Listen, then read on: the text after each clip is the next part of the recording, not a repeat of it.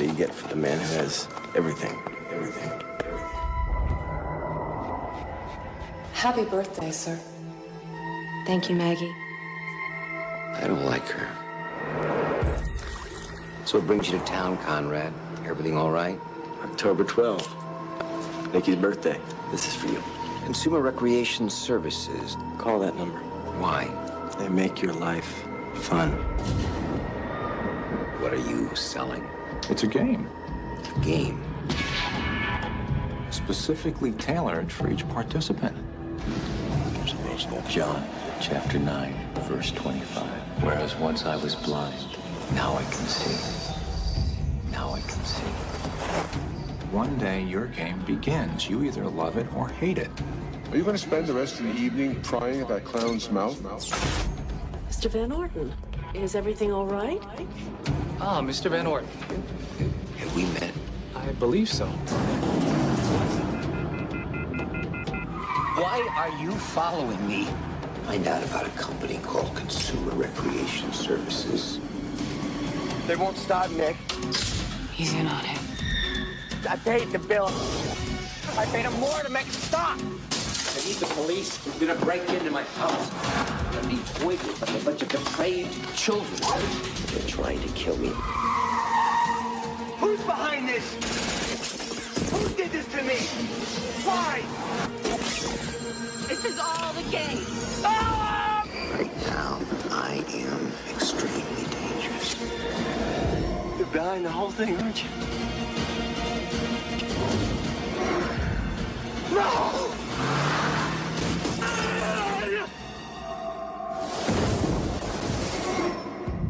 They make your life fun.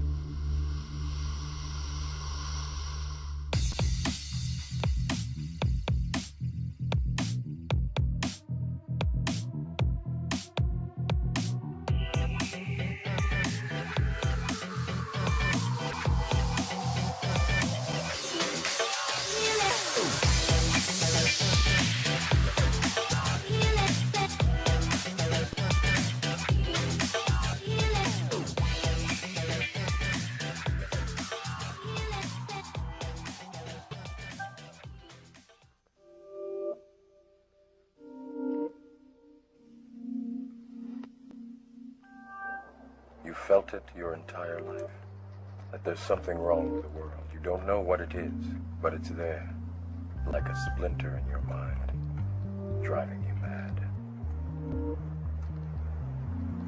Do you know what I'm talking about? The Matrix. The Matrix is everywhere. It is all around us. Even now, in this very room. You can see it when you look out your window, or when you turn on your television. You can feel it when you go to work, when you go to church, when you pay your taxes. It is the world that has been pulled over your eyes to blind you from the truth. What truth?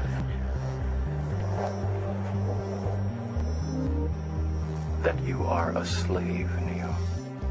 Like everyone else, you were born into bondage, born into a prison that you cannot smell or taste or touch. A prison for your mind.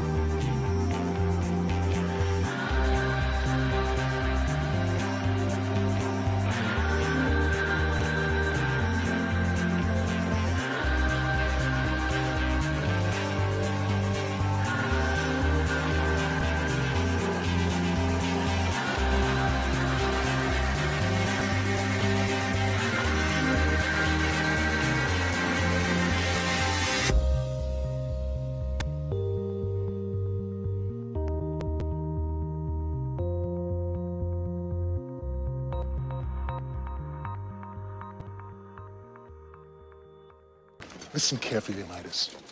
Xerxes conquers and controls everything he rests his eyes upon. He leads an army so massive, it shakes the ground with its march. So vast, it drinks the rivers dry. All the god King Xerxes requires is this, a simple offering of earth and water, a token of Sparta's submission to the will of Xerxes.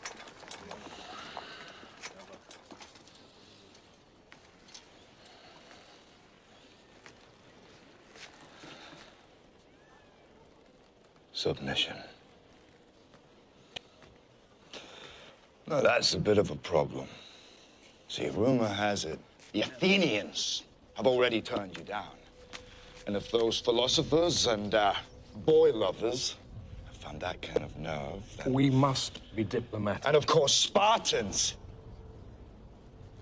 have their reputation to consider. Choose your next words carefully, Leonidas. They may be your last as king.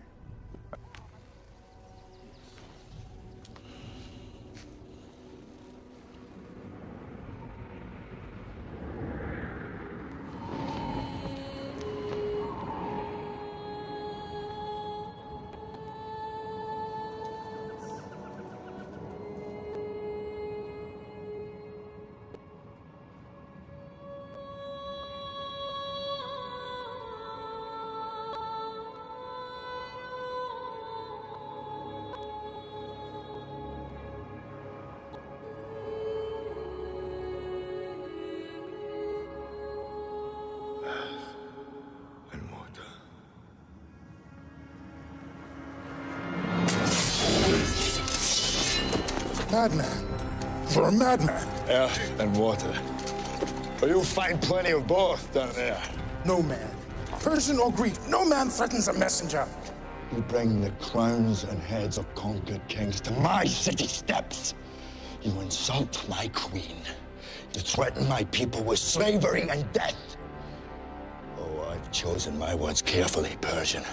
Perhaps you should have done the same. This is blasphemy. This is madness.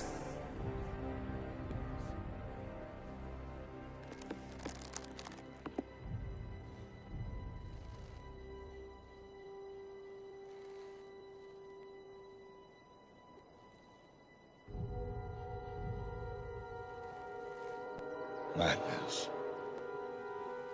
This is Sparta!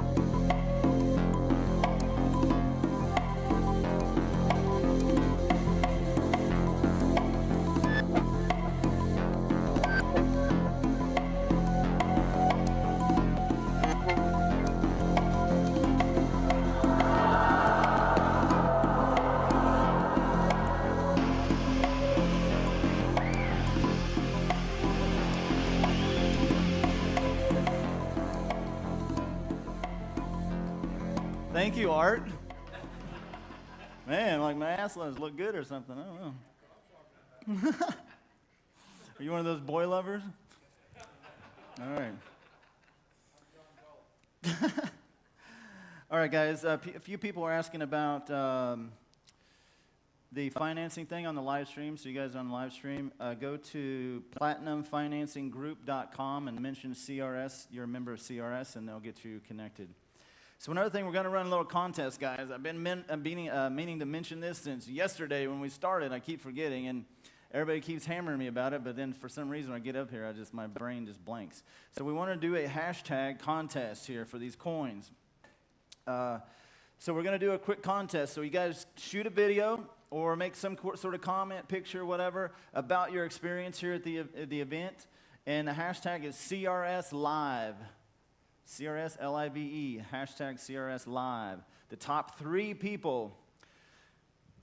And how are we going to figure out top? I guess by views or shares or something, or just what we like. I don't know. I'll just figure out the 3 I like the best. How about that? Completely arbitrary. It's up to you to do something amazing. Top 3 people are going to get one of our coins. CRS Live. Preferably a video. You guys, it's okay to share a little bit of video. Please don't live stream the content, obviously. But, you know, you want to show the set and everything. That's why we built it, to show it off. Next thing we got is we're setting up. What's the story with, is Royster in the room? I don't know what the story is with the testimonials out there, testimonial videos. We got an area out by the VR set. I want you guys to, if you had a good experience at all, gotten any value out of this all, please leave us a testimonial. You know, it's what we use for marketing. You guys are marketers, you get it. So help us out with that.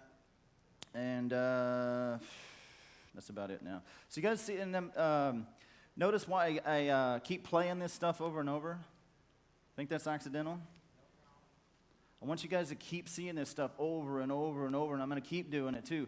Plus, this is a tip for you guys that are doing live events or any sort of content, especially when you've got a mixed group that people are coming in and out, like some people are here in the morning, some people in the afternoon. You don't know where everybody is, so you got to normalize your content. You can't just jump in the middle of things. A good example of that, Bruce up here a minute ago. He's had a bunch of really technical terms on his slides. He's a finance guy. I got it, but probably a lot of people didn't know what he was talking about. He said, you don't have to have a PG. You don't need to be PG'd. Like most people wouldn't even know what that means. He's talking about personal guarantee. But that's a good point there. He's not a marketer, so I can't really be mad at him, and I'm not, but it's a good point. You need to normalize your audience. He should have come up here and said, you don't have to have a personal guarantee. A personal guarantee is where you got to, you guys get it. Sign your own credit for your business credit. So it's just a marketing lesson. Normalize your audience. And then repetition also gets people learning things in different ways. So as you guys come back, did you see something different in that thing than you saw this morning after you've learned more? Honestly? There you go. All right. Well, guys, you about ready to strap the rocket engines on this bitch? They're already strapped on. We just need to light the motherfuckers. So let's do it. So next, we're just going to go deep dive into the future, basically. How you escape the matrix. You guys saw how we talked about the matrix a lot. It's one of my favorite subjects in the world because we all know, and why that movie resonated so much with us is because we know that it's true. As you learned from Dr. Doug this morning, how our brain and our limbic system works. It creates a version of reality that we buy into. It's not real. Once you learn how to escape the matrix, I'm stealing your slide, Stan. Once you learn how to escape the matrix, you can set yourself free. And obviously, we've all bought into this idea that money means something. It doesn't, obviously. You guys don't get it. But it doesn't matter how many times I say that to you, you still don't believe me. Inside, you're still like, yeah, whatever. Yeah, I'm still here to make money. So, okay, fuck it. Let's go make a bunch of fucking money then, all right? You guys ready? All right. So, we're going to go deep dive into cryptocurrencies, how you can build your own, how you can create your own, launch your own, and then after that, I'm going to show you how we're going to supercharge the fuck out of this thing like the world has never seen. You guys, right now, just a little preview. Right now, today, the world's first gold-backed cryptocurrency is launching in Dubai. They're expecting $500 million capitalization in a couple days, and I think it'll happen in a few minutes just because it's in Dubai. Guys with a lot of money, it's a gold-backed cryptocurrency. There's not a gold-backed currency in the world, much less a cryptocurrency. Here's the cool thing about cryptocurrencies. They don't need to be gold-backed. They're backed by technology and trust in the technology. It's robotically, there's a great slide that Stan had, robotically honest. There you go, robotically honest. It's great. Robotically honest. So a computer program that doesn't have hidden agendas, doesn't have friends, not cutting side deals from some asshole, not like doing shady shit with paperwork and then showing you the real deal or the fake deal, or you guys get it. It's a program. And once everybody buys into the rules of the program, they're open. And when everybody decides, they can't be changed. Pure trust in technology. Take that, put gold behind it. That thing's going to go big.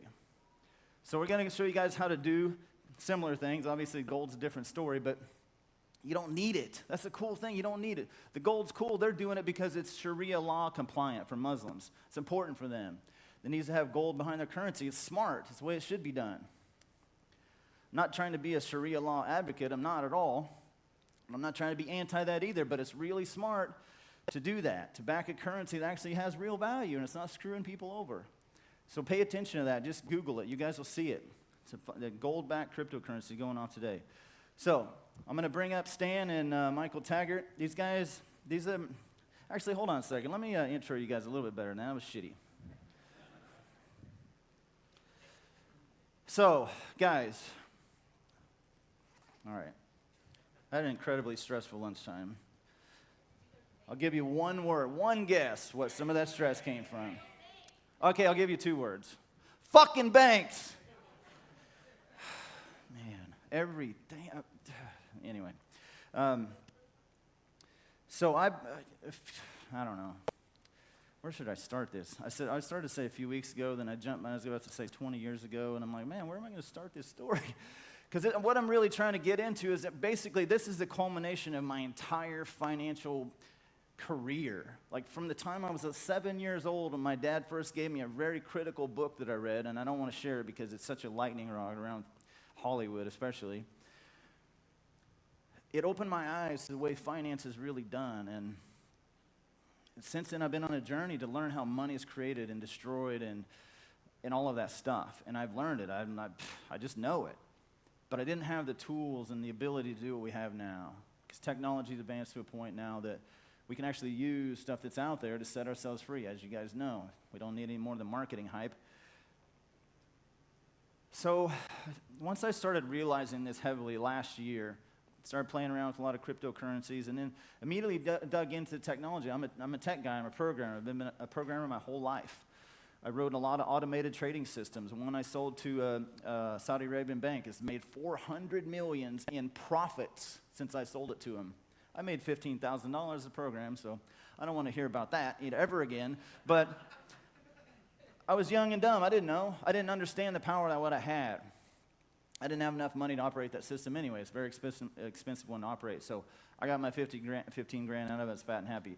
But what's important, the last time I checked was about 10 years ago. Last time I checked, it had done $400 million. And I don't even want to look at the number now because I'll just probably cry for an hour.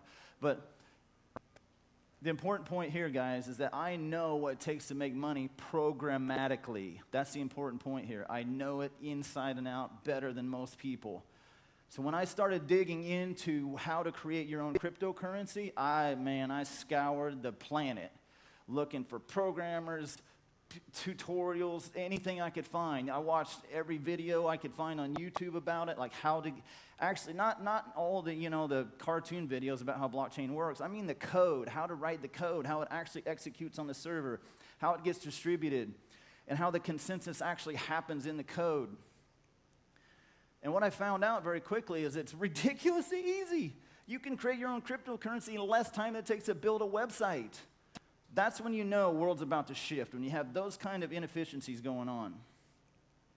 So as I dug into this, I realized very quickly that this is a different kind of thinking that I've ever been exposed to before. Even though I know programming better than most people in the world, I know finance better than most people in the world, I know how to create money programmatically better than most people in the world, I still didn't know there was still a gap in my learning that I just didn't know how to bridge. And there's all kinds of tools out there that kind of make it easy, like little widgety things that make it easy for you to create a currency and all that sort of stuff, and we'll show you some of that. But as I'm digging into it, I'm realizing, holy shit, this is such a hot area. You can't find experts. You can find them, you just can't get a hold of them, and you certainly can't get them to come work for you because they're slam busy working on their own stuff. Trust me, I tried. I tried slinging money at people, and then, guys, you know me. I tried. I pushed every kind of way I could to get the best programmers I could find to come in and build our cryptocurrency for what we're launching. And I just kept hitting my head against the wall, not finding the right people. And then the people I'd find out, their real agenda was pushing some bullshit MLM on the back end or something. There's always just something that didn't work. Started getting very frustrated with it. And then I remembered my friend Michael Taggart. He and I butted heads a few years ago over some, I don't even remember what the hell it was. It doesn't even matter. But It's some marketing dumb thing. I think it was even about Bitcoin, because back then I was very, very against Bitcoin, because I was convinced it was something, and I'm still not convinced that this is not the case. I was convinced that the NSA or the CIA created it to spy on people. I don't know. I didn't know enough about it. And I was just immediately, oh, shit, this is weird. And my limbic system, is fighting against what's normal. So it was new. And then Michael Taggart come all gung-ho with it and started talking about automated trading systems, and then my radar went off. Because I've been building automated trading systems my whole life. I got 20 years career with that, building hedge funds, working with hedge fund, working with the Bank of Panama down in the country of Panama, building automated trading exchange down there. So whenever he started telling me this stuff and throwing these numbers at him, I'm like, bullshit, motherfucker. You can't make money. It's like, so I just, yeah. Yeah, we got into it. We had words. I'm like, you're fucking scamming people. That's what I told him. And you guys know I didn't hold back. I wasn't nice about it, and I apologized to Michael later. I think I did. If I didn't, okay. But what it did was it attacked my knowledge base of what was normal.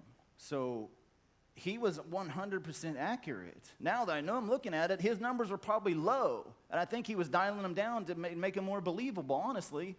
But they were so far out of what I was used to, even from as fast. I know how to make money really fast with automated trading programs, trading S&P 500 futures. That's what I specialize in. And S&P 500 arbitrage between the S&P 500 index on the cash side and the futures side. We don't need to get into that. It's super complicated, way more than this. But whenever you take those same systems and apply them, so the problem that we have in the stock market, in any of the mainstream trading platforms that are out there that are regulated by governments and banks and all this stuff, is transaction costs are crazy high. Transaction costs mean just to get in and out of a trade. Just to get in and out of a trade, if you just did that all day long, you would do nothing but lose money, obviously, because it's wholesale retail. You buy at retail and you sell at wholesale. I didn't get that backwards. You buy at retail and you sell at wholesale. So that's where the brokers and the agencies and all, that's where they make their money.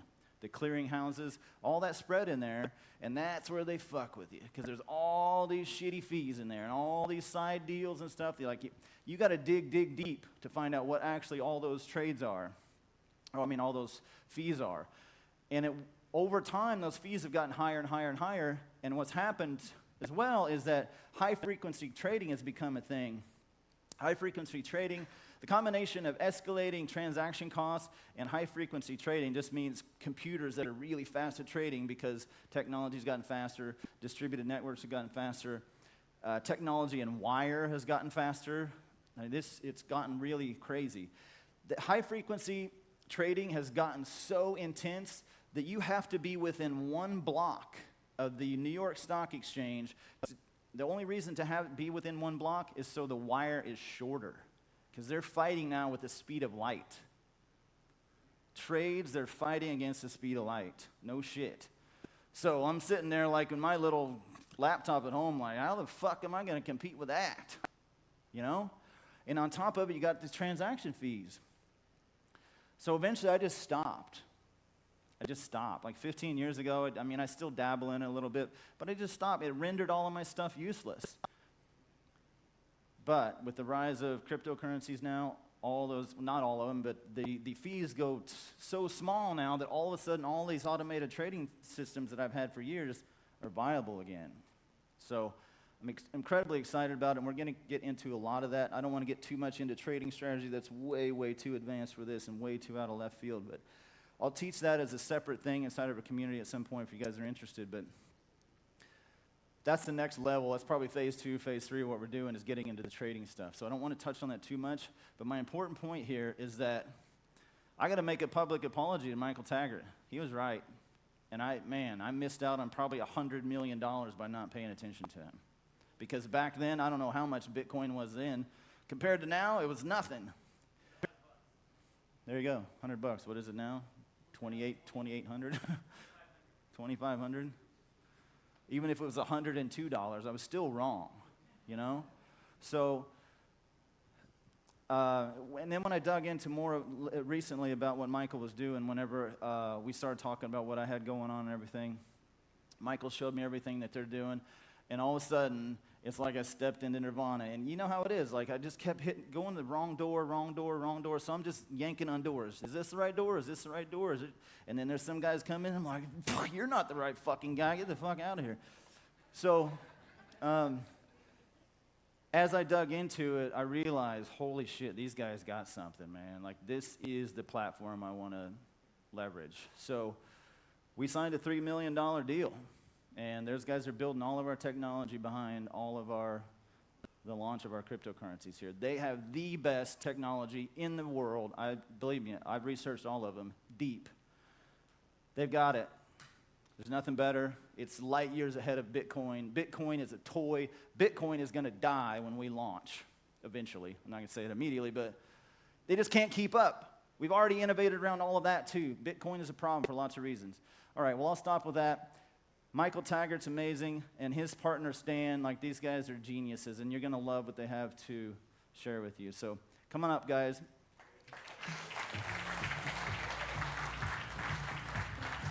Thank you.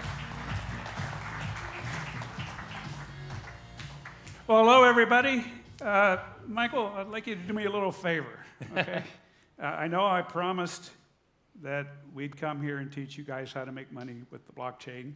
And I would have normally do that, but I've been so excited about what I've learned here that I just can't remain objective any longer. So I'm going to use these same slides to tell a completely different story. And Michael, if you wouldn't mind, deliver on our contract and, sort of teach them stuff while I do that. Well, Stan's a rocket scientist. He used to work for NASA and all that sort of stuff. So I'm here to normalize it and speak in regular people's terms. He's bilingual. He speaks blockchain and he speaks marketing, and probably trilingual because he speaks in entrepreneurship too. I cuss a lot too. But hey. Yeah, so we'll rely on him to make sure that you get what you came here for. But I tell you, what I'm going to talk about should pay for your ticket, and I'm talking about everybody, including those folks out on the internet that are watching all of this. So let's get started. I'll tell you my hidden agenda. It's a little bit bigger objective than just making you folks knowledgeable about what you can do. First off, I'd like to make every single one of you a cryptocurrency millionaire by this time next summer. Okay? Anybody like that? Yeah. Okay. I want to provide a personal retirement account to about 1 billion people on this planet by next summer. Anybody mind us doing that? Yeah. You guys want to help us do that? Yeah. All right. There's money involved. I want to create a $1 billion grand prize for a reality TV show that will motivate everybody in the entire world to want to know about this new digital currency. Yeah. And I'm not done with that. I want to solve Matt's little problem and replace the system and cause every single person out here to escape the matrix if they want to. Yeah. Okay? We're going to do something about it. We're not going to just sit here and complain about it. Okay? And if you're not convinced by the end of this little presentation that it's possible, well, then you can take the blue pill and you'll wake up in your bed and believe anything you want. But if at the end of this period you're on board with what we have in mind, then take the red pill and I'll show you how far this rabbit trail goes. Is that fair enough to you guys? Yeah? All right. Now, Stan, I gotta say one thing. When we talk about making money, there's making money and then there's making money, right? We're going to show you guys how we created an entire monetary system and financial system and how we make money on that and then make money from that. Does that make sense? Yeah? Okay. Cool. All right, then let's get going. This right here is what we were told to talk about and what I added to it. Okay, what we were told to talk about is how to be a game master. That's a new category of skill that you see in all the techniques. I mean, you're getting a graduate degree right here in being a game master. And the first part of that, and the only part when we started out, was simply to teach you how to create matrix games inside perhaps a virtual reality environment and taking advantage of all the other technologies that we have talked about. But I'm going to show you how we can use that same skill to escape matrix games. You, of course, all know by now that you are living in a financial matrix and that there's a lot of deceptive stuff going on there, a lot of middlemen in the way who want to siphon off your productivity and everything that leads to human prosperity and stack it in their own lockers somewhere, right? And we want to bypass that whole system. We'll teach you how to have a little game where your digital currency can keep up with real time. We're the only real-time blockchain. I'll tell you what that means in a minute. But we can keep up with the actions in the game as it's going on. We had to have that in order to implement a digital currency exchange, decentralized. And so after inventing real-time blockchain technology, these guys came along and said, can you put it inside a virtual reality game and keep up with game speeds? Yes, we can keep up with the dealing of a card, with the tumble of a slot machine, that sort of thing. Yeah. All right. Anything else you want to? Nope, I want to show these guys how to escape. Get on. We're going to, right now, spend just one or two sentences on blockchains because people keep using that word. That's a big mistake. Why would you tell somebody a name of what you're doing that is nothing but the technology behind the scenes that nobody cares about? You know, I don't want to use the word blockchain. I'm going to use the word sovereign software company. And I'll tell you what the difference between those two are. But I promised to educate you, so let's just say that a blockchain can be thought of as a incorruptible public ledger that consists of a three-ring binder sitting here, and every 10 minutes I come along, write down all the transactions that occurred in that 10 minutes, get somebody to sign it off, stick it in the binder, and then cryptographically bind it to everything else that's happened so far so that you can't change it. And I want to do it in such a way that a whole bunch of robots all over the world just do that by executing software. They check each other. There's no human can get in the loop to mess with it. I'm trusting robots to check each other using the software that they have. That software is open source, so everybody else can inspect it, know there's nothing going on. And that group of robots, it doesn't have a body, it's just software running on some node in the cloud or in some geek's basement, but they're all running in such a way that they check each other and can't cheat on each other. And if you did modify the software on one of them, all the rest of the robots would reject that. They ignore you. You're not a part of the cool kid group anymore. You're out, and they move on with business, and you're excluded. So a sovereign software company is implemented the way we just described, and I use the word sovereign. That means there's nobody in the world that can mess with them. Including the creators.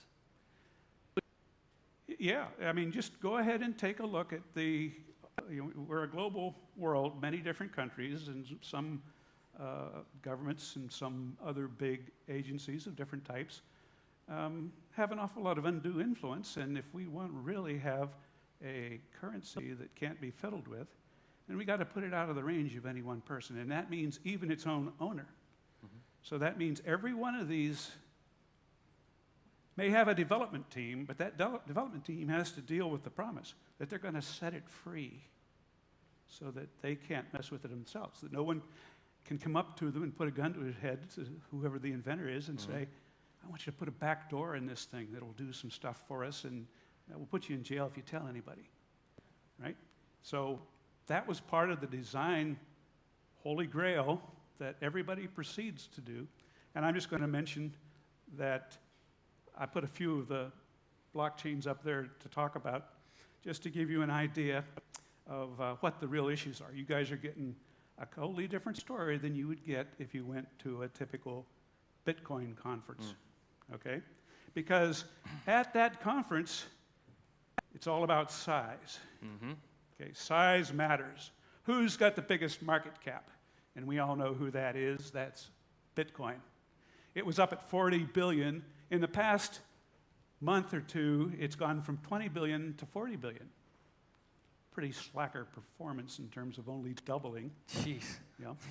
And in the meantime, we went up by a factor of 30. I say we, I told you I'm biased. Okay, I'm wearing a BitShares t-shirt up here. You got Bitcoin and BitShares and a few other also rans that I'll mention. The second biggest one is Ethereum. It's an awesome piece of software. And it's got a market cap about half of Bitcoin. Yeah, right, and there's probably 24 that have a market cap in the class of over 100 million, including the two that use our technology, Steam and BitShares, and there's another one coming out at the end of this month called PeerPlays. Yeah, we'll get to that in just a little bit. Now, what's interesting about this slide, too, is Stan's talking about market caps. And so you got Bitcoin with their $40 billion market cap, Ethereum with half of that. But there's another part to this graph. Now, you guys know what this is? What this is how many transactions they can do, or miles per hour is what we termed it down. Now, you got Bitcoin at $40 billion market cap, the biggest gorilla in the jungle, but they can only do this speed of transactions. You've got Ethereum, who's the next kid on the block, and they can only do transactions at the speed of maybe the Pony Express. And then you've got our technology, which is not valued as high as theirs yet, under the radar a little bit more. However, when we talk about transactions per second, or the speed of our network, we're at Starship strat. We're talking about warp cores, Star Trek, what is it, ludicrous speed on Spaceballs, right? Straight to ludicrous, right? That's where we're at. 8 orders of magnitude, that means 8 factors of 10, more cost-effective than Bitcoin. There's actually 3 components to it. One is how fast do you get an individual thing done. Bitcoin takes 10 minutes to sign one of those blocks. We do it in 3 seconds. Right, and to illustrate this, and we'll get a little bit more to the transaction stuff like that, this is our network in real time. This is our financial network. This is like looking at Visa transactions and MasterCard transactions in real time as they're happening. This is like you're working for them, you're watching them on the network. And as these go, these are all happening in real time.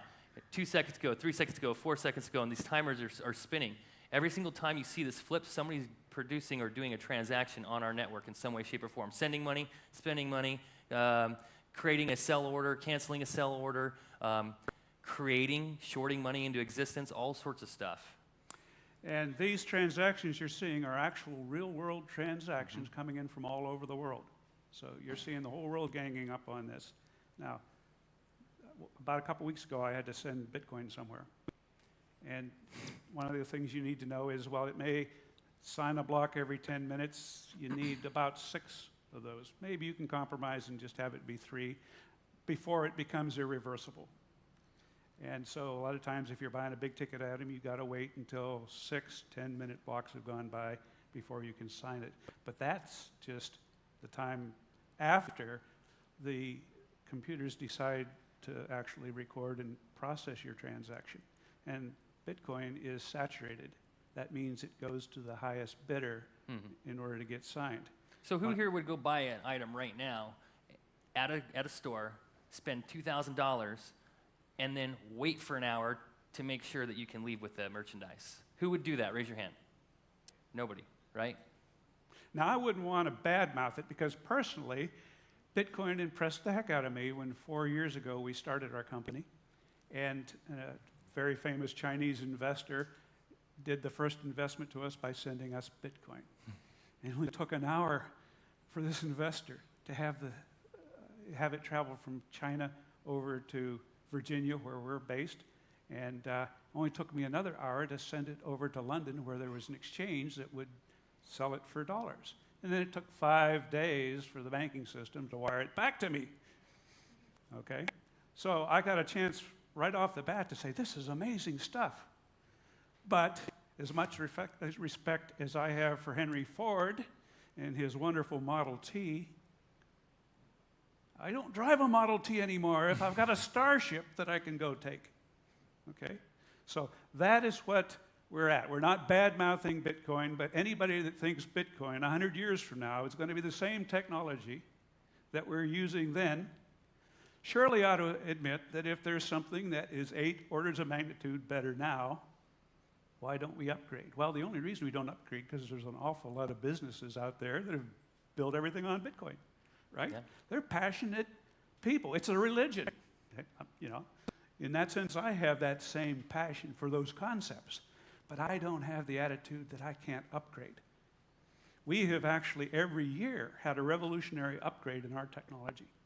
And up in New York, earlier this week, the inventor of this technology announced his next one, which is a massive parallelism scheme that will make this be unlimited processing power. Unlimited transactions per second. So Infinity. we don't have to face technological obsolescence, I guess is the bottom line message of that part. Right. And you know, banks, and Matt's been up here all that, banks were created long, long ago, and you can go to the next slide, it's fine. Actually, I got to do one more thing. This is the only place where I get active. This part? It's true, okay. it's true, otherwise. I'd like you to take you back to the early Jurassic period, okay, and talk to a brontosaurus who thinks that size matters. Okay, I'm the biggest animal on the planet, and I'm wading through this tar pit while a comet's about to hit and wipe out everything I can eat. Well, Bitshears is an agile little mammal. Okay, there, I did my dance. You know, the monkey dance. The thing about banks is that they were created to facilitate business to move faster. So you don't have to carry around a bunch of gold, a bunch of heavy shit to trade it to some other guy. And it did accomplish its task thousands of years ago. Unfortunately, at this point, how many people here would agree with me making the statement that banks now slow business? Yeah? They do. It takes days to get your money when it doesn't have to. They are now a bottleneck and a liability, as far as I'm concerned, to your business every single day. And what we offer is economic superconductivity. Zero friction transactions, peer-to-peer with no middleman. Okay? We want to revolutionize every single business, and one of the things that we are doing here in this wonderful incubator of new ideas is providing the ability to teach businesses that want to come through this how to do that. Yep. And the point that I would like to make at this is all those great objectives. How do we do those amazing things, replace the entire global financial system, give everybody a nice retirement, make you guys millionaires? How do we do that? We do it by picking a winner that hasn't been discovered yet and make it pop 3 orders of magnitude in market cap by next summer. Okay? Using everything that these guys have been teaching. I'm just sitting back there just drooling. And what I have to admit now, it's time to tell them, you guys have entered into our matrix. Okay? This is a game that you've been playing all along. And our intent is to recruit a lot of you, and a lot of you out there, to join our movement, because there's going to be an enormous amount of new jobs and opportunities for entrepreneurs of all types if you decide you like what we're talking about doing. Okay, I think we spent enough time on that slide if we're ever going to get... And this is a good illustration of what I was just talking about. So we'll be nice. We'll say 7 transactions per second for Bitcoin. And we'll say Ethereum can do 25 transactions per second. There's another one out there called Dash. There's actually about 2,000 plus different digital currencies that are out there right now. So there's a lot of flavors. However, Dash can do maybe 28 per second. And then, let's move us over here. This is them. You guys can see those little teeny dots, right? Right. This is our transactions per second. The only reason we're not running at 100,000 is because the world hasn't discovered us yet and moved all their transactions over. We can actually run every transaction for all 2,000 cryptocurrencies that are in existence right on our chain. At the same time. If they would just move over there, they could. Right. And we can, and this is a good illustration right here. Here's Ethereum, here's Bitcoin, and this is how many transactions per day, correct? Peak transactions per day. So this is them combined. This is our two combined. This is how many transactions we do per day. Not just what we're capable of, but actual transactions that are occurring on our financial network. Okay, so you've got them, and they're the big gorillas, 40 billion and all of that, and the popular ones, but you've got us who are quietly sitting out there making these transactions and making it happen. What's really, I guess, interesting about this is that this is what we're sitting at right now because nobody's using us. We have the capability of much, much more, and we can expand it even greater. And by the time the next blockchain comes out from our resident genius and creator, we can start doing unlimited, infinity transactions per second. So we can keep up with an entire global financial system. And I'd also want to add that Visa, MasterCard, we can process as many transactions as both of them plus the NASDAQ combined per second. Does that put things into, right? So the question you have to ask yourself is, what's the metric of who's the leading digital currency right now? Is it the one with the biggest market cap or the one that's most used? We're used a factor of 3 more than the 2 leaders combined in terms of the number of things done for real for the world today. And you see them running up the score even as we're sitting here talking, processing far more transactions than they are. So who is the leader? Well, it depends on your metric, and we need to communicate that to the world, and that's part of the game. Yeah. Okay. How many of you in here have watched the meteoric rise of Bitcoin and said, dang, I missed the train? Yeah, if you haven't, just go to your Facebook news feed and just scroll through it a little bit. Okay. You might see something about it. How many of you watched Ethereum do that same thing in half the time and said, dang, I missed it again? From $3 to, it was like 190 the other day, right? Okay. When I made this chart, it was here at about 20 billion, 20 billion, and it's shot clear off the chart in the past month. And people are sitting there saying, oh, is that high? Do I dare get in now?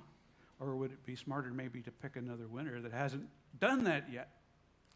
Yeah, if you want to get a 10x or 20x return on Bitcoin, it's going to have to go 10 or 20x. We're talking $40,000, $100,000 maybe. Yeah, that's a lot. Or you can find something that's worth half a cent that hits $1. I'd like to take you back in. I'd like to take you back in time to April 2011, a date that will live in infamy. Yes, it will. Right here is what Bitcoin did. You can see it down here. We blew it up for you. It's that right there. That little snip. Okay. In the grand scheme of things, right? But at the time, we didn't know about the future, and we thought that was pretty good, going from market cap of about 9 million up to 192 million. Now, wasn't it about 3 cents around then, and it jumped up to $3-ish? Yeah, something like that. It was a penny stock, and boom, up it went. But everything peaks and overshoots. You can expect that. So if you find the peak happens while you're sleeping, wait till it comes back down, because it always overshoots just like that. It'll correct itself. Okay. People get excited and they pile in, and there are people who know how to trade, and they say, when everybody's frothing at the mouth, take your profit and get the heck out of there. So that's what happens. Well, all I want to say is that in the past month, BitShares just did that same thing. That's where we are in our evolutionary cycle. We started out in April when I was out skiing, watching it at 9 million market cap, and between now and then, I couldn't even keep up with. I had to keep revising my charts because it kept changing. But yeah, we peaked in that same kind of spike up, I think about 270 million. 260, 270. Yeah, and now it's settled back down above 100 million, but that's still a 10-bagger for 1 month. Not bad. We want to do some stuff using the techniques that have been taught here to make sure that we don't have to wait through this long dry spell after each one of these things before it catches up again. What happens when you have a blow-off top like that is people overspend, and then they get scared on the downside, and they all run and hide, and they got to work up their courage again, and you go through a depression. And boom and bust is the nature of the thing. But we can engineer that out of the system, and that's what we're going to tell you about next. Because I don't think everybody wants to deal with this kind of volatility in an asset that they have all of their money in, right? Who doesn't? Who wants to do that? Who wants to wake up tomorrow and have half the spending power that they had the day before? Not a lot of people. And that's why a lot of people haven't gotten involved in Bitcoin or gotten involved in taking it seriously from a, this is going to replace banks level. Most people see it as speculation only. And those that want to speculate have been making money if they know what they're doing. Some of them that don't. And believe me, I didn't know what I was doing when I got into it. However, I ended up doing pretty well with it and developing trading software that Matt cussed me out about several times. We went at it for a minute too. It's pretty funny. But we sorted it out, and now here I am. It's kind of funny how that works, right? Let me tell you a little story, because there's people who say, I'm not sure about those currencies. They're not backed by anything. Right? Have you heard that story? Right? I want something that's backed by the full faith and credit of the U.S. government. The U.S. corporation.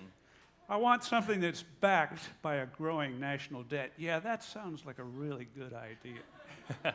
Okay? Yeah, and you know what the root, you know what money means? The root word for money is moneta. You know, that actually means trust, right? Trust. Money equals trust. But it went away from that. It's gone away from that. We're trying to put the trust back into it. Would you say that a mere stock in a company could be used to back a currency? What do you think? Would you take Apple stock and use it to back something? Do you think it's worth something? Or Google stock? Or It's Amazon just a stock? sheet of paper saying you own something. That's all it is. It's not physical like gold or lumber or whatever. So why would it have value? Well, let's take a little point of how Bitcoin went from zero value to 30 or 40 billion. It did it this way. There were a bunch of geeks out there playing with the software, and the founder of it, Satoshi Nakamoto, merely suggested, hey, this little piece of software, which manages who owns some tokens with limited supply, could be used for a currency someday. He just floated that idea out there, and some geeks decided, well, maybe that's true. They took it seriously. They're really cheap. I mean, I can get a whole wad of them for a penny. So they started buying them, and it created a little bit of a market. And once that idea caught on, they started competing for this limited supply. And before you know, it was worth a few cents. And more people wanted in and competed for it, and so it starts to sneak up to maybe 10 cents. And then somebody said, well, if I get enough of them, I can make a payment for a pizza and send it to the other side of the planet, and they can cash it in the market, and I've just actually transferred value. Now that guy paid 20,000 Bitcoins for that pizza. Yeah, it's how much is that worth probably nowadays? Kicking himself right now. 2,500 times 20,000. I'm not good with math, but I'm pretty sure there's like, yeah, right? There's a few million involved, The only reason Bitcoin is where it is today is because supply and demand. There's a fixed supply, and as more and more people discover what it can do and the services it performs, there's greater demand. That demand comes in two ways. One is a demand for the service of transferring value, and the other one is speculation that it'll get higher. Right? And if people start building businesses that depend on it, then they're going to need Bitcoin for their business, and it has grown up there because it's a company. It doesn't call itself that. It thinks it's a currency, but all you're really trading is shares in that company that transfers those little tokens around. And that company has become a $40 billion company, and BitShares, using the exact same techniques, and all the others for that matter. But not the same technology. Not the same technology, but the same market forces that we're relying on here. That's how they all get their value. And that's real, honest value. Now, stocks can go up and down, and stocks can get obsolete. And if a company fails to compete, You can see lots of companies have gone out of business and their stocks have declined.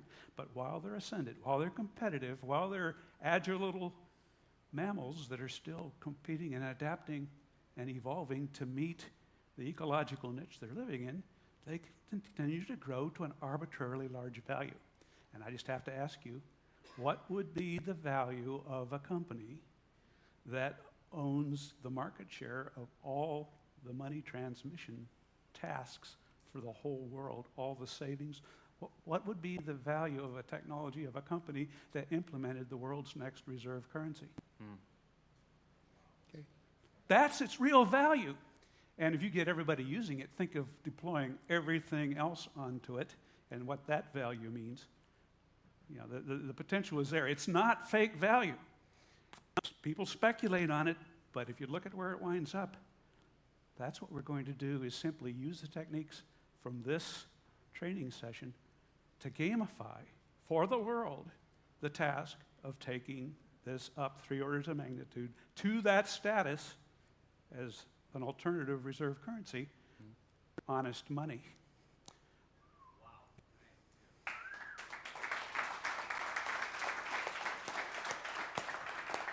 Now I'm going to take a moment and do this slide because Stan is biased. This is his son, if you can't see.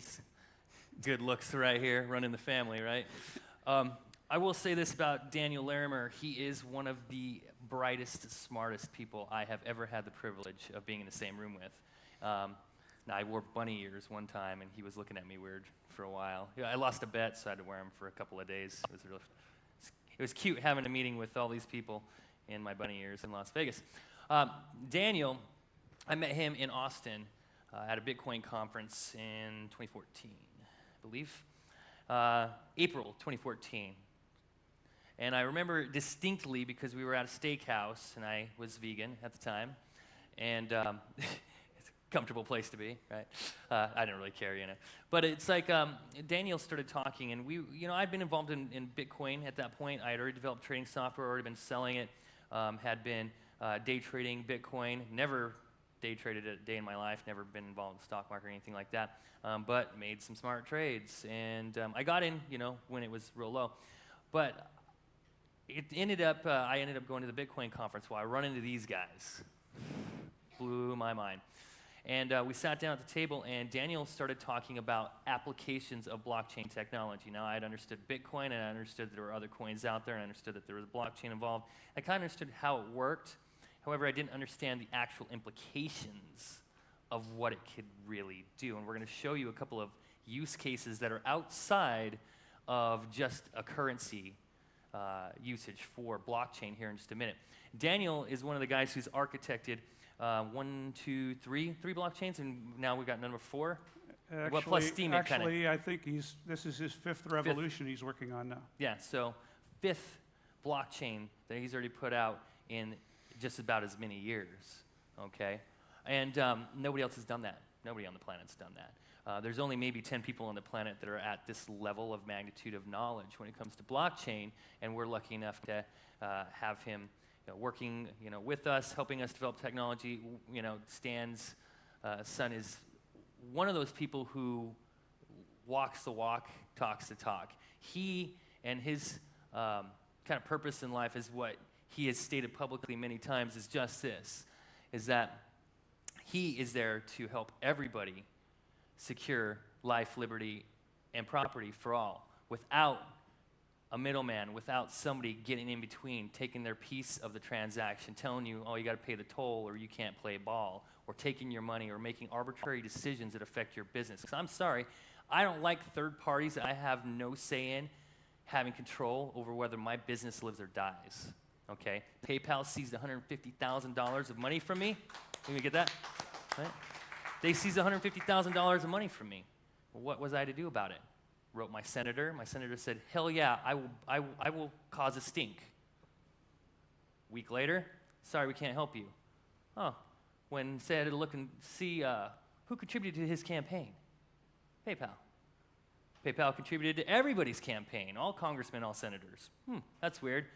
They have no banking license. They have no money transmission license. However, they transmit money and they're a bank, right? but they can't be regulated, and you can't bring them to task, and you can't try to do anything legally against them. At least I tried. So what did I do? I used Twitter, and I heckled them until they gave me my money, and it worked. So don't ever let anybody tell you Twitter doesn't work. But I just want to say that, Daniel, he blew my mind. He talked about how it could be used for insurance, how it could be used for ticket sales of concerts, how it could be used for music, how it could be used for digital rights, how it could be used for the medical industry, how it could be used for all of these different things. And that's when I took the red pill and said, holy shit, everything I've been doing in my life up until this point doesn't even mean anything anymore, because if I can get in front and use this to help change the world, this is what's going to be the world changer. This is what's going to help people get out of the matrix. And this is what's going to be the important thing. And when people say that the internet was going to be big back in the 80s and everybody laughed at them, see what happened? This and blockchain technology makes the internet look like the kiddie pool in the big wide world and the big ocean that we have out there. And that's what we are, is blockchain's the ocean. This is what that revolution that he was just talking about involved. It started with Dan having an idea. He's been in the industry since Satoshi Nakamoto in 2010.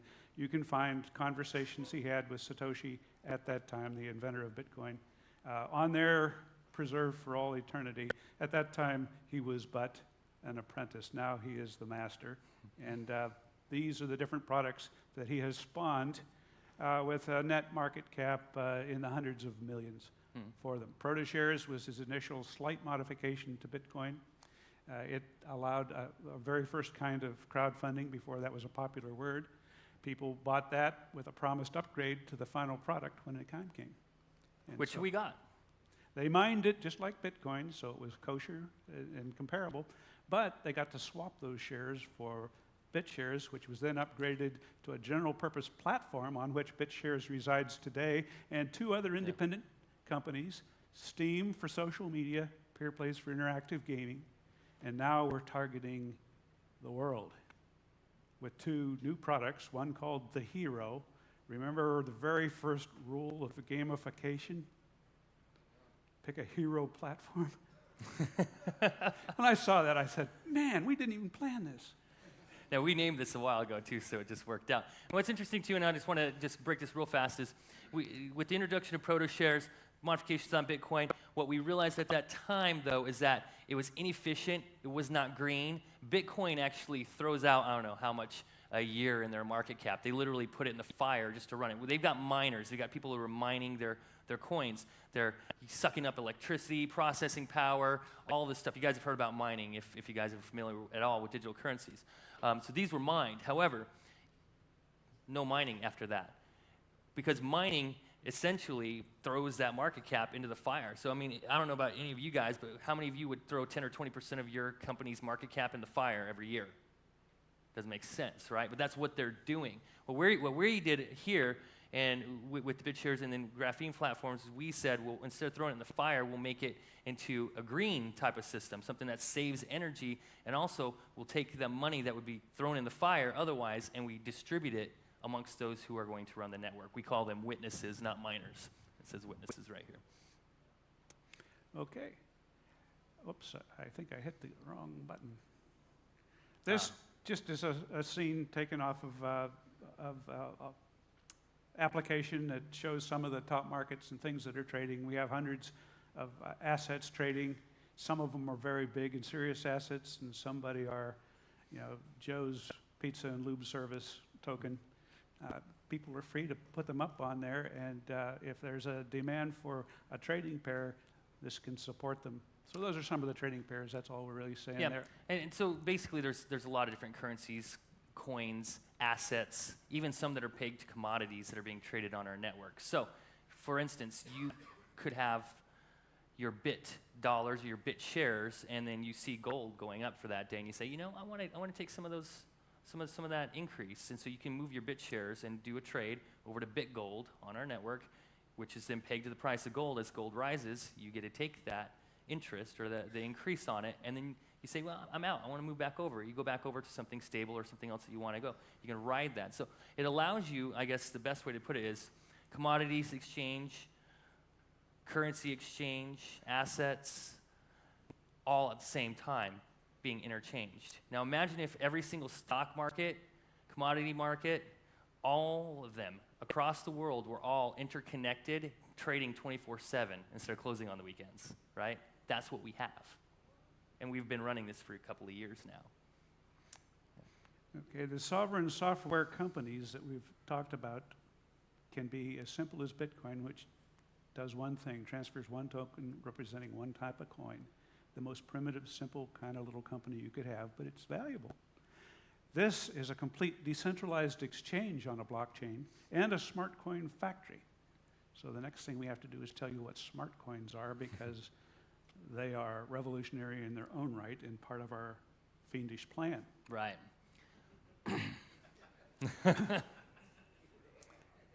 The smart coin is essentially, we are matrix wizards here. Money can be programmable. Money does not have to be something that sits there passively and is traded. Coins can be smart. Their value can be programmed to do almost anything that you could possibly want.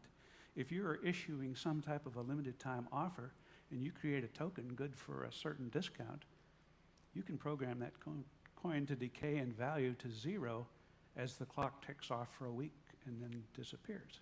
So how many people here have airline points? How many people here have credit card points? How many people here, when you go to Subway, have them stamp that damn card so you get a free sandwich? Those are all tokens. Those are all tokens denoting a value, some sort of value to you. Now, Amex points are 1 for 1, right? They're worth $1. $1.1, hey man, hell yeah, right? Some of them are worth less, some of them are worth more. Some of them are only worth a fraction of a cent. So you got to spend, 20,000 miles to get like, $2 off of your plane ticket or something, right? Worthless. But you can use them for stuff. Those are actual assets worth an actual value. And you're supposed to actually, when you use those, report that to the IRS. But I'm not a lawyer or tax consultant or anything like that. So, you know what I'm saying. But the IRS sees it as property or having some sort of value, as an asset.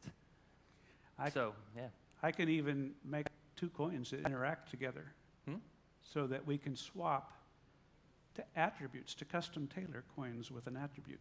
Right. So I can have two coins. I take all the risk and volatility out of one coin and move it into the other, so it has twice the volatility, and this becomes rock stable, so that people who want to speculate that this coin's going up can buy it and take double the risk, buying on margin essentially. And the other people who want a nice, safe coin can say, I got this coin, and by smart contract between these two coins, I always can get a value of this coin in the collateral of the other coin, which is backing it. Now I'm going to translate what he just said. Easy enough. You have two choices. Let's say you've got $5,000. You're going to go put it into Bitcoin, right? And Bitcoin could go up to 10,000. Congrats, you made money. Or it goes down to 2,000. You just lost money, right? You only lose money when you sell. Just remember that. However, those people, and I mentioned grandma, grandpa, they're not going to want to put their money into something like that. It's too risky. I don't know about that. Well, my grandparents like to gamble, but most people don't, right? They don't. They don't want to roll the dice on their nest egg. So we created a monetary system within our network that allows for people to put it into a price-stable digital currency, something that's pegged to the US dollar. So instead of putting 5,000 into Bitcoin, which could go like this, you put 5,000 into BitUSD, which is like this. Now you have no volatility, and you can wake up the next day with the same purchasing power that you had the day before. And if you want to ride the volatility, roll the dice, play roulette, then you can move it over to Bitcoin, BitShares, BitGold, BitOil. It depends on how much risk you want to take in a volatile market. And the gold market's not extremely volatile. It is a little bit. It goes up and down, so you can play it a little bit more safe over there. Or you can go to the casino of Bitcoin and roll the dice and see where you got in and where you get out. But that's what it is, where you can have a bit euro. How many Europeans out there? Right there? I know there's a few. Yeah, see? We have bit euros. We have bit yuan for Chinese. It's the number one bit asset. Yeah. The Chinese outrank all the rest of us in terms of using this particular technique. Right, and we'll show you that here in just a minute on a graph. I just noticed we're down to 12 minutes, Yeah. Michael, so we're going to pick up the pace. Yeah. This is the equation for the hero, fiendishly defined as the value of the US dollar since the Federal Reserve took over managing it, plus 5% annually. So, you've probably seen this little picture down below where back in 1913, when the Federal Reserve started printing money, the dollar has decayed to where today it's worth maybe 2 cents in terms of 1913 dollars. We simply defined a smart coin definition that said, what if the hero started at that same period of time and simply appreciated by 5% against the dollar? What if you had a choice in 1913 to choose a currency that's going to be valued at this as a dollar? Have you guys ever seen this graph? This is where the dollar was worth in 1913. This is what it's worth today in terms of spending power. Okay, about I did the amount one time, but it was like $200 in 1913 would buy you a brand new Corvette today. Okay, so would you choose a currency that you know is going to decrease in value by an average of 5% per year? Because that's how much money the dollar loses every single year. Like right now, this dollar, if it's worth $1, it's worth 95 cents next year on average, and the next year 90, and the next year 85. Okay, would you be on that sinking ship called the Titanic? How many people here want to be on that ship? Or would you rather be on one that maintains its value or even possibly increases in value? Right? It's an easy choice as far as I'm concerned. That means that now it's 131 times more valuable than the current US dollar. Which and that means by that what? it's Yeah. basically worth $152 at the start of this year, and by now it's probably, I haven't looked recently. It'd be 160 155 or something? Yeah. Well, yeah. For 2017, it'd be up to 160-ish. Okay. So anyhow, that's the thing we have to offer. And what is our primary target demographic? The AARP, right? All the retired people. That's the American version, but there's retired people everywhere who thought they would save, the responsible ones, and have a nest egg and live off the interest whenever they retired. And now they're getting maybe even negative interest. Yeah, they put in all this money here, but if it's going down at a rate of 5%, and the average savings yield on an account, the national average in the United States is 0.22% interest. So you're getting 0.22% while you're losing 5% on your money. Who's getting screwed? Raise your hands. Anybody want to join our movement? Okay.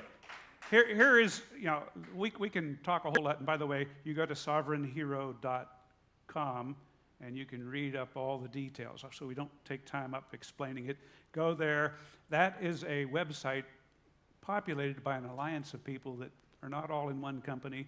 They just got together and started filling it out, and I don't even know what they put on it. There might be something there I don't agree with, but it's there for you to find out all about it. We have more time if we need some. Oh, okay. We'll just all right. be succinct either way. We wouldn't want to cheat them on all this, because Absolutely not. this is what's going to make you millionaires. Okay?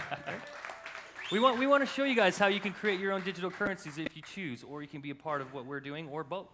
You right? guys, go ahead. No, go ahead. You guys want a home equity loan. You all know what that is. You give the bank the rights to seize your house. Yeah. And they'll give you a loan that you can go spend on that new car. What's funny is they never had the money to give you in the first place. But when you signed that piece of paper, they said, oh, now we have the money. Here you go.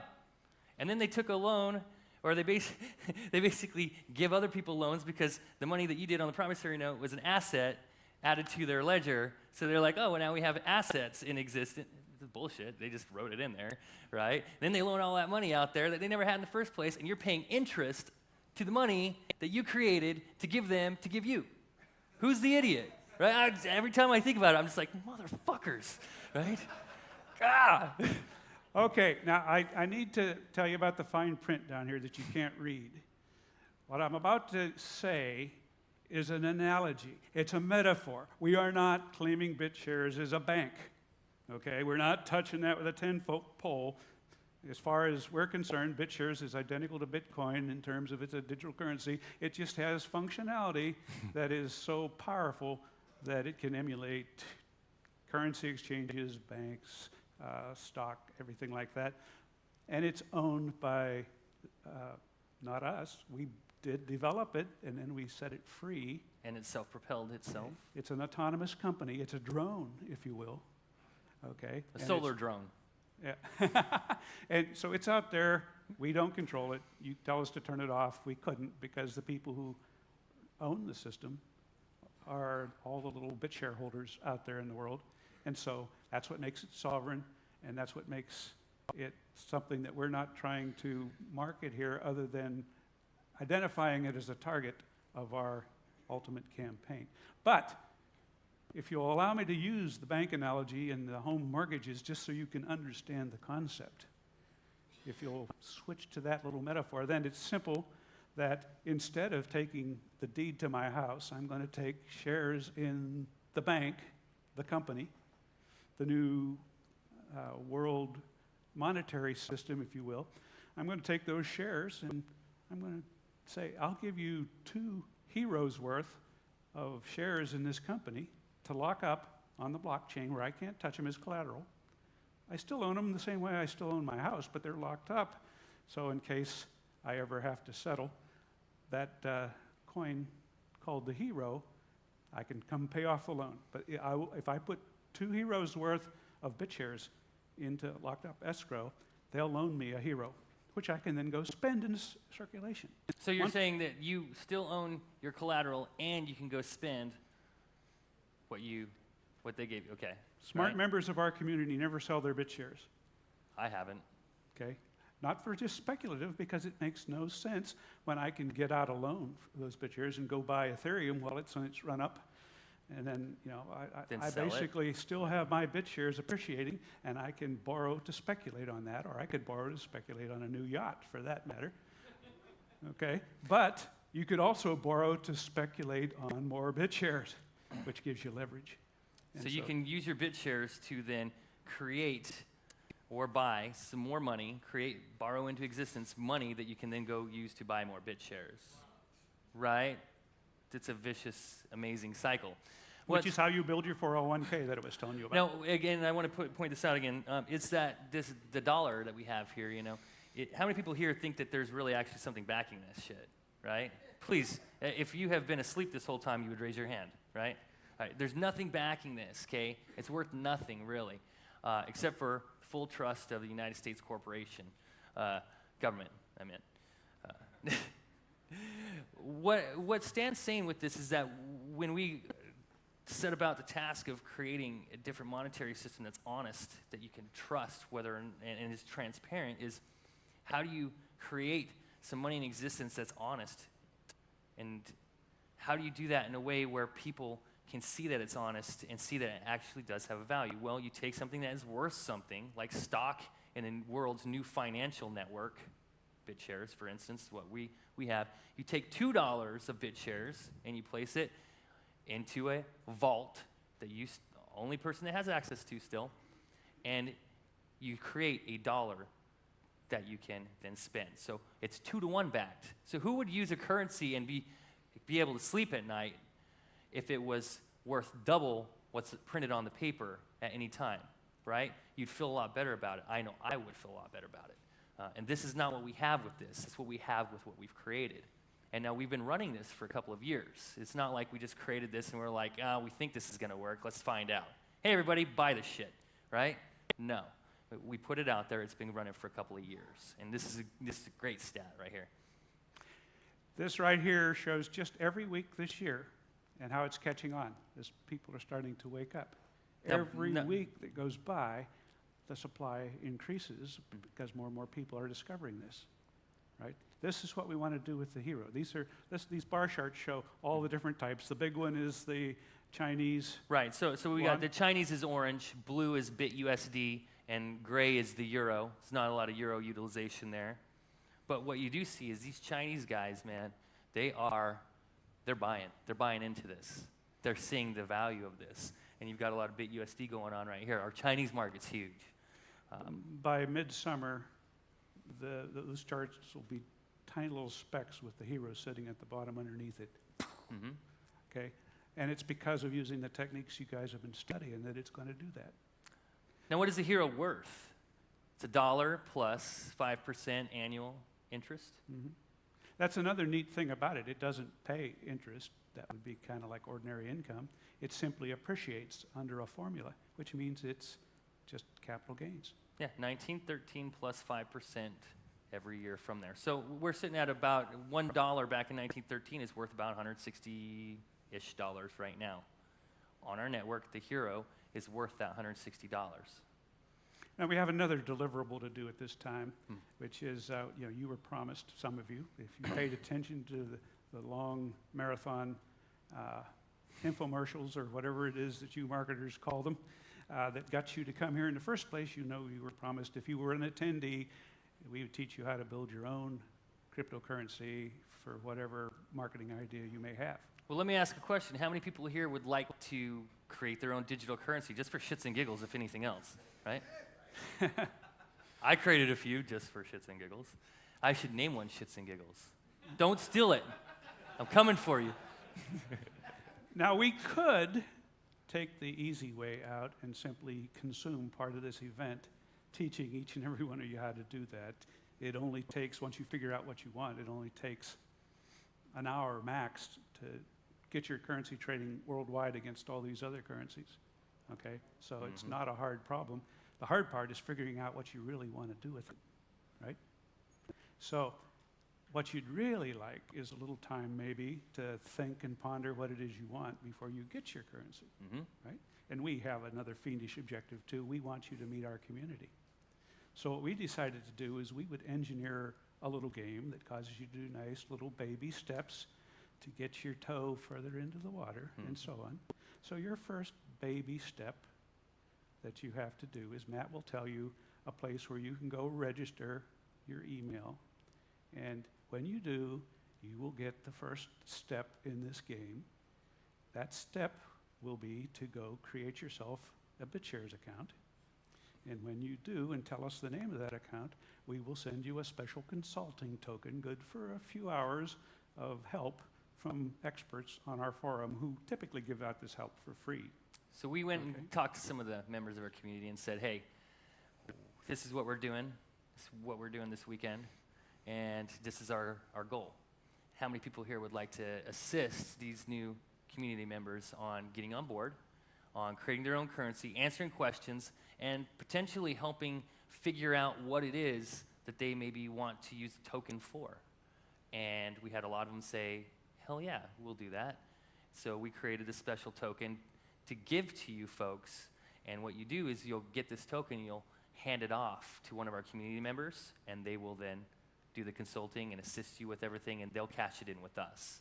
So see how we created not just one type of currency, we created another token that has no value to you other than the value is the consulting from these people, for human man hours being given to you. But if you try to go and spend it, it's not going to be spent anywhere else. However, to them, it is spendable because we have agreed to redeem it for them for a certain amount of money. Now you may ask, why didn't we just give each of you a hero? Because we didn't want you to go spend it anywhere else. Okay. But we also wanted to show you that tokens don't necessarily need to be used to be, pay for your Coca-Cola or whatever. It can be used for anything and denote any type of value. You can say, I'm going to give Craig a token that says it is good for, 10 hours of ski lessons with Michael, because I love to ski, right? It's worthless to anybody else. But when he gives it to me, my pledge, my contract to him was that I'm going to give him 10 hours. And if I've done that within software and it's locked up, and that's what's going to happen. And maybe I say if I don't give him the 10 hours and I have to give him $20,000 or something, that can happen, right? Deal, right? I can lock up that $20,000 in escrow, and if I don't do what I said I was going to do, he gets his money. So he's going to get his skiing or his money either way. He doesn't have to trust me, like me, know me, but we both know that the agreement that was made is going to be, it's going to happen, and it's going to be enforced by the network, by an arbitrary party that has no emotion, no logic, other than what we've programmed into it.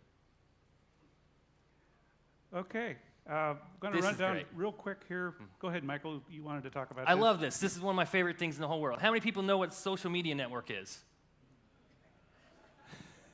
Who here's heard of Reddit? They've kind of been around a little bit. Okay, this is our answer to Reddit. It's called Steemit. Okay, now what we did with Steemit is we actually built a social media network with the technology we have. Now, Stan and I didn't build it. I just kind of watched with popcorn and swore a little bit and laughed and all that stuff. I'm good at that. But what they did is they licensed our blockchain. They licensed the graphene chain so they could build this social media network. This is an entire social media network just like Reddit. What's the difference? Well, imagine if you were a part of a social media network that paid you to post pictures and memes and shit all day long. Who would be on that network? Raise your hands, right? If you guys had the choice to go to Facebook or somewhere else to post your stuff, and you could get paid at somewhere else, or you can let Facebook rape your data, sell it to the highest bidder, show you ads, and never, ever, ever profit share with anything that they made off of you, where would you go? Because that's what they're doing. They're monetizing all your stuff. They're showing ads on everything, and if they were actual good actors, as far as I'm concerned, they would pay you 10% off of all the content you're putting out there, right? They would do that, but they don't care about you. They don't care about that. They care about their advertising. No, actually, they don't give a shit about their advertisers.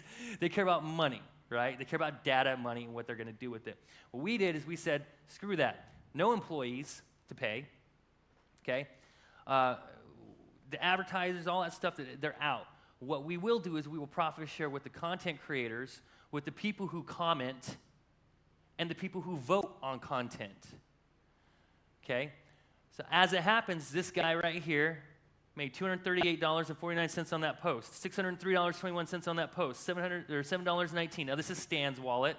This is Stan's posts in here. I've seen people make $40,000 on one post in less than 24 hours. Don't tell him that while you're showing my little 238.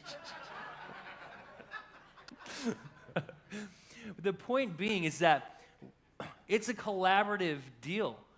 We're all part of the same team, okay? We're not trying to screw you. We're not trying to capitalize on the content that you're out there creating. We're rewarding you for being a part of our community and network, and we're all on the same team. The people who discover these posts early on, Stan posts it, 5 seconds later, Michael sees it and goes, holy shit, that's awesome. Vote it up, right? I got in first. I voted up first. I curated that content first. I'm kind of a filter for the network, right? I'm kind of an employee for the network. I'm saying that this content does not suck, okay? And since I did that first, and then 138 more people piled on top saying, hell yeah, that is good content, I get more of a percentage of payout for curating that content faster, okay? Right? You guys like that? So it incentivizes people to be on that network. How many people here are on Facebook all freaking day, man? Your phone going, scrolling shit, liking shit, commenting shit, right? That happens, right? Now you have an incentive. Just go like shit, right? Now I have an automated bot that does all sorts of stuff on here, like anything Stan puts out, just like it, right? Anything Dan puts out, just like it. Certain people in the community, because everybody always likes their shit, and guess who gets to curate it first, right? And I get paid. It's automated money for me. So this is kind of what this is, and I just really want to say that blockchain, this is one really great example of how blockchain can be used in a non-financial network currency type, right? Now, we do have our own currency called Steem, and Steem dollars. That's what they're paid out in, but these are convertible to real cash. I have a digital settlement company called Remedio. You guys are going to hear about it tomorrow when we do Startup Hollywood stuff. That will allow people to go from Steem or Steem dollars and have US dollars or euros or whatever they want deposited directly into their bank account, or anybody else's bank account for that matter. You can just send money. So that's what this is about, though. Do you guys see the value of a network like that? You know, this is the stuff that changes the world. I know people in the Philippines that are making $100 a post a day, when the average amount they make per month in some of these places, $25. A Jamaican makes, what was it, like $40 a month on average? One post. So this is our replacement for another group of people that we will be going after, and you can imagine that that might be interesting, especially when they see what's going to happen to BitShares and what's going to happen to the new Infinite Chain EOS, which was introduced last year. All these things complement each other. Even though they're independent companies run by different people, a lot of common shareholders that understand the technology, but all independent, we believe in decentralization. And so every time we spin off a new company, we don't pile it up into some big conglomerate. We set it up as a joint venture and set it free. Now, one last point on this is that Facebook, for instance, well, Bitcoin can do 3, let's just say 7 transactions per second. Ethereum, 25, 26, 27. Facebook gets 52,000 likes on average a second. A second, right? So if you're running a social media network on Bitcoin technology or Ethereum technology, are you going to be able to run your network? What's the answer to that? I can't hear you guys. Absolutely not, you can't. It's impossible. So that's why we've been trying to solve these problems. We identified that Bitcoin was slow way early on. And when we told them about it and said, fix it, and they said, no, it's great. It's like telling somebody their baby's ugly, Most people don't take that very well. Now, there are some ugly babies out there, right? It's just a fact, right? But you never tell their parents because they're going to punch you, right? Or they're never going to talk to you again. And we went out there and we said it, and maybe it was a little bit too forceful, and that's what we got for it. They said, well, we're fine. 4 years later, guess who's having the conversation at the Bitcoin committee? Oh, a Bitcoin Foundation. Oh, block size. We're slow. We got to speed this up. No shit, Sherlock, right? That's what we've been saying. So my whole point is that we've been sitting there developing these blockchains because we've seen where this is going and we see where it's at. And we see if you want to have actual application of technology and people adopting it and using it, it has to be able to keep up with reality, with life, with the world, with what people are doing anyways. That's why we created that. And that's why Steemit's been able to be so successful, is because it can do it. It can do microtransactions where Bitcoin's too expensive to do it and too slow. Nicely done. There's another one coming out just in 2 or 3 days. It's couple days, the 30th, yeah? Yeah, already had its crowdfund, so it's going to go live. I think maybe it's the 1st of June or something. May 30th. May 30th, okay. Yeah, Tuesday. This is using the same technology for peer-to-peer gaming. So it replaces gaming. All the world's casinos and video games and prediction any markets, real-time competition functions that you may need. And it's got one heck of a powerful developer team doing it. So if you want to be paying attention this week when it launches, it starts trading on different exchanges. It's not live trading right now. This is your chance. You know about it, and most people don't. It's called Pure Plays, and yeah, you just go to pureplays.com, yeah? Yeah, pureplays.com. And again, it's running on our technology. The team behind it is phenomenal.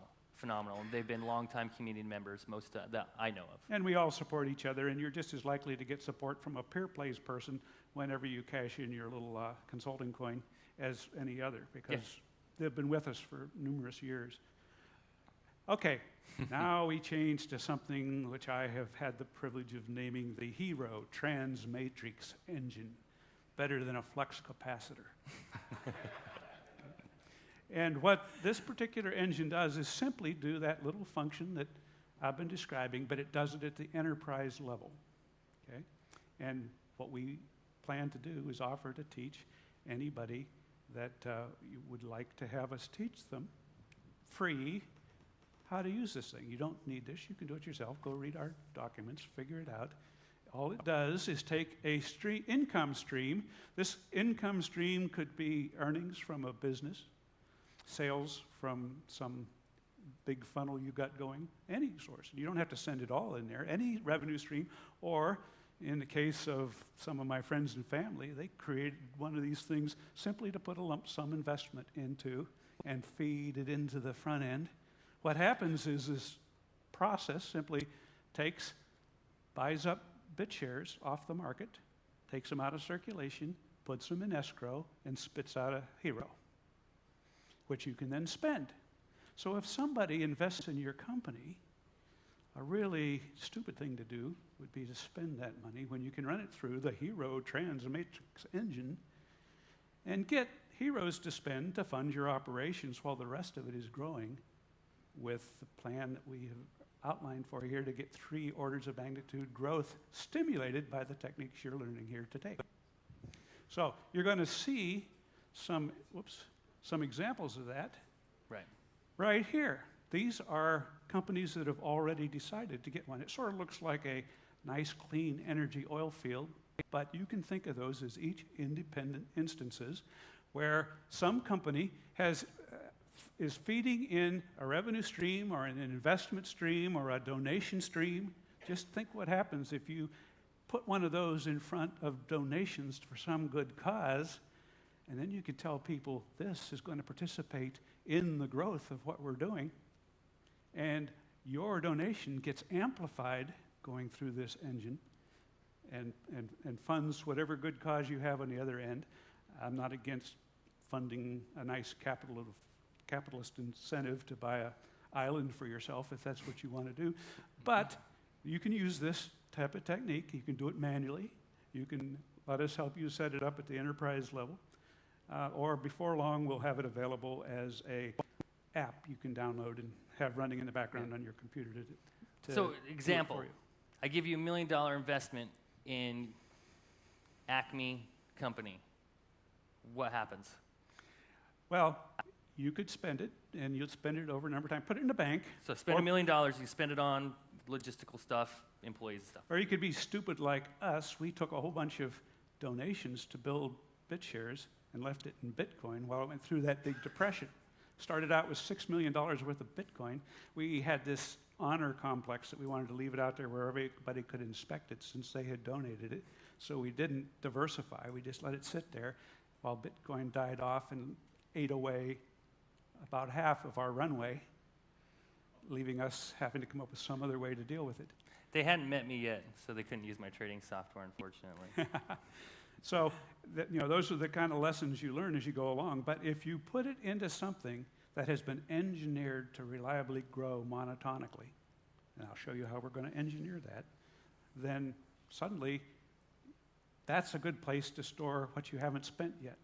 And then with that going into escrow and growing with the system that we're going to make go up by 3 factors of 10, your investments are growing powerfully, leveraging everything else everyone else is doing. Because if everybody is doing this, you're putting buy pressure, demand, on the price of BitShares. And since you've locked it up in escrow, it's increasing in value while you still have the spendability of the heroes while you're capitalizing on that. And you did a service for humanity and all those retirees by putting a nice stable currency into circulation that they can use without taking all the risks you're taking as an entrepreneur. So you're sharing some of your prosperity while you've gone along. So it's got a lot of nice features to it. How many people think that's interesting so far? Yeah? I thought up all this. Whew. So now, let's get serious. Okay? What's our plan for actually doing that? Well, you saw one of them on the last slide. We want to encourage a whole lot of companies to adopt this model, because that means that we've engineered a nice cooperative plan to buy and drive up the price as everybody's doing. Are you telling them our nefarious plans? I shouldn't do that, right? Jeez. Don't anybody jump the gun and go out there and mess with this, right? Because we got a whole lot of investors and people who have told us they want to support this, about $50 million worth already of people who said they are going to do this. Maybe some of them won't, but some of them will. And they'll be very irritated if you guys do this thing ahead of time. Okay? They'll get over it. But I just would like to say that we need to be able to get this message out to a lot of people. And that's where we need leaders from We all need heroes. kinds. Yeah, we need heroes. People who will communicate this in 1,000 different ways to people they already communicate with and are respected and loved by. And so we have gone out and talked to quite a few. I'm just going to introduce a few of them to you today. There's others I can't talk about yet because they've got a few more hoops to get through before we could use their name in public, but there's still very interesting people that you'll know. We're negotiating. Now you don't have to be at a star level. You don't have to be any. How many people here are heroes to somebody out there, right? How many people have a tribe, or you have customers, user base? You're a hero to somebody. You're a hero to them. They wouldn't be paying you money if they hated you. Okay? So you can simultaneously be an example for them, and you can call their attention to this stuff. And there's all kinds of ways. Lots of creativity. Make a game out of it, whatever. But at any rate, we have a number of people that I'd just like to introduce. We're very fortunate to have actually two of our heroes here in the front row with us today. We have Sophia Stewart, a famous author of all kinds of Matrix-related stuff. You may have heard of some of the stuff that she's been involved with. Yeah, we'll be talking more about her. She's our sort of like big, powerful ending speaker who will. If anybody here doesn't think you want to be outside the Matrix, wait till she gets done with you. Okay. We also have Susan Diol, who's right here with us. And she's appeared on quite a few shows. My personal favorite is Star Trek, but she's had a number of appearances. Right now, she's an independent film producer and got a lot of different projects and a passion for being a hero to the next generation that can be brought along and given a leg up. So each of us has something like that. Dr. Roger Boger, the lead or inventor, or at least one of the guys of network marketing, and he's expressed an interest in actually taking this kind of challenge. So he's going to see, by the way, we're going to have these people competing in a reality TV series before we're done with it. At least that's what I'm going to propose to a few investors before long. But we also have Brian Williams, who is the number 15 most recorded drummer in the world. In the world. And the number 1 Christian gospel drummer. And he has a passion for doing a lot of things. He's an amazing guy. But one of the things that he has wants to do is, well, let's just go.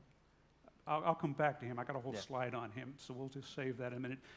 We also, amazingly, I just got a call last night from a very impressive chief of the Southern Cherokee Nation who decided that he wanted to be involved in it. He's got his own central bank, his own complete government. It represents an awful lot of indigenous people around the world, and he decided that he would provide $10 million worth of support to get the hero going. And so he's another one of our heroes, and he represents all those other people that look up to him as a hero. Mm-hmm. Okay?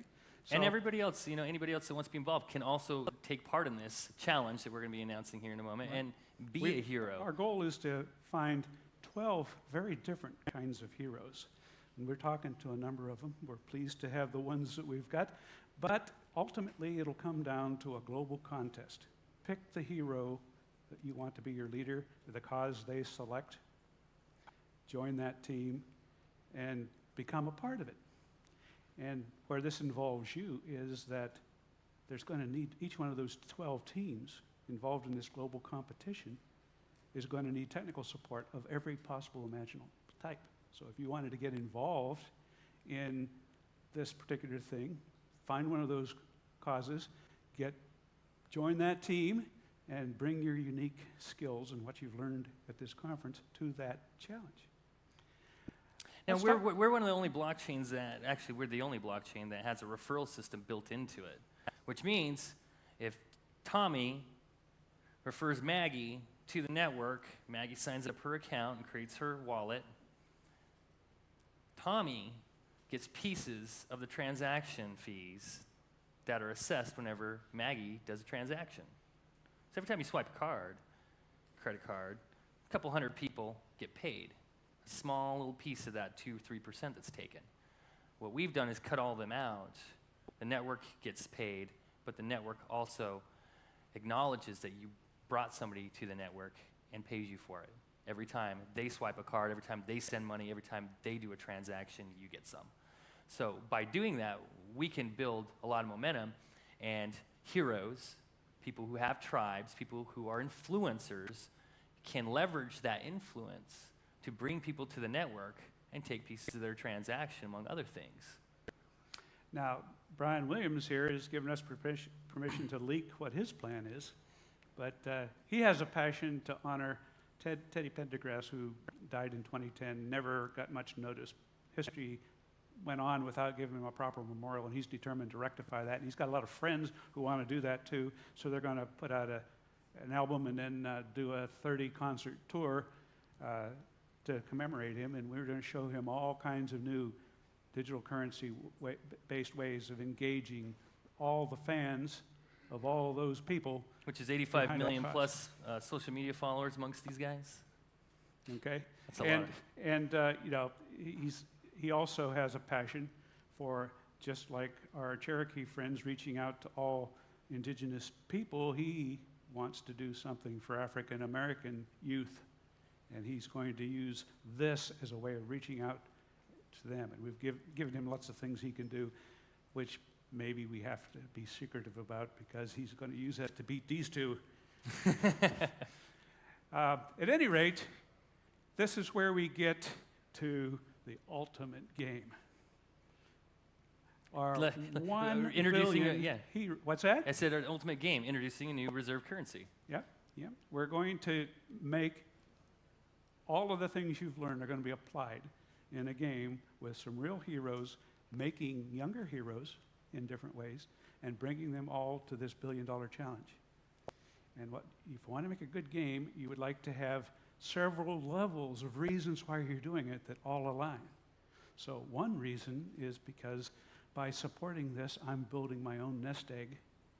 If I'm going to issue a few heroes or go out and do whatever I do with my own little local concert or whatever I can do to promote it, and if that generates a revenue stream that is going to get locked up in equity and issue heroes out into the currency, and the net result is what I locked up is now growing, along with everybody else's effort, I have my own personal little cause.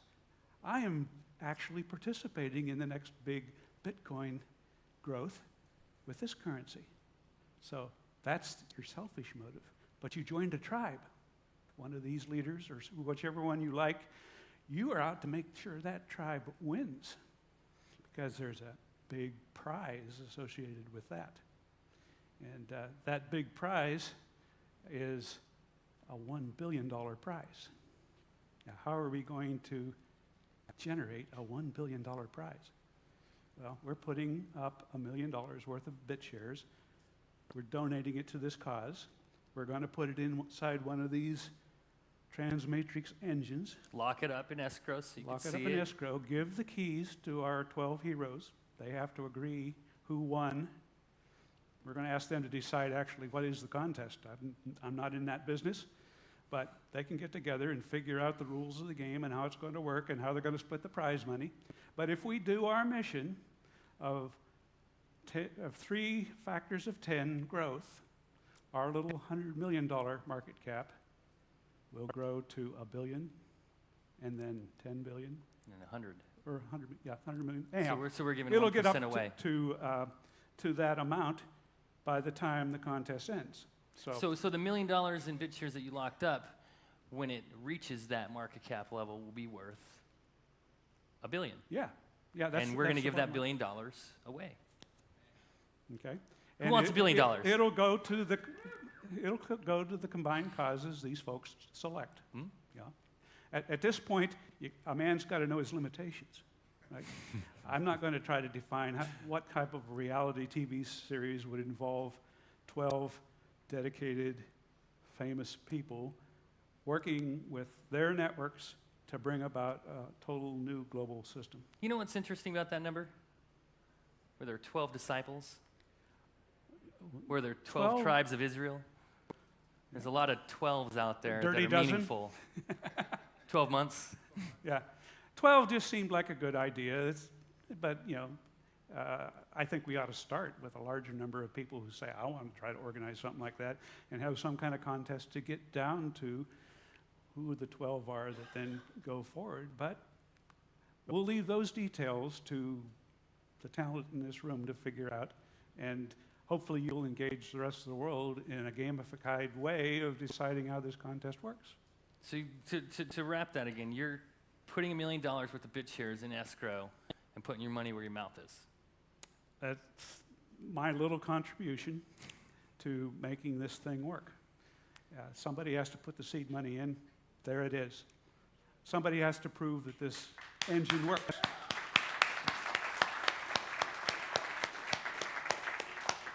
And so there are some of the different organizations. Matt mentioned that he was the first to come along and sign up to put $3 million of his revenues from this company right into it. Let's give a hand to Matt Trainer for this event and everything you're learning here, too. Because that motherfucker's badass. Virtual Ventures is another company that's just a little investment club with some friends and family. And all they're doing is putting that in and letting it stream in at a decent rate so we get a nice gradual increase. So everybody else get on board. You don't want this to come in too fast or you buy up all the shares and the game's over, right? But really, we waited this long, because we hadn't thought of it yet, actually, right? But it's fortunate that we waited this long because all the weekends are gone. In all those long years through the valley of the shadow of death, where we were sitting with almost no growth, every speculator left, everybody who had no faith, but all the people that are left that hold this are hodlers, hold on for dear life. They're not going to part with them easy. A little bit of buying power, a little bit of buying pressure is going to cause that growth to take off pretty good. I actually am worried that we have too much buying pressure lined up already, but the stakes are high. The stakes are high on this. When you're introducing a new financial network and you're taking on these people out here, these banks right across the street from us right now, and all these assholes who want to get in the middle of you and your money and your business and what it is that you actually do to contribute to the world, society, and the people that you provide these services to. That's huge. And so these people, these folks who have made these agreements and these pledges are the folks who are helping usher in some serious change, something completely different, and something that will help humanity on a much greater scale. This is why we're here. So we don't want to do little things. We want to do macro things. I don't know. I just aim at the moon and go for it, really. Heroic Ventures is another whale of an investor who's decided that he would like to essentially do venture capital stuff, specializing in companies who do this. So that's another source of investment. We're putting together an incubator. At sovereignhero.com, you can see people constructing their pitches. Okay, and so you can go there and sort of see, and we're working with them if we get them to the point where we can take them to this particular investor, and then he prefers to leverage it by finding a partner. So if somebody would want a partner 50-50 on sponsoring one of these or one of theirs, that's another possibility. But the key underlying thread is that they are businesses willing to adopt this model for the greater good and their own vested interests. And we've got the Southern Cherokee Nation Red Fire people. Their central bank, their 10 million. Everybody does what they can do with the resources they have. These guys have an awesome capability in terms of a sovereign bank, and they just use their normal mechanism of offering us a very low-cost loan with very good terms. And, why not borrow money at that low rate, feed it into this thing, and participate in the growth? So we're going to take that offer very gratefully and throw it into the hopper with everything else. Many different ways people can get involved in this, including saving your lunch money and issuing one hero a month. You're participating. Yeah. Some people want to bring people into the hero program. Some people are just going to buy heroes to use, and some people are going to create these heroes for others to use. And it really depends on the amount of involvement you want to have with it. You don't have to understand economics really to get involved with it, though I urge you to understand the economics behind this. You don't have to understand everything on such a great level. I know third grade math, that's me. I dropped out of college, but here I am. And I've made millions and, lost a few too. But this and these people with $53 million in agreements, right, are going to help us change everything. So, that's where we're at. Thank you. We're going to raise up a generation of game masters.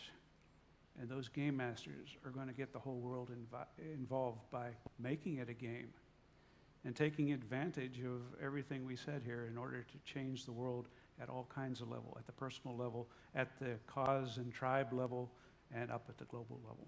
And hopefully that will make the difference between 6 years it took Bitcoin to get to that market cap.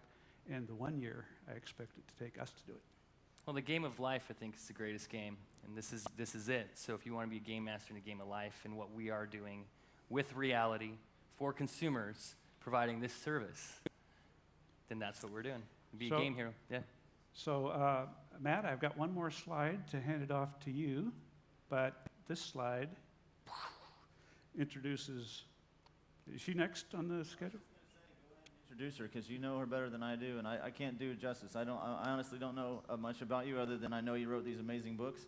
So go ahead and introduce her. I can't do it justice either. Who here has seen The Matrix? Yeah, we got. Raise your hand if you've seen it.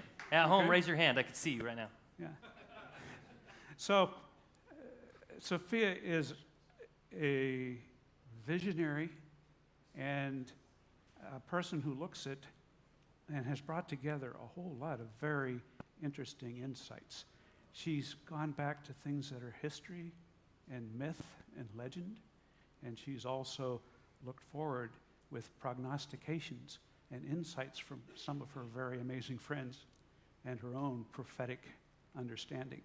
And she has a way of weaving it together that you don't necessarily know which is which. What we ask her to do is to come and talk a little bit about what she sees coming and what her vision is for what we're facing and why we might need to get out of the matrix sooner than we thought. So in that case, Sophia, if you wouldn't mind taking the floor and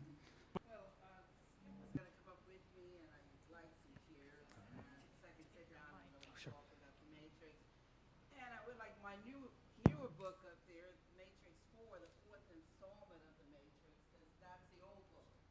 Oh. That's not the new book. Oh. The fourth installment of the Matrix is coming. Just excuse me, ma'am. Let's get you a microphone. There we go. And we'd like to have a chair for her to sit in too, if folks would arrange that. Two chairs, one for Skip and myself. Okay. So we're going to turn this into a little panel discussion, it sounds like. Yeah, we would like to really explore the Matrix for you guys and tell you the new technology is coming, and time is money, and money is time. And so this is why it's so important to get those bit shares, because you get out of the Matrix, because everything with the Bitcoins is moving slow, so Matrix is bringing the time of speed. Okay? Yes, we're going to do one. No. I just need them to put up the new book for everyone to see. So I'll wait just until he's ready.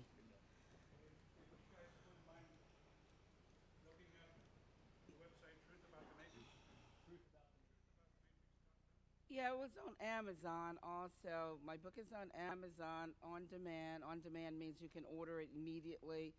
Amazon, Walmart, Barnes & Nobles, and other bookstores. But it's the fourth installment of The Matrix, not this one. Do they have the other one? Do they have a picture of the other one? Oh, okay. Yeah, we're ready. Yes.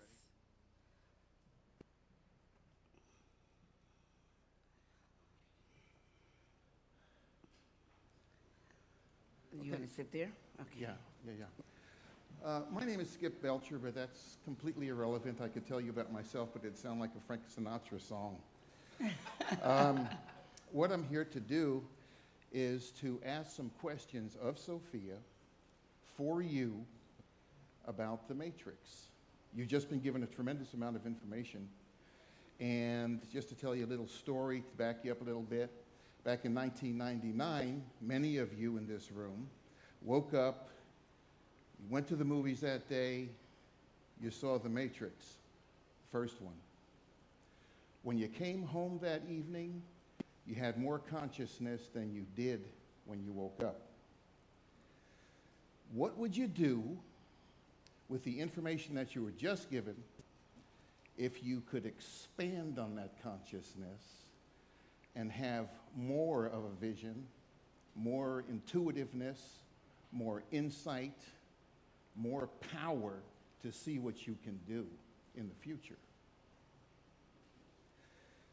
I want to introduce the most tenacious, courageous, conscientious, gregarious person that I know.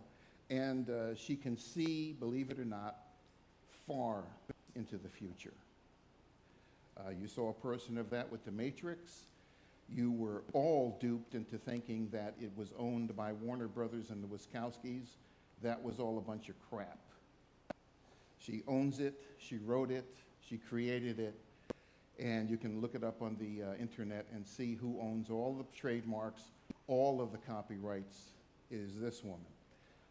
3 years ago, we were in court in Utah, and 2 federal judges verified that she owns everything. So, without any further chit-chat from me, let me introduce you to Sophia Stewart.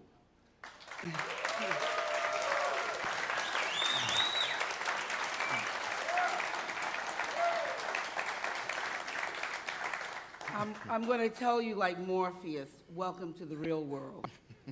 Because you've been in an illusion for a long time, and, you know, that's how it is in our world. It's very illusionary. A lot of programs, it's what you believe, if you're seeking the truth or you're seeking a lie. But anyway, I want to tell you about The Matrix. As you can see, that is the Matrix 4 poster, Matrix 4 movie coming soon, and I'm talking about with Neo, Keanu Reeves, Lawrence Fishburne. That is the real Matrix, not a Marvel story, talking about the Matrix, but the real Matrix. And I also want to tell people this new technology that's coming, we're not going to have a lot of time. There's going to be virtual penal systems. A virtual penal system in the future is when Homeland Security and the law enforcement... Wait. Before we go there, I think maybe they want to know, what is the economy going to look like in the future? Okay, let me tell you what the economy is going to look like after the Matrix. What's going to happen is we're not, like I said before, not going to have all this time anymore. So, like the system that we have now is being bogged down with a lot of money, a lot of problems. So, like the jails and the prison system that you guys are familiar with is too time-consuming, and then, like I said, it's not going to be all this money. It's going to be digital, like what they're talking about now. That's how the economy is going to change. It's going to be a cashless society, but it has to be an honest society of cash flow. But anyway, this is how the world is going to look. Say, for instance, you have motion sensors all over the highways and the freeways, and you're in your car, and all of a sudden your car wiggles on the road. Well, they're going to send a hologram drone to your car, and he's going to come and he's going to scan your retinal, he's going to scan your body, he's going to read your text message to see if you were texting, he's going to scan your body to see if you were on drugs or anything, and this is how they know if you did something illegal.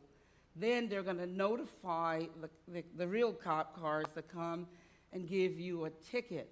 You're going to have a universal card, a driving license, like a swipe card, but it's everything. It has your information on there. It has your vitals, everything. You know, it's all tied into the system, banking system.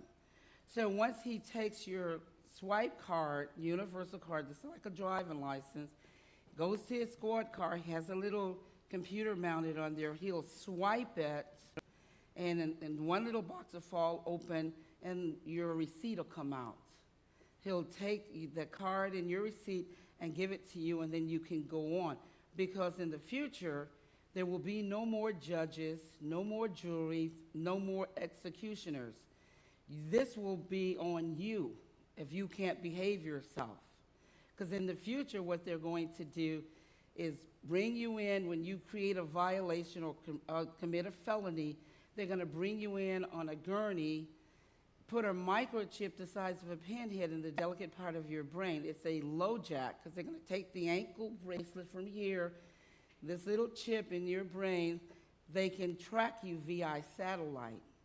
So that means that the satellites can actually see where you are. If you go to Moscow or New York or to London, they can actually zoom in on you and videotape you committing a crime. So they don't have to take you to court now. They have actual everything on you videotape. Then they're going to send a drone transporter to come pick you up. The drone transporters are going to be bigger in the future. They're little now, but they're going to be major in the future. So they'll send a drone transporter. You won't even hear it. It'll come, and it'll be silenced. It'll land. It'll open up like a giant claw, suck you in, and sedate you on the way back to Homeland Security.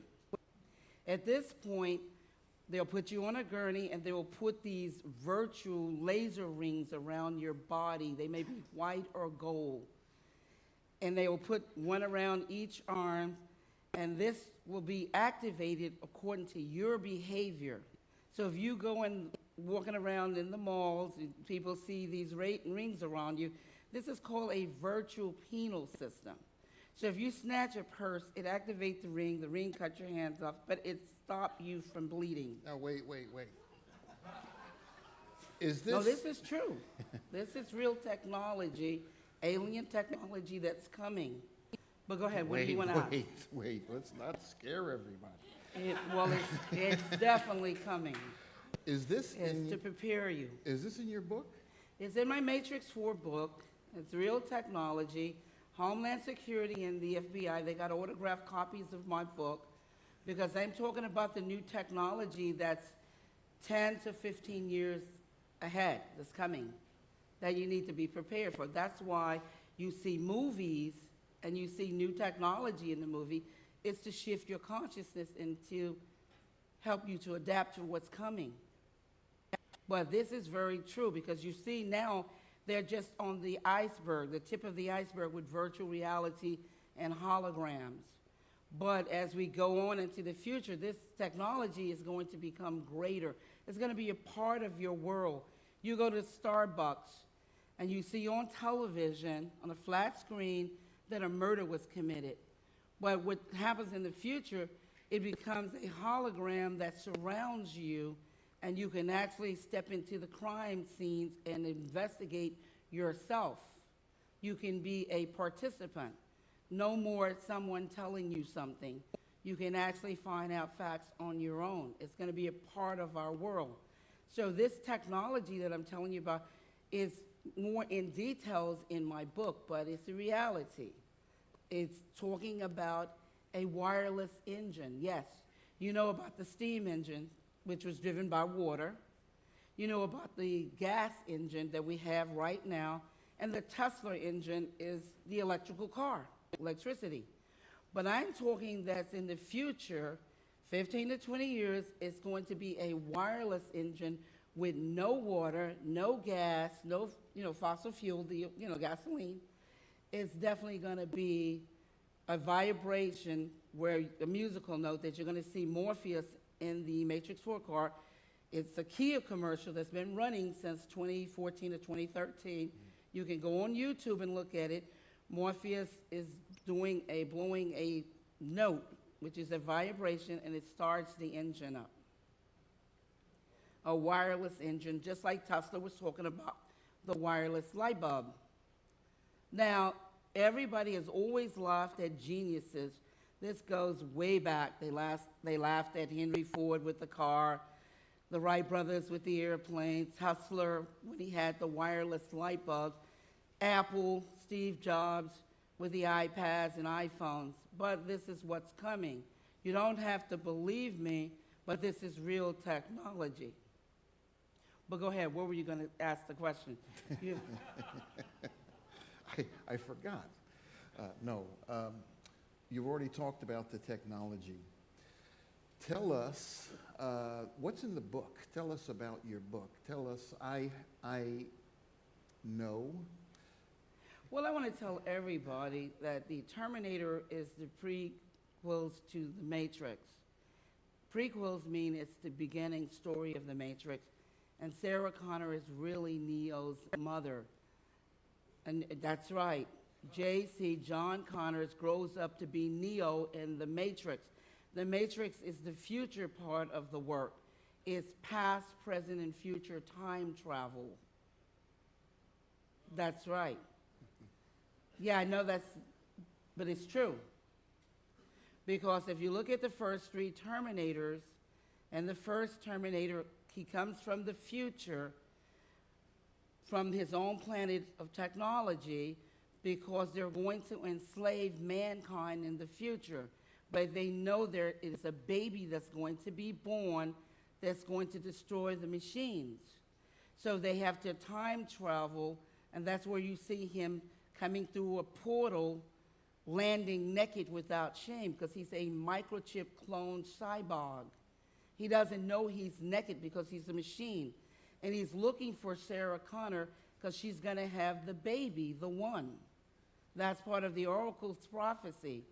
So that's why he tries to destroy her. And then when you see the second Terminator, you see the teenager. He's a teenager. He doesn't know consciously who he is and why the Terminator is trying to kill him. Then in the third Terminator, he's a man-child, which he's still asleep. He doesn't know what's going on, but he's hidden out in the city, which is the Matrix.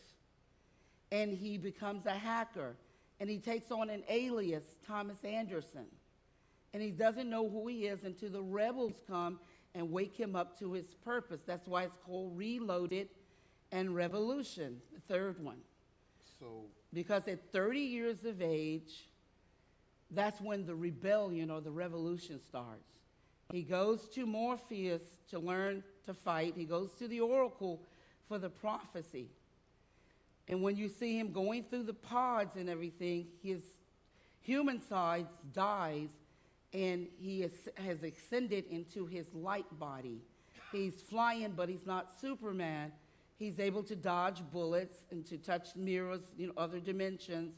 He's able to go into Agent Smith's body and blow him up because he's physical matter, and Agent Smith is a program which is antimatter. And so when matter goes into antimatter, it blows it up.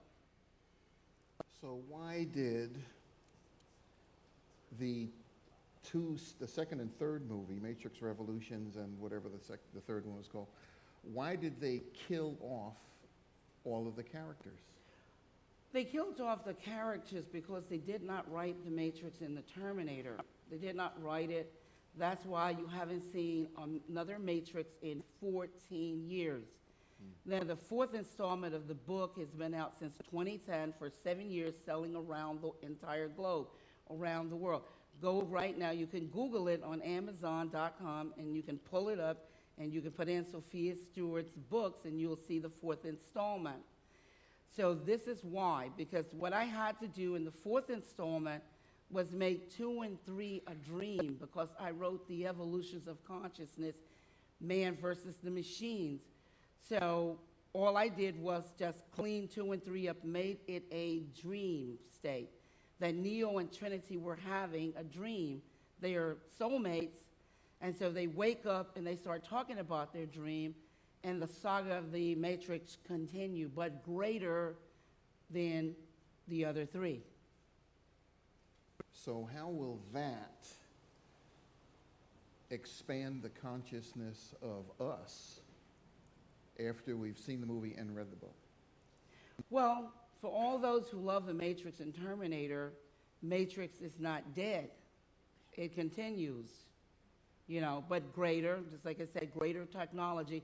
And the technology that I just spoke about is in the Matrix 4. You actually get to see Neo and Morpheus and Trinity experiencing this new technology that I'm describing in real time.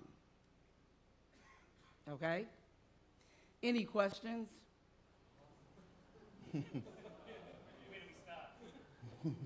Excuse me?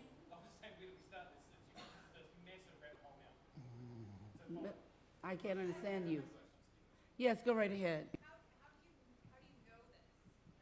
Well, I'm a visionary, a polymathematician, and a visionary, of just like the way these other people have visualized things, and they've created from their visions. We're seers, and a seer is a visionary. It's just like if you had a dream and you saw something so perfectly, and then you start to create it in reality. But I went to school, USC Film School. I have a degree in journalism, a double major in law and psychology. I was studying to be a doctor and a lawyer. But I'm a polymathematician. I was doing taxes when I was 11 years old. I was doing what H&R Block is doing for you guys when I was 11, because a lot of grown people did not understand how to do taxes. And so I scored a 98 on the CRS exam because they wanted me to come and work for them. And I also did not do any high school. I took the New York Regents, went into college or university, and got the degree. So I'm a polymathematician, the same as Tesla, same as Leonardo da Vinci. Everybody did the same thing when he drew the parachutes, the tanks, the Gatling gun. He had already saw that in the future. He drew it, and it became a reality.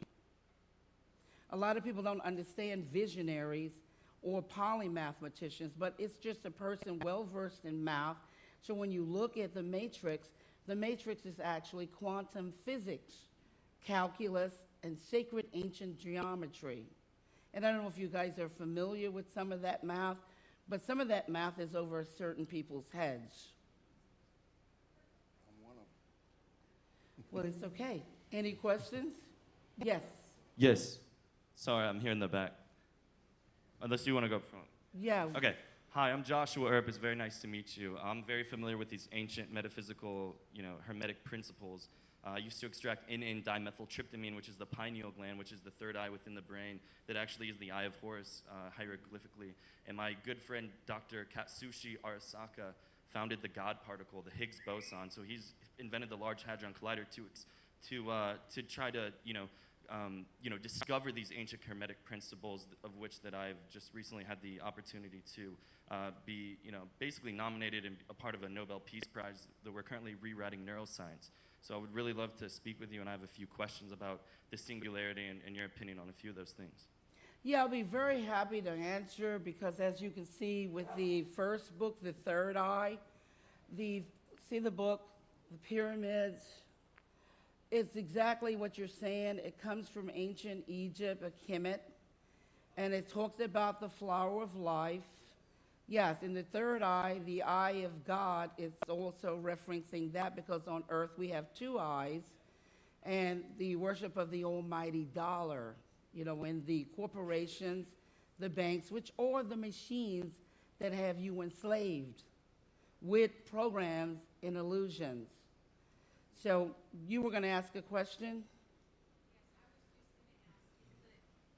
I was going to ask, the new technology that's coming, yes. Is it part of the machine, or is it part of the, solution? Well, it is the technology that can be used for either good or bad. Okay.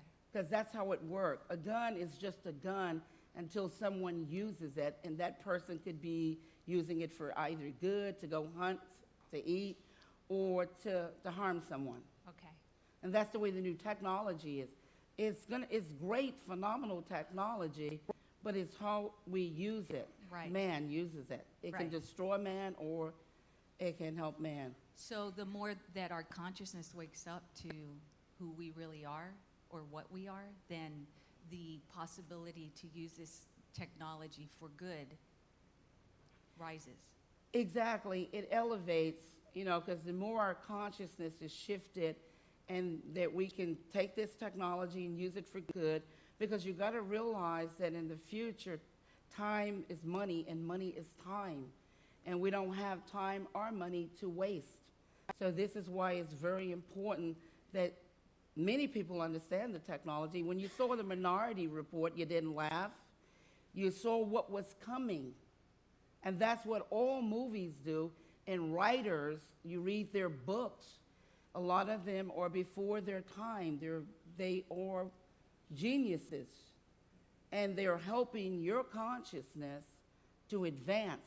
So when this technology comes, you'll be able to accept it, recognize it, and use it. You didn't laugh when you saw the presentations about Bitcoins. Those are digital coins. We're going towards a cashless society, and you need to be prepared for it. Go back into the past. At one time, money was spices. That's right, spices. Then at another time, it was bartering, like the natives, horses and furs. Then it went on to gold, and you remember that, don't you? Gold, because it comes in your era of time. Then after that, it went to paper money. Who knows? Tomorrow it may be rocks. But you need to get used to transformation and time and what it all means to you in the future. Any more questions? Thank you. Yes. So I understand the digital currency part. How else do we prepare for this? All I can tell you is to get books, like the way I said, get my book, because it's 35 to 40 years ahead of the curve.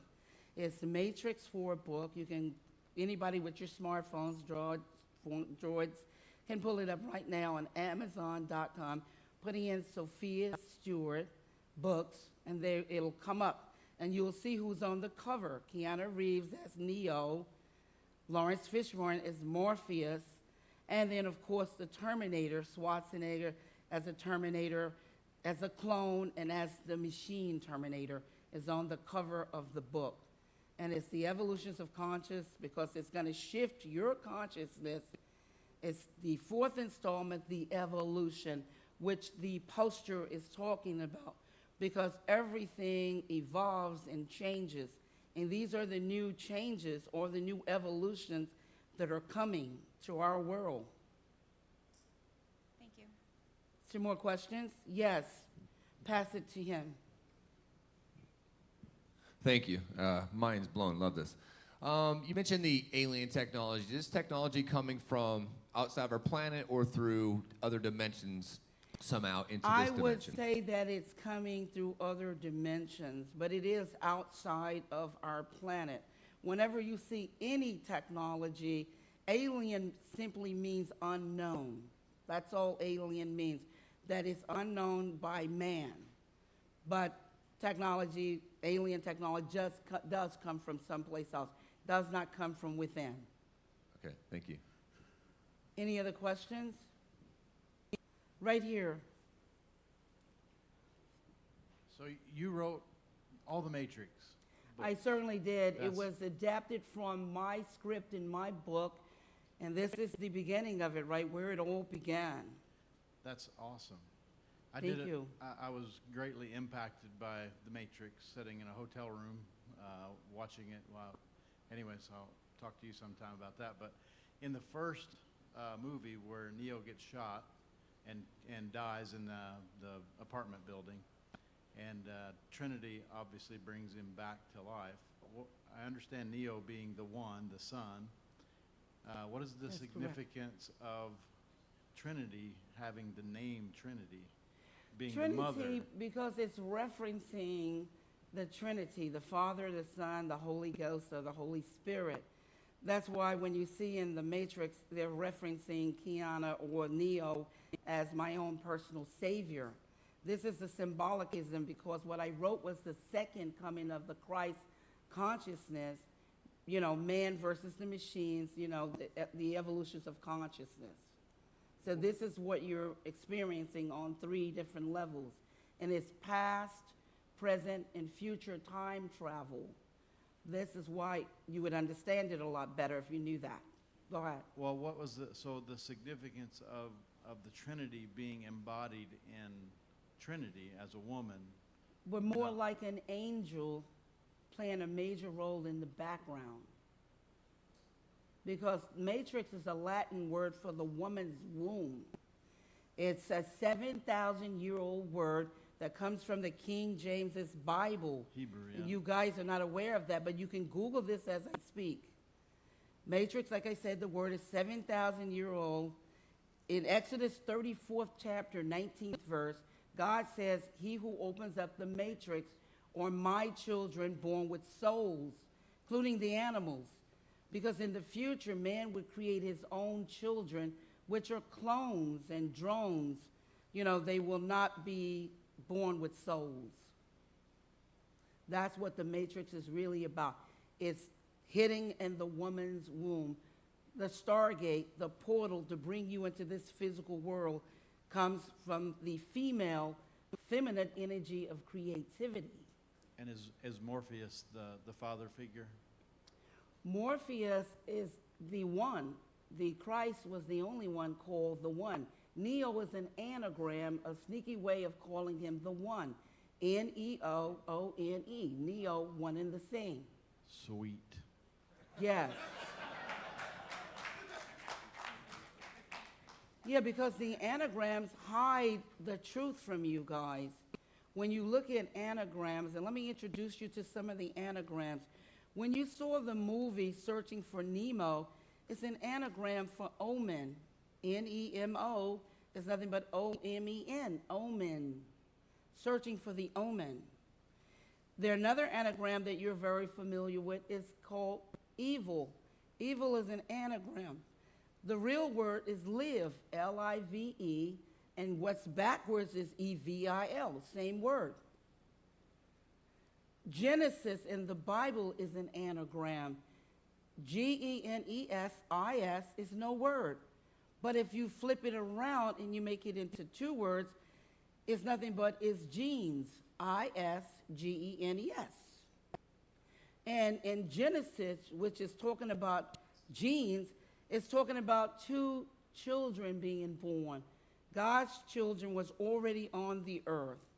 And when the Elohim or the devil or the angels or third of them that fell upon the earth, when they got here and they saw God's children, they said, let us create our own children in our image, mankind, or a kind of man, but not a living soul. The living soul could only be created in the matrix, which is the woman's womb. When you see in the matrix them going up and down the telephone line, their physical bodies are asleep on the ship. That's because God's children are three-dimensional beings. The first body is the astral body, which comes with blood, water, and spirits. The second body is the physical body that you occupy. It's transportation, just like you go get in your car. The mother is eating from the dirt of the earth, which is fruits, food that's grown from the dirt. She's feeding the baby through the umbilical cord, and it takes 9 months or 36 weeks for the second body to be created. The doctor will not perform an abortion at 12 weeks because he's killing a living soul. Because at 12 weeks, the soul, which is vibrations, magnetism, vibrancy, attaches to the physical body at the 12th week. So when the doctor performs an abortion, it's killing a living soul. It's committing murder. But that's why at 11 weeks, they will perform the abortion, because all they're getting rid of is the waste in a woman's body, the blood that is prepared, that goes away when she does not get pregnant. And the women out here, they know what I'm speaking on, and some men who are very familiar with this. Any questions on that? Yes, what is it? Yes, I can.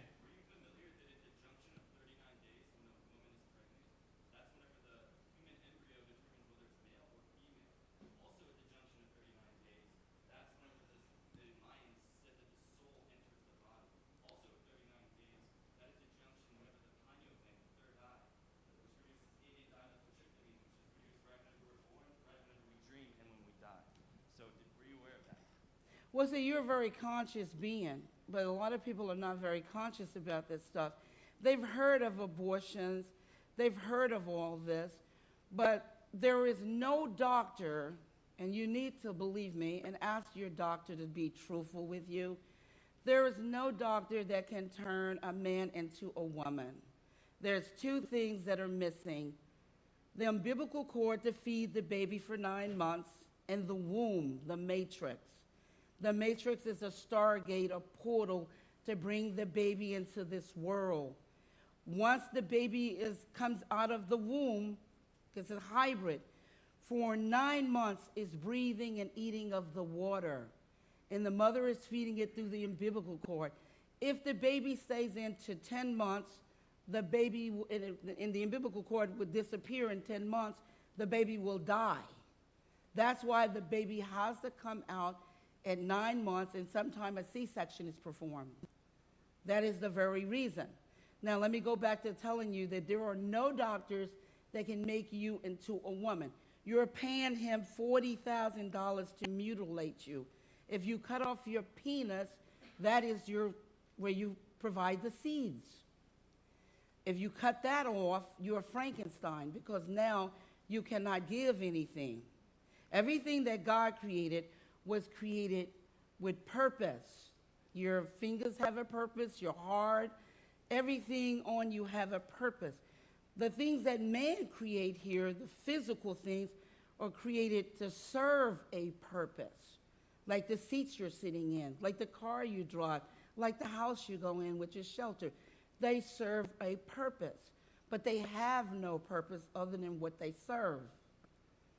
So when I go back to telling you that if you go to a doctor and you pay him $40,000, he cannot give you a matrix, a womb, to create, to bring a baby into this world. And a woman cannot be a man even if the doctor removed her womb, her matrix. She cannot give any seeds. The whole process of life is the male and the female, the seeds and the egg. Yes, it's the intellect and the intuition. Exactly. But why do you guys believe the lie? Why pay somebody $40,000 that cannot undo anything? It makes you a Frankenstein, a monster. What did Frankenstein do when his masters created him? He was a serial killer. He couldn't have any children. He had no soul, no compassion, no love. He didn't understand about killing a child. You see, so that's all that's going on there. Any questions? It's Yes, the right here. Excuse me? This is getting really, really deep. I did not expect it, but I like it.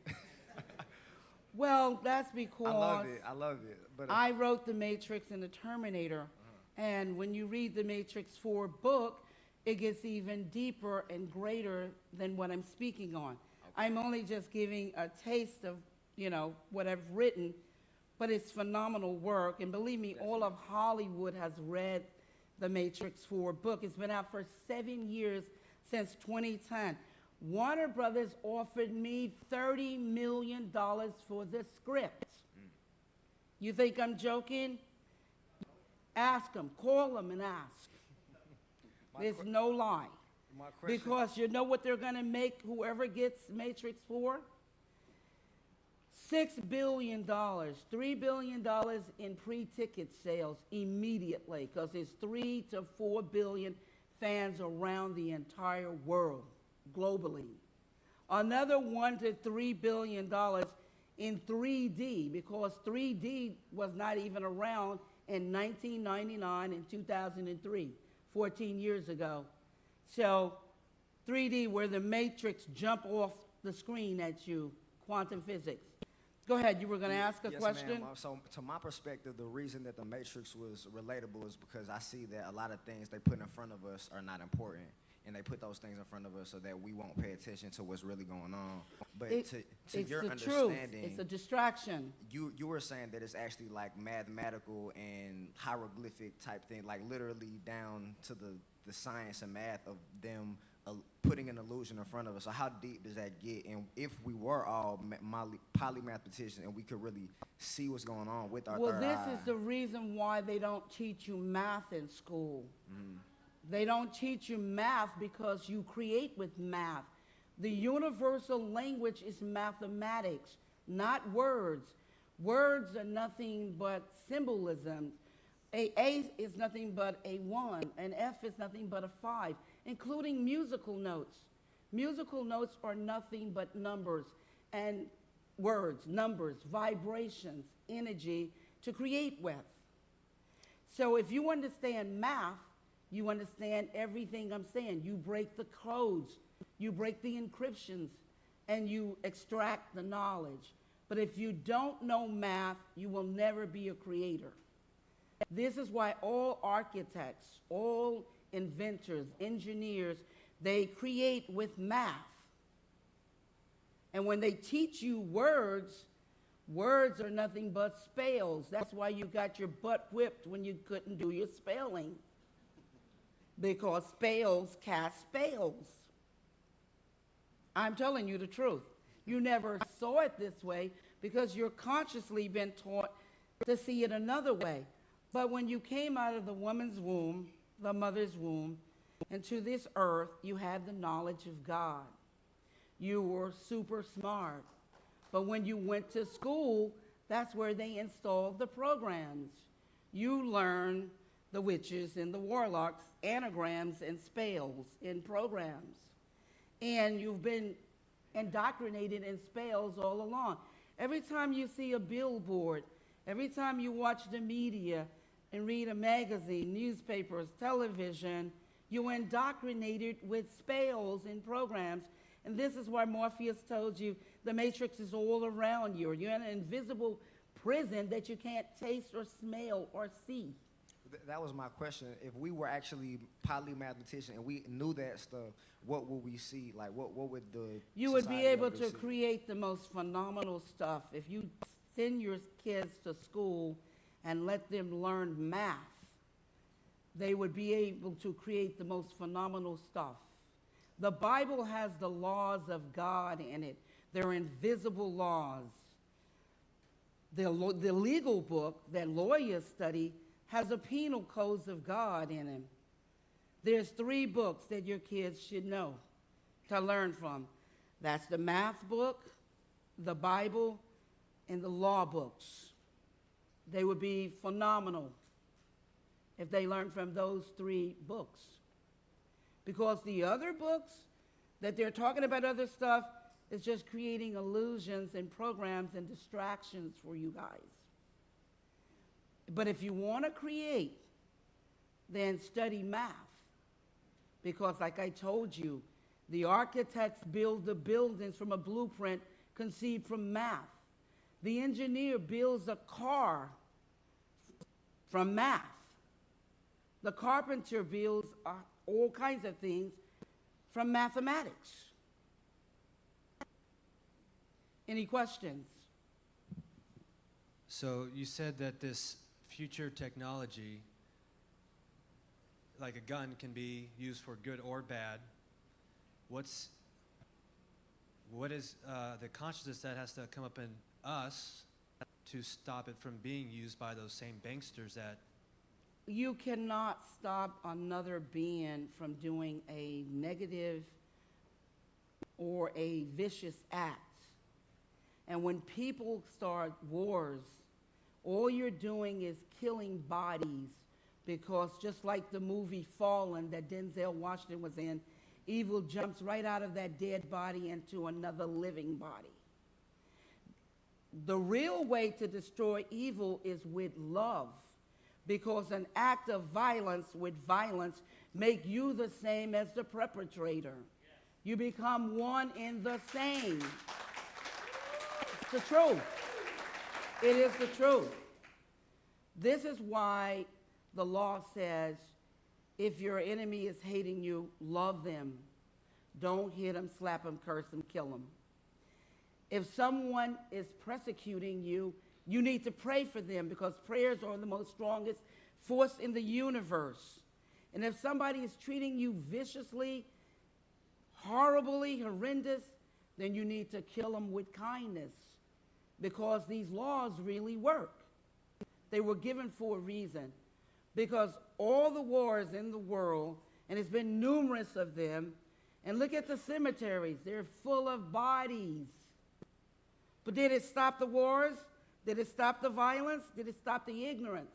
No, they're just killing bodies. But evil still exists, because evil is not a physical thing. Evil is an energy that needs to be destroyed with another energy, which is called love, which is the law. Any questions? And I'm not saying that you all have to believe me. You can Find this out through yourself. Don't believe me. Don't even research it. Just go along. You can take the red or the blue pill. Take the blue pill, go to sleep, and go on about your business. Or take the red pill and see how deep the rabbit hole really goes. Find out the truth on your own.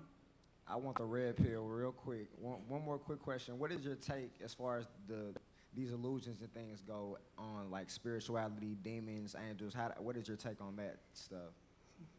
Any spirit or demon or devil or ghost is not in your physical realm. They need a body to harm your physical body. That's the truth. So if you see something, it doesn't matter. It is not in a body to harm you. You see what I'm saying? Because it has to be in a physical body in order to harm you. You notice that if somebody gets drunk, they are consciously gone. They run and kill a lot of people. They wake up in jail and they're like, well, what happened? You just killed some people. I don't remember it. Remember, they said in the liquor, in the wine, were spirits. Yeah, you heard them. They call them spirits. Why do you think they're calling them spirits?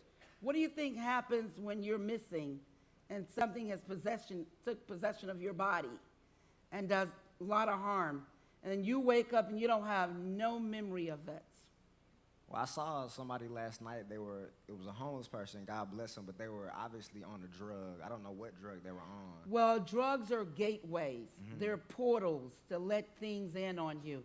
The most important thing for you to know is that nothing can cross your threshold unless you invite it in. And how do people invite it in? It's just like the old vampire story, old black and white, when you all have seen it at some point in time, or the new ones. They invited evil in to their table, in their home. But the law says evil cannot come in unless you invite it in. So what does people do? They do drugs.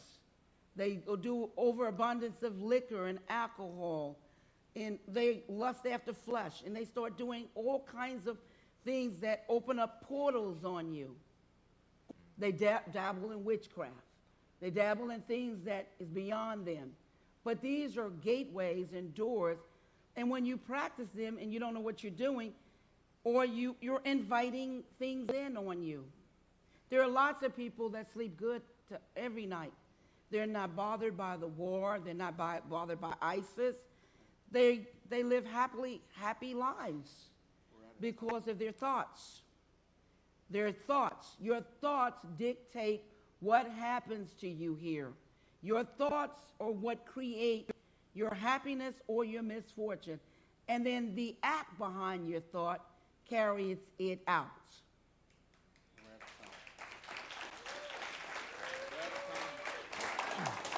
Thank you very much.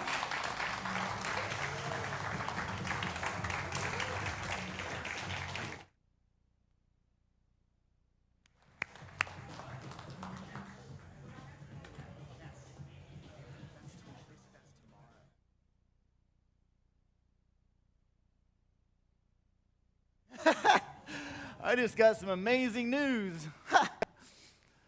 Oh, man. All right. How cool was that? I was sitting there mesmerized. I didn't even realize I was supposed to be putting together my presentation I got to do right now. Oh, man. No, I swear to you, I thought we had like 4 speakers lined up here, and I was just going to go work on that. So you guys are about to see something that's just completely off the top of my head. So there's guaranteed some F-bombs in here, so cover your ears. I'm way better when it's scripted. Oh, man. Isn't that cool? These coins. Wow. I was having so many insights out there. My brain is like on fire now. I'm in a daze. I feel like I'm high almost. Anybody else feeling that from all of this? Man, it's really affecting me big time. Because, man, I just had so many connections made there. Anybody else feeling that at all? Am I the only one like this? Wow. The whole spelling thing really tripped me. spell. I mean, holy shit, it makes so much sense because you construct a language in a certain way and then you're just casting a spell on people. That's all we do in NLP. Holy shit, man. That's just so many cascading layers of understanding just rippled through me. So, guys, I had an offer. I was going to sell you some stuff. So I'm going to proceed to do that. But I was going to do some slides and all this stuff. And quite honestly, we have been kind of trying to figure out how we're going to get you guys enrolled, not buy into, enroll into Game Master Academy. So you guys understand, see why I've had to do it this way to get you to come through all these layers of understanding?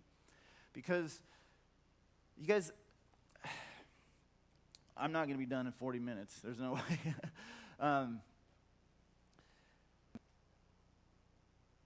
So whenever you guys were watching Michael and Stan up here, I was just wanting to jump out of my seat and come up here and hug these guys for one thing, because holy cow, they have built what I've wanted to have behind me, or at least something I can stand on and have some firm footing on forever.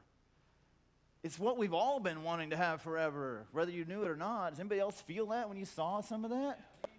Man, just the resonance of like power coming from that is like, really, it's all coming from us, because what we're realizing is that we're opening up our creativity, and all of a sudden we're not going to be held back by a middleman. You guys are getting it, right?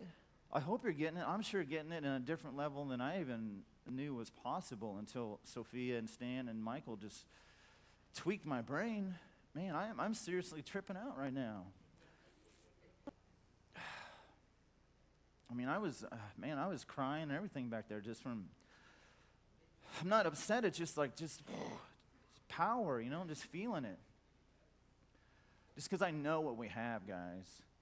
So these coins that we've minted, this is real money. No matter what, whether you put any value in the logo and the cool CNI thing, we're going to take back the meaning of that. That's why I did it. It's very intentional. I know the history of that, what that means. But the power is in our own third eye, our own creativity. Take it back from the fucking cocksuckers that have been using it to enslave us forever, change the meaning, and turn it into something valuable.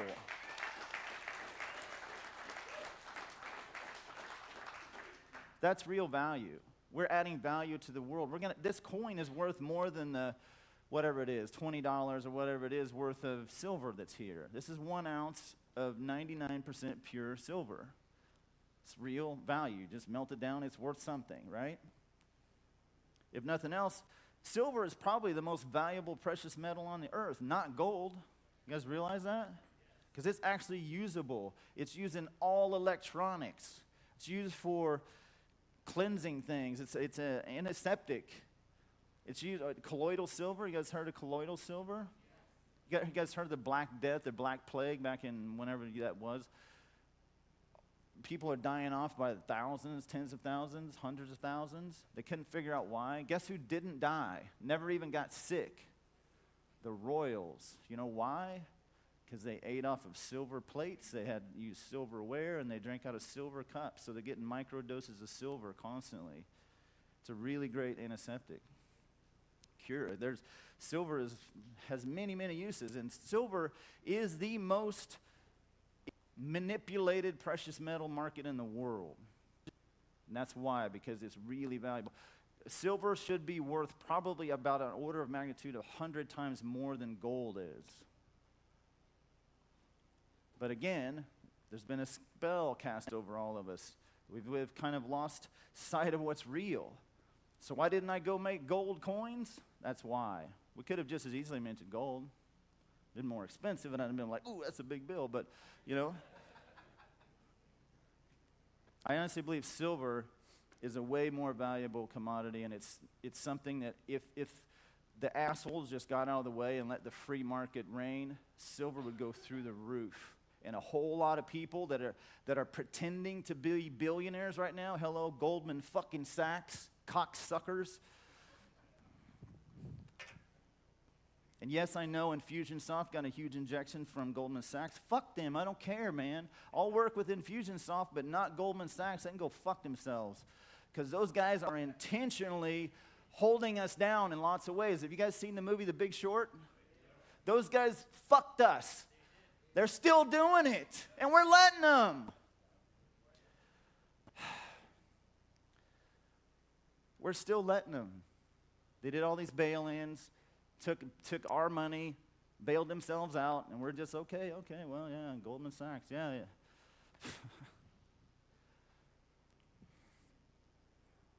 Goldman Sachs is heavily, heavily short on silver. Heavily. You guys seen the movie The Big Short? Where they wanted to index the mortgage-backed securities, basically, and they wouldn't mark to market. Remember that? The whole thing where they kept pushing it, and all of a sudden they did once they got their own fucking contract on there. These guys are basically so heavy short in silver, trying to manipulate that market and keep it suppressed, that they back themselves in the corner. And they're desperate as a motherfucker. So they're trying to do anything possible to stop silver from being free-floating in the market. And Michael Taggart, he knows this stuff just as me. If I'm wrong at all on any one little fact, Michael, please correct me. Seriously. Sometimes I get hot and bothered and I say something wrong. I want to be completely accurate with this, guys, because I want you guys to be able to go research for yourselves and find out that I'm not just making stuff up. This is really what's going on. There's a giant sense of urgency for me here because we're at an inflection point right now. As you guys are seeing, lots of things are converging into one amazing space. I think it's right fucking here, actually.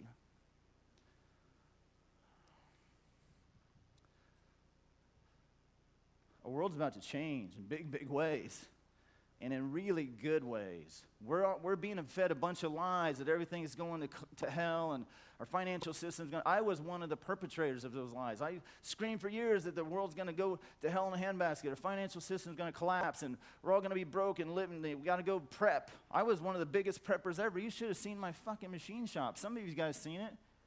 When Dr. Doug walked in there, he said, "Oh, this is what addiction looks like." I was addicted to prepping and all that conspiracy shit and like scared of the government and let's go hide. Dude, I was traveling around the country. You can ask my wife. We were looking at nuclear silos to buy, abandoned nuclear silos to build a house in there. That's where I'm like, what the fuck? And a lot of people still think that way. Some of you might think that way. And I don't want to like discount your feeling because I understand where that comes from. But that's not where we're headed. You guys should start realizing, if you got any sort of consciousness at all, you should start seeing around you, our world is getting better and better and better and better all the time. You guys seeing it, right? Consciousness is rising, vibrations rising. The world is getting safer and safer and safer constantly. But what the assholes that are doing that are backed in the corner, what they got to do, they got to come out swinging harder and harder and harder. So then you're just seeing escalation and bullshit wars. We don't even know what the hell they're about. Like, anybody understand what's going on in Syria? No. Not even people in Syria know on there. Just know people dropping bombs on them. Like, what the fuck, man? I'm just trying to live. Nobody knows what's going on. You know what's going on? It's just a giant manipulation. It's a whole magic show going on. Hey, look over here, look over here. Trying to get us all scared and pissed off. They want us pissed off at Russia for some reason. They want us pissed off at North Korea for some reason. They want us pissed off or scared of North Korea for some reason. They want us pissed off at Syria for some. Who cares? It doesn't matter. Those are people just like us, just trying to live our lives just like we are. And it's these assholes up here just trying to manipulate things. So it's time that we just stood up and said, fuck you, man. We don't have to fight with them. I love how Sophia said that because I was the guy that was just like, raging against these guys. Meanwhile, scared to death and building a compound so I could hide from them. No wonder I was so messed up in my head and like, but I've realized all you got to do, it just occurred to me, all you got to do is just stop and say, no, I'm not doing it anymore. And I'm just going to go over here and you just play your own game over there and I'm going to do my own. That's all it takes, man. You don't have to fight them. You don't have to prove you're right. We know we're right. It's time to stop trying to prove it right. We know it. I think what happened, at least for me, I'm just going to talk completely from my own hallucination about how I see the world. And this is my own hallucination. We all walk around in our own veil of hallucinations that we've created for ourselves. So I'm just going to lay out my hallucination about the way I see this. My hallucination is that in 20 years or so, every single one of us are going to have our own personal cryptocurrency, that's the only way that we exchange value between each other. There will be no financial system at all. There will be no centralized anything. Like Rick Lally and I want to hang out, split a bill on something, and we just do the flip on our phone and whatever device it is. I think that smartphone is going away. I really do. It's an interim technology, a pain in the ass. It's a giant pain in the ass. I don't want to carry that stupid thing around with me all the time. Hate it. It becomes an anchor. It'd be way cooler if it's just some glasses that look badass, and you just can look cool at the same time. And they do all kinds of... Guys, when 5G hits, guys understand, a lot of you don't understand how powerful this is going to be. In about 18 months, we're all going to be pretty much connected on 5G networks. 5G networks are 1,200% faster than what's currently out there. You know why smartphones have to be so powerful right now? Because they got to do all kinds of processing on data, right? But why do you need to do that whenever you can do all the processing in the cloud and just transmit that data to a device that then displays it to you in some fashion? So really all you're going to need is a display device with a receiver of some sort. That's 5G, and that's coming really, really soon. That's going to change everything. When you can download an HD movie in 3 seconds, what can you do then with... Are you going to be willing to wait for a minute to download a full immersive VR world that you just walk around in? Hell yeah, you will. The problem is that Sophia so brilliantly brought up is that this technology, the assholes of the world are dumping billions and billions and billions of fake-ass money into the system to figure out this VR stuff so they can monitor us and get us into these immersive worlds like the Matrix to turn us into batteries for their bullshit machines. And then charge us interest for it and taxes, and then enforce us with the IRS and send us to jail if we don't comply with it. It's really kind of insane whenever you start really understanding what we're looking at. When you really open your eyes to what's out there, it's like, man, we're really kind of nuts. Because you wouldn't ever sign a contract or agree to that if you knew about it. Never, ever would you. You wouldn't have, well, maybe your worst enemy would, but you wouldn't have your friends certainly sign up for it. You wouldn't allow it. Like if you had your best friend said he was going to enter a system like that, you'd be like, what the hell are you doing, man? No. But we've all collectively agreed it's okay. And I just realized this is because a spell was put over us all through education, our whole entire education system. It started from the first bit. I mean, like she said, as soon as you come out, you're immediately starting to get indoctrinated. What's the first thing that you have to do before you even leave the fucking hospital? Before that, not any advanced technology. You got to file a fucking birth certificate. Why in the world are they so adamant about a birth certificate?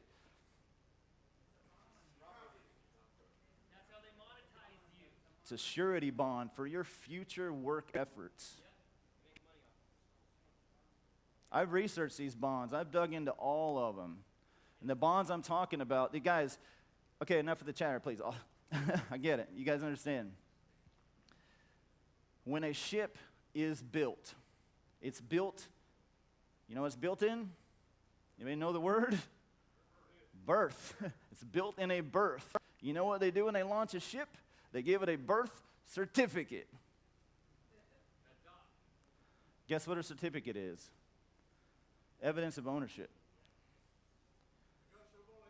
It's a negotiable instrument, evidence of ownership.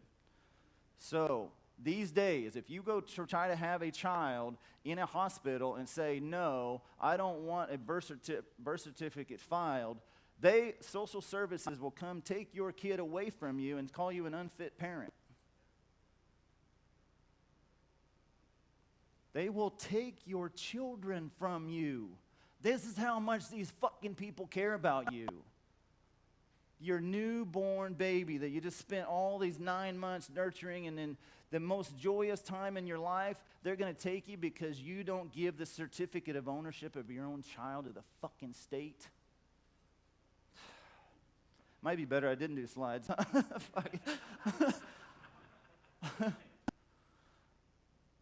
It's disgusting, man. And I'm sitting here with this knowledge, looking at this stuff because I dug so deep into it. I went and researched. You guys should go read something called the Federal Register. It's published every day or every week, I think now. It's basically everything that happens in the U.S. government. They have to publish it. It's required by law. So where do they publish it? Hidden in a dark corner of a library where nobody ever goes anymore. I've read them. I'm that kind of guy, man. I read all of them. And you go in there, there's walls and walls and walls of these things. It'll blow your mind, all the shit that's going on. So I went and dug into it because I had 2.5 years in federal prison and I had nothing else to do. Guess what they left me alone with? A giant law library. I spent 2.5 years digging into stuff, and all the Federal Register stuff has to be published in the prisons too. It has to be public. So I got the freshest new. I'm the geeky guy who's waiting for him. Hey, the new Federal Register coming out. And it's horrible. I mean, it's terrible reading. But man, once I got on that path, I started researching all these insurance companies that are backing these bonds. What you start finding out is that everything in life is bonded. Do you know that you can't go to jail unless you agree to it? You know how you agreed to it, though? You gave a certificate of your own body, a certificate of ownership of your own body to the state by filing a birth certificate and getting a social security card, getting a driver's license, and then there's something called a unilateral contract that the state assumes that you assume that if you drive on the roads, you have license plates on your car, you have a driver's license, you get social security, you even if you don't have any of that, if you go to the post office, if you use stamps, if you use the banking system. Did you know it's even technically illegal to write a check? It's called money laundering. That's why they can get anybody on money laundering, because if you've ever written a check in your life, congratulations, you actually, according to federal statute, you could serve more time than I did if you've ever written one check ever and mailed it. Congratulations, you live in a fucking prison. You can't go to jail unless you agree. And the reason is, somebody has to back all of that expense of keeping your ass in jail. It's expensive. It's about $60,000 a year to house an inmate. Who pays for that? We don't want to pay for it. Why should we pay for assholes that fucked up? So you know what they do? They sell bonds. So I went and looked who backs these bonds. Guess who the biggest backer of prison bonds is? Walmart. Walmart is financing our fucking prison system. Look it up. Go do the research. I swear on a stack of Bibles. You can go look it up. I found the bonds. They're one of the biggest bond buyers in the world. So that got me really interested. So I started digging into, I started filing Freedom of Information Acts. I got really close to being labeled a paper terrorist. That's what they started doing with some guys in the prison system that started leveraging the legal system. They started writing statutes about paper terrorism. Now it's not even okay to send a fucking letter. I filed so many Freedom of Information Act requests. I mean, they must have gotten sick of me. But I found out all kinds of cool stuff. I got back all kinds of crazy information about stuff that they normally probably shouldn't send out to people, because I got all this financial information about all these bonding companies. You know what almost all of the stuff that's in the Federal Register is? Lists of bond transactions and where they go to, the company that bought them. Our entire world is just a whole bunch of bonds. And bonds are just an insurance policy to be paid out basically on a contract basis for whatever happens on it. And so what they're doing, it's like a mini version. It's a world within a world. It's a mini version of what the world's government's doing by controlling the people, by taking the birth certificates. Back up a sec. So here's what happens. You come out of the birth canal. They immediately want to stamp you ownership by the state. So they get birth certificate, the parents sign it, goes. So if you guys saw my video about a check, right? Go look at a birth certificate. It's a check. It's got an account number, it's got a unique ID, it's got a unique document ID, 2 signatories, payor, payee. It's a check. You wrote a check on your child to the state.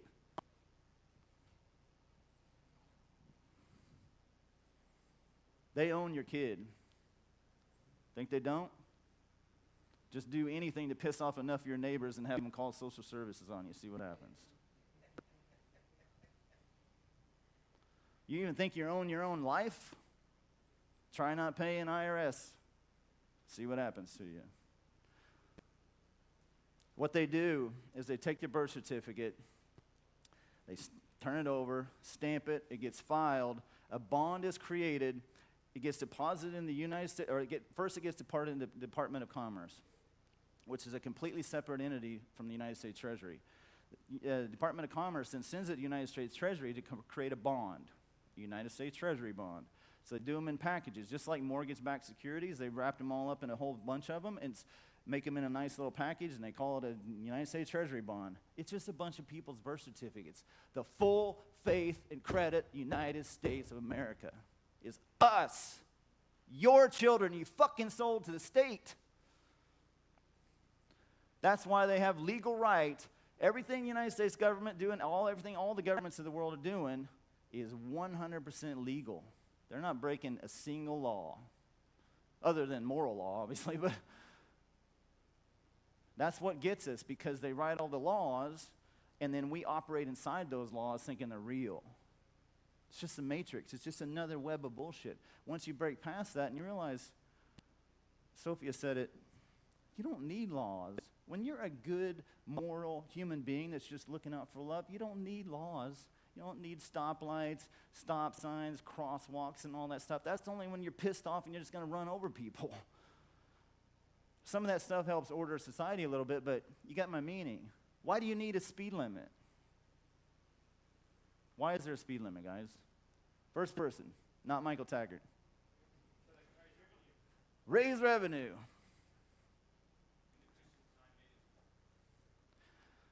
I want you to think about this, guys. You guys already know, we won't beat this horse anymore. You already know that the United States government is a for-profit corporation.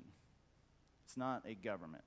So what I do to break some of the programming I have in my head, I just call them Microsoft now, because I don't like Microsoft. But it's the same thing. If Microsoft came to your door with some guns and boots and shit and said, hey, you're going to come to prison, you're like, fuck you, Microsoft, you don't know your shit. It's no different, guys. It's the same thing. It's exactly the same thing. So I'm going to take this a step higher. I used to really rail against the system with that stuff too. Speed limits, crosswalk. I've gotten 3 jaywalking tickets in my life in California, $350 each. One of them, I'm not even kidding you, was from here to that stand. I saw the cop sitting right there on his bike. It was 6 o'clock in the morning. I was out for a run. And I'm looking. Streets are completely wide open. I'm not even kidding you. It's not that far. And I looked at the cop, and he's like, yeah, like that. And I just, okay, I can see for miles both ways. And I went against the light. And I walked right by him, and I just gave him a head nod, and he's like, hey, stop. I need your ID. 20 minutes later, yelling and screaming, like, you cocksucking motherfucker. Jaywalking ticket. That's to raise revenue? It's not to raise revenue, guys. That's another layer of the bullshit that they throw in front of us. Because think about this. When you can create, I'm going to take this a step further. What's the IRS about? It's about raising revenue?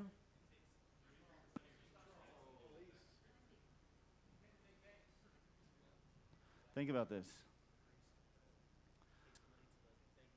You guys know, 1984, Grace Commission report was presented to Congress.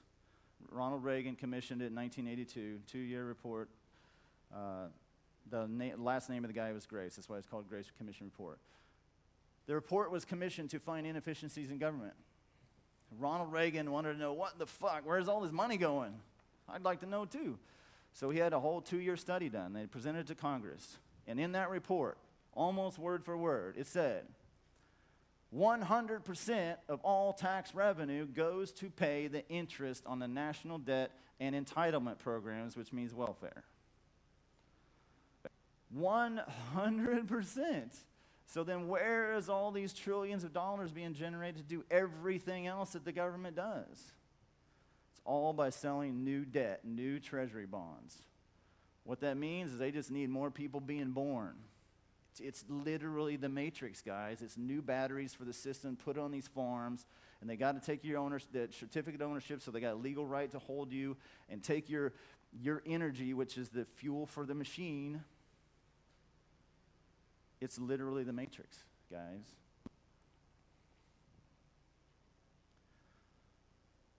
So we know that they just create money from a keystroke, right? It's worth nothing. So then what the fuck is the IRS for? Whenever you're at the elite level, what is the IRS for? Because it's obviously a tool that they're using because it's a heavy-handed one. And they use it very aggressively. What's the tax code? 180,000 pages or some craziness? Just to take what should be just a 15% tax on everything. Why has it got to be so damn complicated? You know why? When you can create money at a keystroke, and all these supposedly insanely wealthy people in the world, it's all just digital money. It's not real. So they have nothing. What they really have is nothing. When I told you guys there's no gold in Fort Knox, what they did was double the guard to keep it more secret. What do you do when there's no real money in the system? Double the enforcement. Keep everybody scared shitless. So then you're constantly reacting. You're not even thinking about, hey, what am I reacting about? You guys understanding this? When you can create money at a keystroke, and you can, at the elite level, these guys,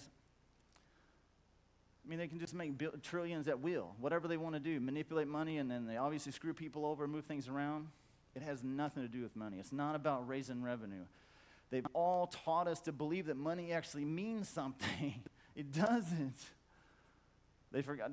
Basically, it's a whole smokescreen to stop us from playing and loving and connecting.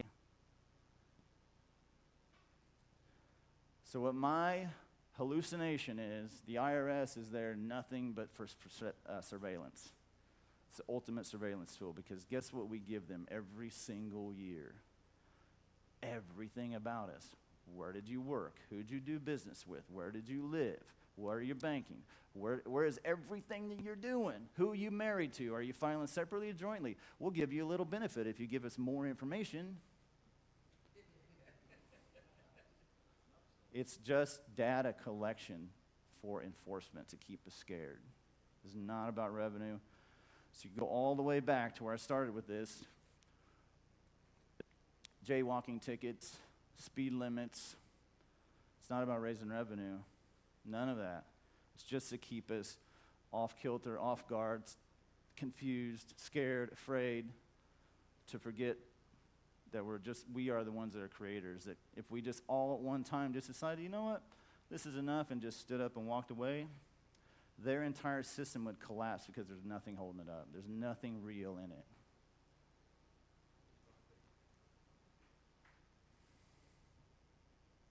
You guys getting this? So how do we fix it? I got the solution. Spinning right on the thing. The solution is not to get you guys to be millionaires or billionaires or any of that. The goal is to get you enough money so that you don't have to stop worrying about fucking money, and then you go play games and have fun and connect with people. That's how we fight the system. I know how to make as much money as you ever need or want or anything. So if you guys will just listen to me, I'll show you. But I'm done teaching people how to make money just for the sake of selling shit to make money. I've done that for so long, man. It's so empty. And that's why I got so overweight and Drove myself to almost suicide because I was chasing an empty thing. I've sold it to all of you, or not all of you, but most of you in this room. I've sold it for years.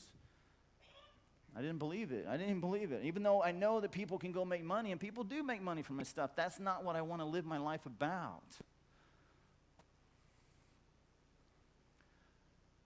My life is about empowering people because I see through all the bullshit. I really do, man. I've just kept it all in my head for 20 years plus. I was just afraid to tell people because every time I stepped out to try to do something, I always get slapped and shut. No, you're a cheater, you're a liar, you're a fraud, sit down, shut up, you're going too hard, you're too aggressive. No, your merchant accounts, you don't deserve merchant accounts because you make sales too fast. What the fuck is that about? It's ridiculous. And then the banks give all kinds of, fancy terms like counterparty risk and blah, blah, blah. What it means is they don't fucking understand what I'm doing. So all they see it as is risk.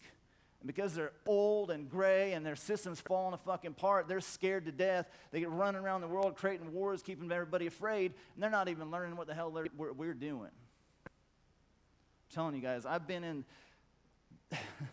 in rooms with lots of billionaires, extremely powerful people, sitting and listening to these guys talk about how they're going to do things, and they don't have a fucking clue about email marketing, Facebook ads, split testing, landing page. They're completely clueless. You know what they know about? Fucking people, contracts, doing this crazy shit, mortgage-backed securities and derivatives trading, futures contracts, options, delta trading. Let's talk about that one for a second. You know how many ways you can fuck people in that one?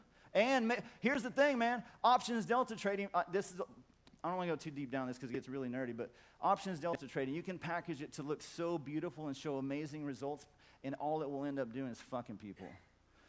The whole system is just built to ruin us. The stock market is not a zero-sum game. It's a negative-sum game. You keep trading long enough, eventually all the money's gone because the middleman's eating it up. I've tried, guys. I went to stock market. I went to real estate. Oh, yeah. You guys think if you own your own home, even if you go pay it off, you think you still own it? Does anybody think they really still own their home? Try not paying your real estate taxes and see what happens. You're just renting it from the state. You don't own any real estate anywhere ever if it's paid off or not, unless you have something called a low-deal title. Most people don't even know what a low-deal title means. Guess what? Because we haven't been educated on that. A low-deal title used to be the actual way you'll title things. Now you know what we get? A certificate of deed. It's not real ownership. Ownership is still in the state. That's why they can legally charge you real estate taxes, and you have to pay them, or they're going to take your house. Stock market's bullshit. I tried that.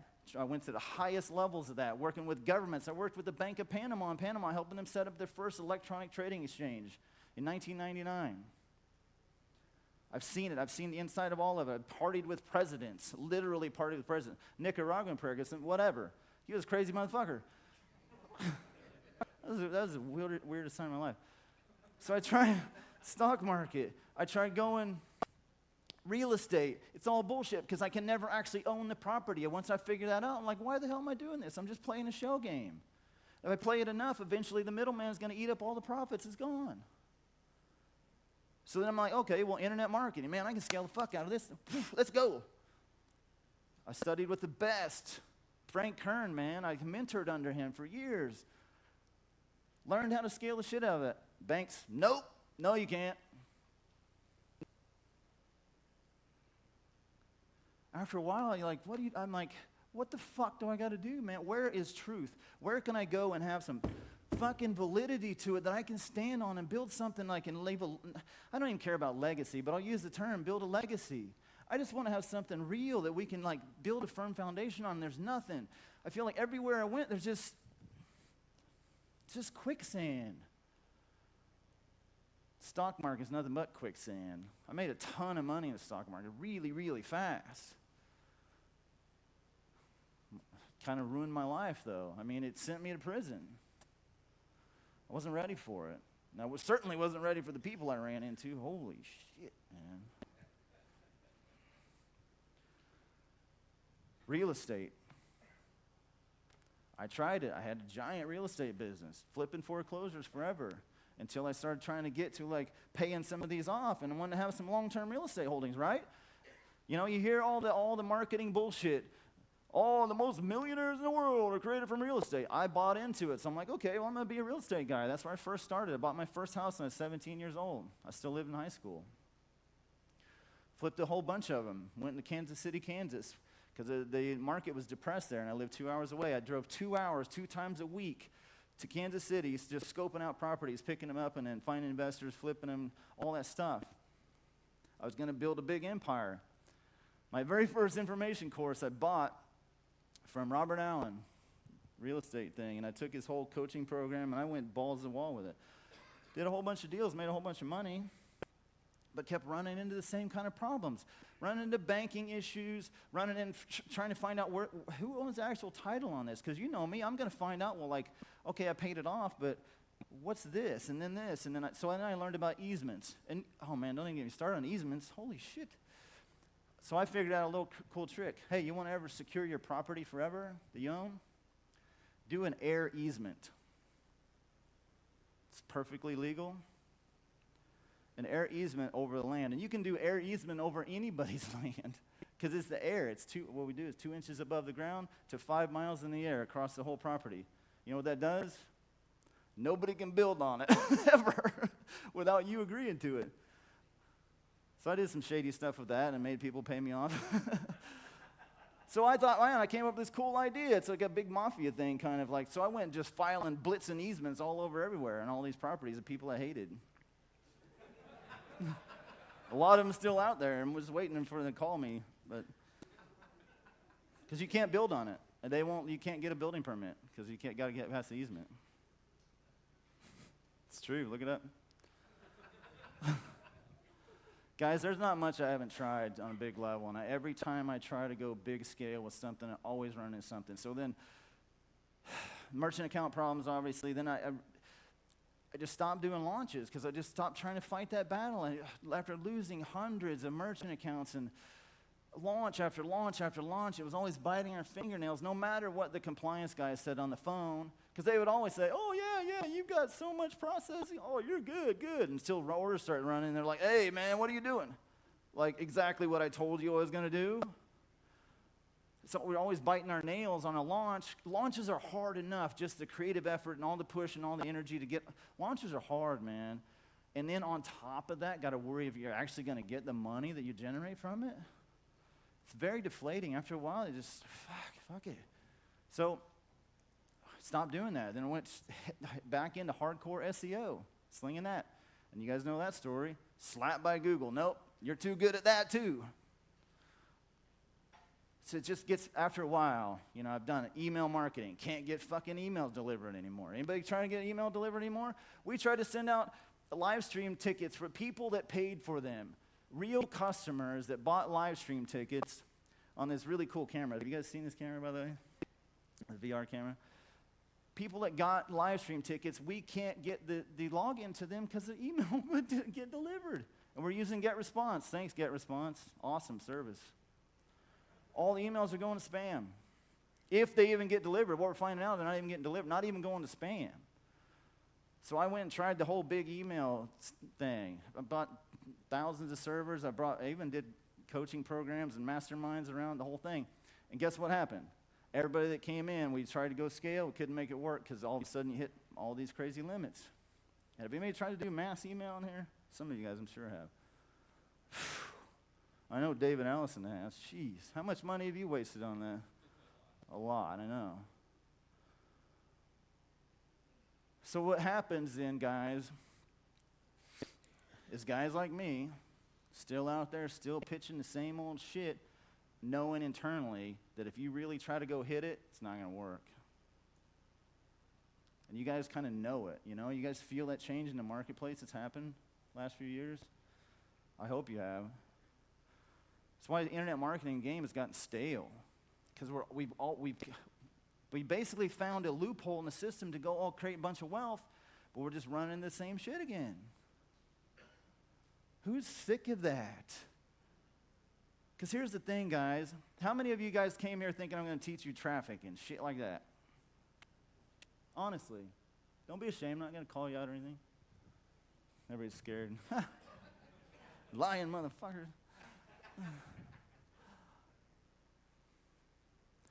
I can teach traffic. I know more about traffic than most people, guys. I don't know it all, obviously, but I've done big stuff with traffic. Would it do me any good to stand up here and give you more rehashed traffic bullshit about, like, here's our best converting ad, you can copy it too? That's not going to do anything for you. All those tactical things, it's going to work maybe once, if ever, or worse, work a few times, and then you go dump a bunch of money in it and get your fucking head cut off. I've just seen it too many times. I watch a lot of you in here just struggle, and I'm teaching you stuff, and you're like, I can't get it, I can't, and I'm like, it's frustrating for me because I'm trying to help people. I'm not trying to sling products to teach, to just make money off of it. I'm trying to help. Fortunately, I met Mark Hoverson, so I know that how to gamify these things, and we're definitely going to change trainer method all around because it's so beautiful how that works.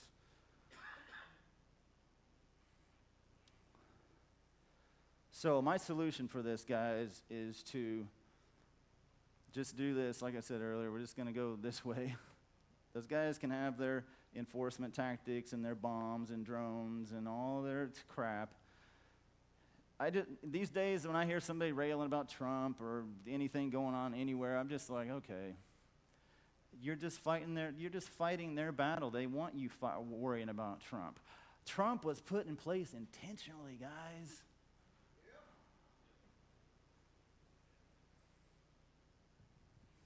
He was. Because look at what it's done. It's got us all like fighting about the wrong shit. It's completely the wrong shit. It doesn't matter. It doesn't matter what Trump does. He can't do anything anyway. The Federal Reserve runs the show. No president since 1913 has done anything. Well, John F. Kennedy tried it. I brought one of my Kennedy 5s that's back there.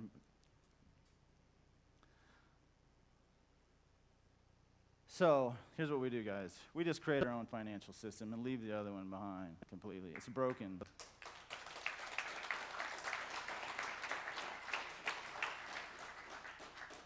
Sounds cool and all to clap, but I know you're all thinking, what the hell does that mean? Sounds good. It's a great soundbite, right?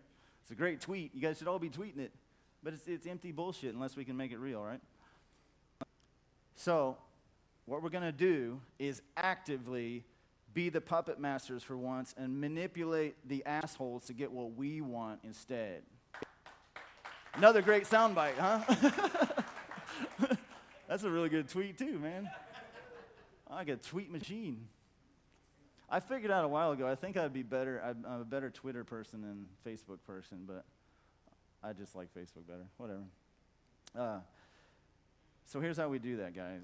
Obviously, you guys have seen some of the systems. We create our own cryptocurrencies, right? The Hero to me, is one of the most brilliant things I've ever seen in my life. Anybody else agree? And the way that BitShares operates. And so I was going to have a slide up here and a little thing to talk about the book Ready Player One. How many people have read that? So get ready for this, motherfuckers. So here's what we're going to do. You guys saw the $1 billion world challenge, right?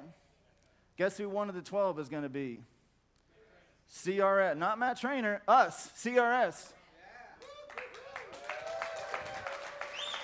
I know I could go win it. You guys just let me loose on that thing, I could go win it. But what does that do for me? Get me more bullshit, another fucking Lamborghini that's with a flat tire? That doesn't do me any good. I'm just going to have more flat tires. I don't need that. I already got enough headache with one. I don't care about money, guys. I mean, I care about money. Don't get me wrong. I wouldn't have spent all this money on all these flashy lights and stuff. But I care about money, but I care about money for a way different purpose because money brings me power I need to get the tools done. That's when I called my friend Brock. I said, who's the best graphics guy you know? He immediately sent me Jerem. And we got this, all this cool stuff. But guess what? Jerem knows his value, so he charges for it. And I'm happy to pay for it because I want the best. But holy shit, it's expensive. So that's why I need money, not so I can buy more shit, so I can do more cool stuff like this. And build more cool tools to help you guys, like this app that we're doing. You've only seen a tiny bit of what that app can do. You got to remember that you guys are going to get the source code for that app, and we're going to show you how to apply that to your own business, make your own game inside of it. On the back end of that app is just a regular full-blown app as well. It's got like trackers, fitness trackers, all kinds of normal stuff, scheduling things you can do, regular app stuff. It's a full-blown app. I mean, it's real deal. Most people would say it's insane just to give it away, but here's the thing. I believe in open, free architecture, so we all can build upon each other. I'm not trying to wall this thing off like all these other assholes are doing, because all I can do is just give a little nest egg, and then you guys can just build upon it. I want to see creativity just go crazy with this thing. I'd like to see a billion different iterations of this app out there, all you guys doing different things with it. That would be so cool, man.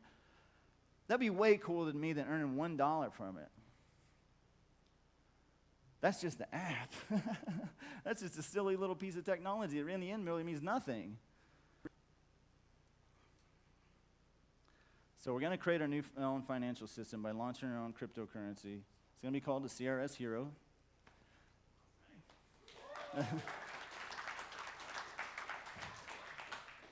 And so we're going to be one of the 12 that's going after that $1 billion prize. And by the time that we're done with it, it won't be a $1 billion prize. It's going to be a $10 billion prize because we're going to push the value of it up so much. And we're still going to go win the motherfucker. You know why? Because we got all the tools. Sophie is great, but she doesn't have any of the tools we got to go win this thing. I don't care if you got 85 billion followers. These tools are going to outdo all of them. You know why? Because it's automation. You can't shut off computers, especially once we got our network systems that my brilliant partner Peter Ray developed for these SEO machines. Holy cow, man.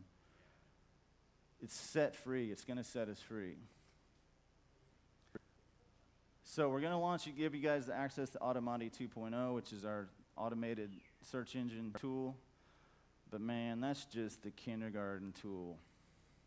July 4th.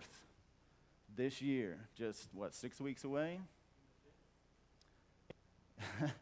Sounds cheesy as fuck, but it's a real Freedom Day because we are launching our own cryptocurrency that day and our own social search engine, which those two words, they're not used to us being together, so we don't know what that means yet. But has anybody ever found the frustration of being on Facebook, you live on Facebook, Facebook's obviously doing everything to keep us on Facebook, but guess what you can't find on Facebook? Any useful information at all. You ever go to try to search anything on their open graph that they made as such a, that nobody ever talks about that anymore? You notice that? Remember a few years ago when that was a big thing? Oh, look what you can do on open graph. You know why it disappeared? Because it sucked. You can't really find anything except more really what you find is Facebook pages, fan pages. Facebook messed up, man. Well, Google and Facebook both messed up.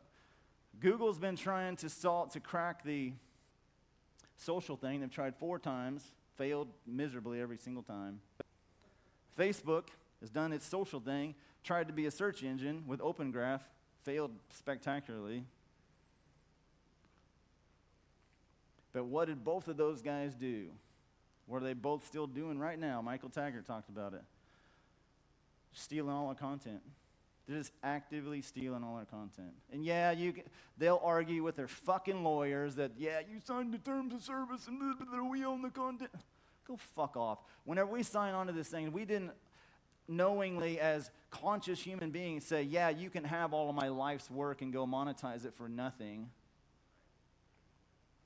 We didn't agree to that. Legally we did, but fuck you with your legal shit. attorney, did you know that, I don't remember the exact year, but pre-Civil War, for sure, being an attorney in the United States was illegal. How's that for a, what do you call it, a dichotomy or a, no, what is it, oxymoron, there you go. It was. The Channel Islands in Europe, still illegal to be an attorney today. Still, you can't even go on the islands. Or not the Channel Islands, Sark. Island of Sark. You can't go on Island of Sark if you're an attorney. The legal system has ruined the world by bringing in things like the Federal Reserve and using all these statutes and codes and all these mystifying things in the Federal Register and all these bonds and derivative things. It's all the same web of stuff. It's a legal system that they've all got us trapped inside of. You just got to step outside of it. I still play inside the legal system. That's the thing you got to learn, guys. I agree 99.9% with what Sophia said, but there's a piece that I think that we're starting to become to realize is that just like you see in the yin and yang symbol, there's the dark side and the light side. Yes, to absolutely crush these guys, all you got to do is not crush them, just love them. Man, imagine if we just loved those guys and stopped calling them fucking assholes. I'm going to get there eventually. But there's the other side of this too. There's the dark side. And that's the guy that will knock a motherfucker out if you fuck with my family or do anything else. That's both sides of our character, guys. We can't deny that. And that dark side can lead to very dark things, especially with VR. With the way that's headed, that could really ruin our world if we let it go. Sophia's 100% correct about that. Dr. Doug was warning about that this morning. Because, I mean, especially some of these horror games, because your body doesn't know any different. It doesn't know that there's not a mass murderer with a big axe chasing you right now. Holy shit, that's a terrible thing to do to your limbic system, man. That's programming you to be afraid more. Why do you think the rise of these horror games are such a big thing? They want to get them out there in the marketplace to get people afraid and frozen, locked up limbic systems, creative freeze like we've never seen before. So, that was a big long tangent. Social search engine. Those guys should have partnered together a long time ago and been one entity. Face-a-Google or something. Google Book, something. Because they both messed up. Google messed up the social aspect and stealing people's content, monetizing by putting ads all over it, and not giving anybody credit, especially guys that are learning how to work their system. Think about this from my perspective. I'm learning how to work the system to put better quality content up there for people to find because I don't do bullshit SEO. I mean, I did at one point, don't get me wrong. But do good quality content. That's the only way you can rank now anyways, do good quality content. We're trying to provide value to the marketplace and then constantly slapped in the face for doing it too aggressively. Or if we are successful, oh, hallelujah, they get to monetize all around it and don't give us a cut of it. I can't believe I fell for that shit. So Google messed up that part. Facebook's doing it right now by not figuring out how to do a search engine so people can live in that world and search and find valuable information. Google might eventually, or Facebook might eventually figure that out, but I don't know. I think the world's shifting enough, and I'm hoping to raise consciousness enough that we start using things like Steemit. Steemit's a way better way to do it. I mean, I'd rather make $100 doing a post than making nothing and have Facebook monetize all my data. Facebook's monetizing all the same stuff that we give to the IRS every year. That data is being monetized all over the place. So the social search engine, because we know SEO really well, like probably better than anybody in the world. I'm not going to claim that because there's really no way to test it and verify it anyway. But man, we got to be in the top something, small percentage. I know we got over 100 million sites ranking on page 1 on Google. I don't know anybody else doing that.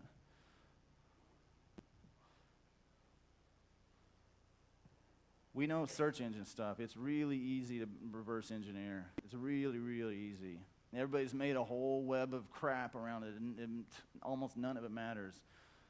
I'll give you a hint. The only thing that matters is the sitemap. That's really it. A title tag and the meta keywords and the sitemap. That's really it. and some of the content a little bit. The system's really dumb. It's a really, really dumb tool, meaning the Google bot. We figured it out.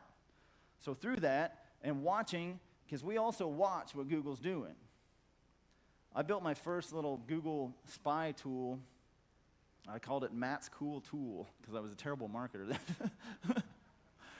I think I still have the domain name, Matt's Cool Tool. And all it did was, it was a little script that you put on. I gave it to the StomperNet community when they first launched. And it sounded cool at first because back then the big thing to do was to get your page indexed. Ooh, let's get your page indexed.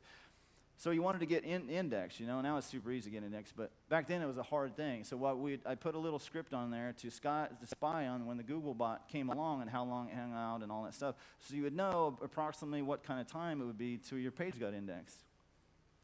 So we started from that tool, basically birthed that. What year would that have been? Early 2000s, just before StomperNet launched. So 2004, 5 or something. That tool evolved into Automati 2.0. Because we just spied on what Google did all the time. I just kept cranking on it. Peter built his own version of it. We combined our stuff. It's really, really intelligent. It learns. It watches what Google does. It watches how the things shift. It forms a formula about what's making things rank in the top 10 for a particular keyword. And when things change, it sees what's changed and does deductive analysis to figure it out and then changes its tactics. It's a reactive system, but it's actively learning, always. It's kind of scary, that thing. Because you guys, I don't know if you understand the power of this thing you have. You put in your URL and your keyword and hit go, and you don't do anything else ever. It does everything. It doesn't obviously work every time, but it works a lot. It replaced my entire 60-person SEO staff. All of them. I didn't need any of them anymore. The tools are out there, guys. These tools are ridiculously push button, and it can all be outsourced. None of you should be pushing these buttons, doing this SEO stuff, unless it's just what drives you and makes you feel awesome every day. That's it. Here's the ironic part. When we first launched this whole thing, my intention was to give you guys those tools for free. I was going to sell this event and give you the tools for free, but what I had to do was sell you the tools and give you the event for free. Human psychology is crazy, man. Because you guys wanted to suck on the tit of traffic. Like, give me more traffic. Most of you guys wouldn't even know what to do if I send you 1 million clicks right now. You wouldn't. So a lot of you, if I send you 1 million clicks, your system wouldn't even survive. If I send you 1 million clicks in 10 minutes, which I can, would your server even survive? You guys don't need more traffic. You need more consciousness. You need more heart. More creativity set free. That's what we really need. So, with all of that learning from all these tools and Peter's extensive experience with machine learning, and all of our SEO experience, we built our own search engine. It's better than Google. It's a lot better. Because we're not actively trying to fuck people. We're trying to deliver real results that matter. So how about we gamify it?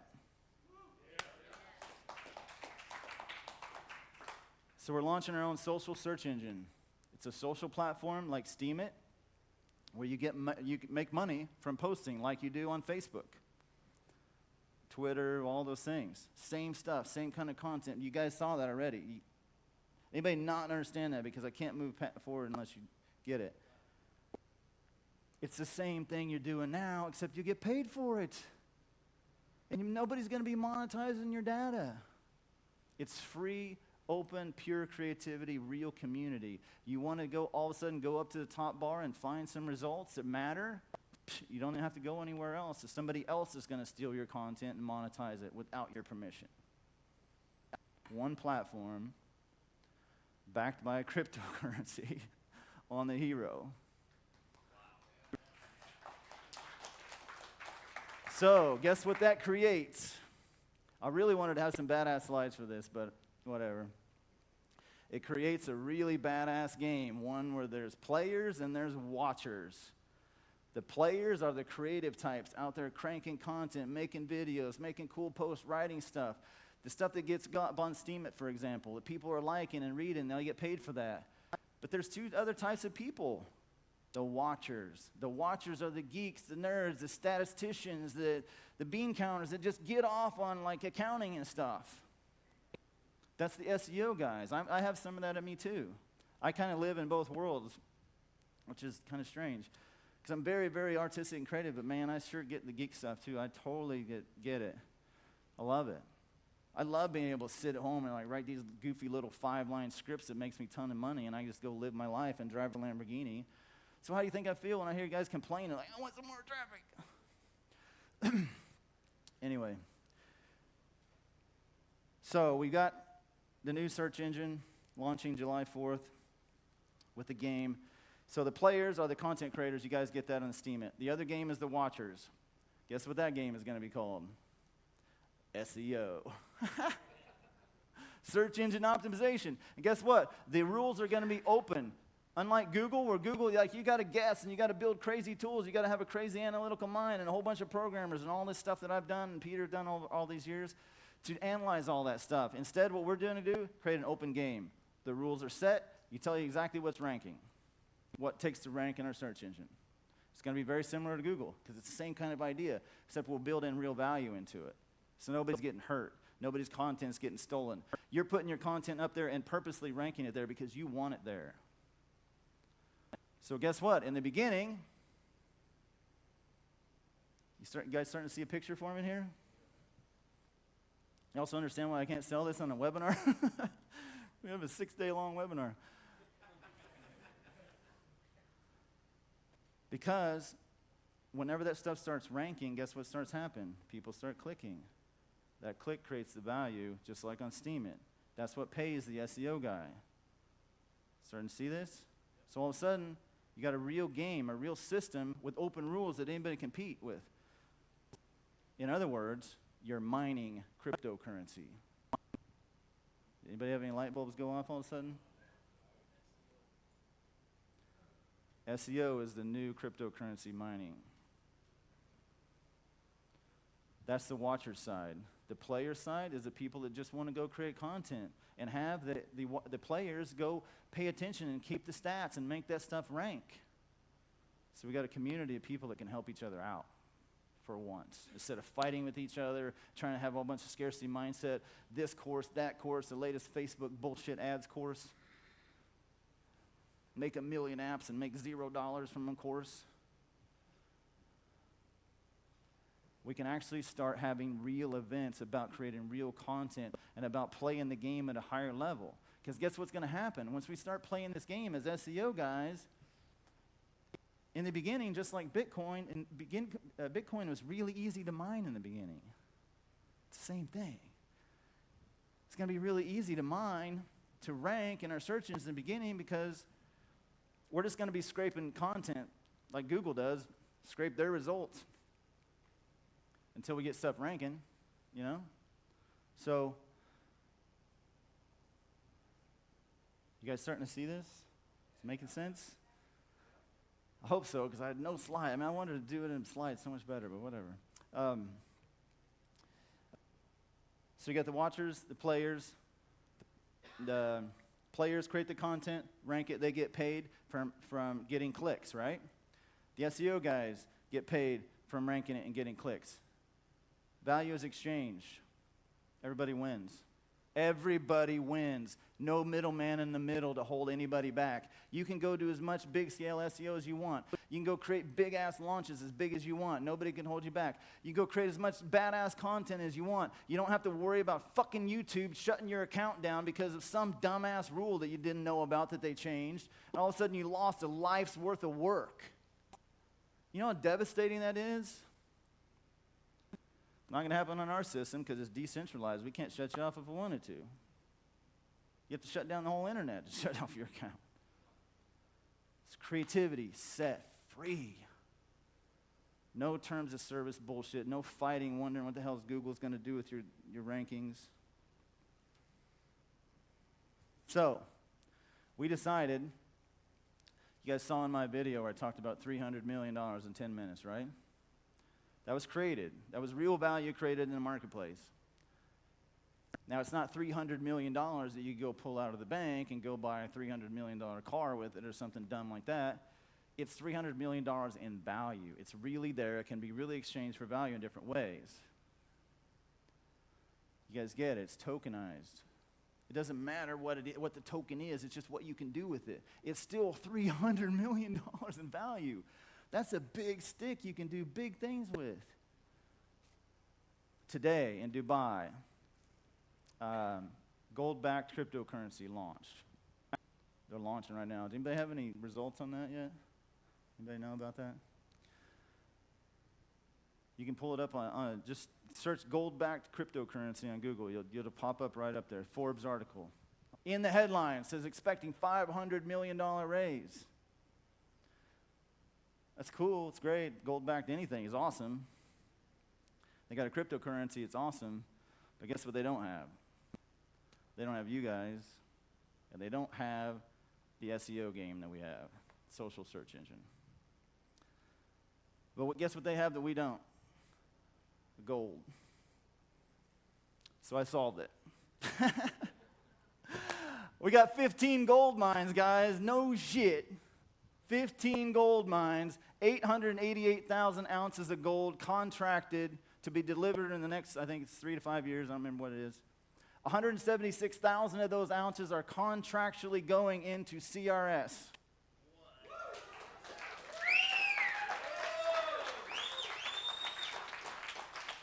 300 ounces a month minimum. Yeah. Social search engine. We're going after Google. We're not going after Google. I'm going to stop using that language. We're not going after Google. Google's over there doing some dumb shit. We're going over here and play some cool games. We're going to play an SEO game and a content creation game where watchers and players can play this game, create the value they want to create in the world, get the value they want from it. Everybody wins. Backed by motherfucking gold.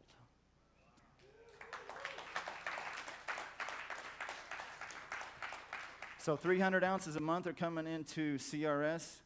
What that means coming into, it means pulled out of the ground, assayed for its value, true value, put into gold bars, put in a vault, and secured and insured by Brinks.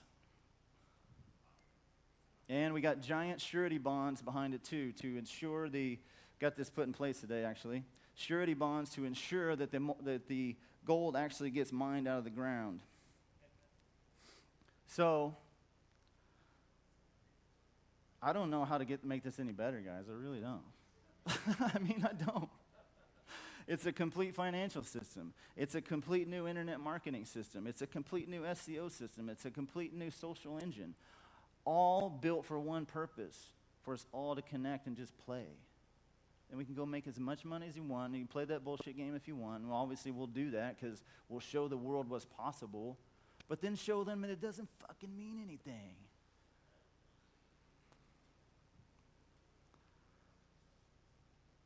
So there's supposed to be a URL to sign up and all this stuff up here. So the other thing I was struggling with was, this is cool and all, but obviously now's the time to come to pitch a $50,000 thing or whatever. And we're gonna do that, don't get me wrong. So keep your wallets out. But I don't want to be another one of those guys that just makes an exclusive thing. So I had to make this so everybody can get involved. Otherwise, what does it mean, So what we're going to do is just going to launch it July 4th. All these tools, all the social search engine, all that stuff, the game, everything is going out into the marketplace completely free to everybody.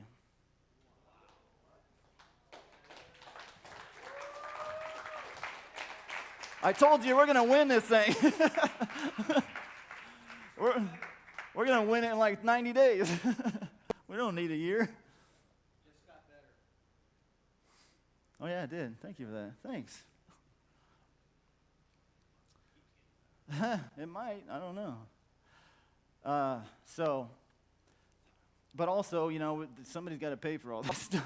So, but what we're going to do is basically we're starting Game Master Academy, which I told you guys about I was going to do. Go ahead, clap. That's good. It's a world-changing thing, man, and it really is. Just the Game Master category alone. Does that anybody not see that that's going to be a huge new category? I mean, holy shit, man. That by itself is probably worth infinite amount of money because we're so far ahead of the game. Like I said, if we tried to walk down the street right now, how long do you think it would take before we found somebody that knew anything about internet marketing? I mean, anything real, you know? Like who could place a real ad and get some real conversions and like make it back out on the back end and make a merchant count shit work. And this is a really elite group of people. You guys understand that? But now we're all of a sudden, like these guys said, we got a starship now. Now we're all of a sudden, we're not even playing the same universe as everybody else. You guys get it? And we got this amazing engine behind it that has eventually unlimited capacity.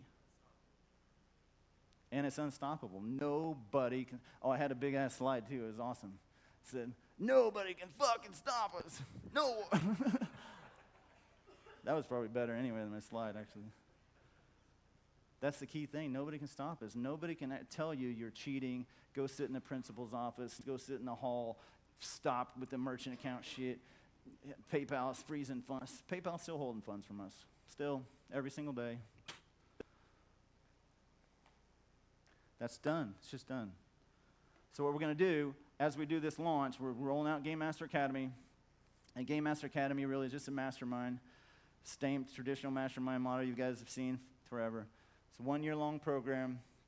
And what we do in that program is run through a series of launches, ICOs. We're going to be launching a whole bunch of cryptocurrencies in there. This is an active mastermind, not like mastermind you guys have maybe been in before or heard about, where you just sit back and you attend an event and you circle jerk each other about how awesome you are and then pretend like you changed your business and go back and do nothing with it. Dude, that's masterminds. There's some good ones out there, don't get me wrong, they're not all the same, but that's my general experience. The term mastermind has gotten so bastardized in the industry, it's kind of lost its power. It means nothing. But man, when a good mastermind, it's power. What we're doing right here is masterminding. This is a real mastermind. So what we're going to do is extend this a whole year, and we're going to do these events just like this quarterly. And in those quarters, we're launching a new ICO, a new currency every quarter. Bam, bam, bam. So James Brinkerhoff and Sonia we're launching their weed coin to solve the problem in the cannabis industry with moving money around. Because guess who's in the middle? Banks. Backed by the CRS hero, same thing. We're launching that one. Some of you other guys, we've talked about some ideas. Every one of you can launch your own. You see the power. All it takes is an internet marketing launch. You guys have all bought launch-based products. I bet. Because that model really works, because it really plays on human psychology. It's a game. You get people build up excited, and you build up anticipation, and you don't let them buy. And then all of a sudden, you open the cart and let them come in, and as long as the cart works, because the merchant account still works, they buy a whole bunch of stuff. That model works. But imagine when you do that and you don't have any worry about banks. You can just go be badass marketers and put out really great, cool stuff. And know when you do a launch, it's all up to you. There's nothing out there holding you back. That's what we're going to do inside Game Master Academy. So you're going to obviously learn gaming, gamification, because gaming and gamification is going to be built in every single thing we do, obviously. So not only are we just launching a cryptocurrency, these guys that did these 300 million in 10 minutes and all these kinds of things that are going off right now, they have no clue what they're doing. Have you guys seen any of their landing pages or anything? If they have a video, which a lot of them don't, it's some little goofy 1-minute cartoon thing about how Bitcoin works. You have no idea what the hell's behind the company. I mean, it's some a little bit more depth than that, but in general, I'm right, ain't I, Michael Taggart? It's a lot of air. But imagine when you apply Frank Kern style internet marketing stuff, fuck that, Matt Trainer style internet marketing stuff. I've been living under Frank's shadow for a while, I feel like. I'm done with that. I love Frank still, but man, I'm telling you, these guys, the one that did 300 million in 10 minutes, and Michael Taggart, please tell me if I'm wrong. They didn't do a launch. They set up a brochure webpage and said a few people go there. Maybe a few press releases or something. Imagine if they would have done like a collective cue to me, like, hey, let's go figure out how to launch this thing real. It'd have been a $300 billion launch, probably.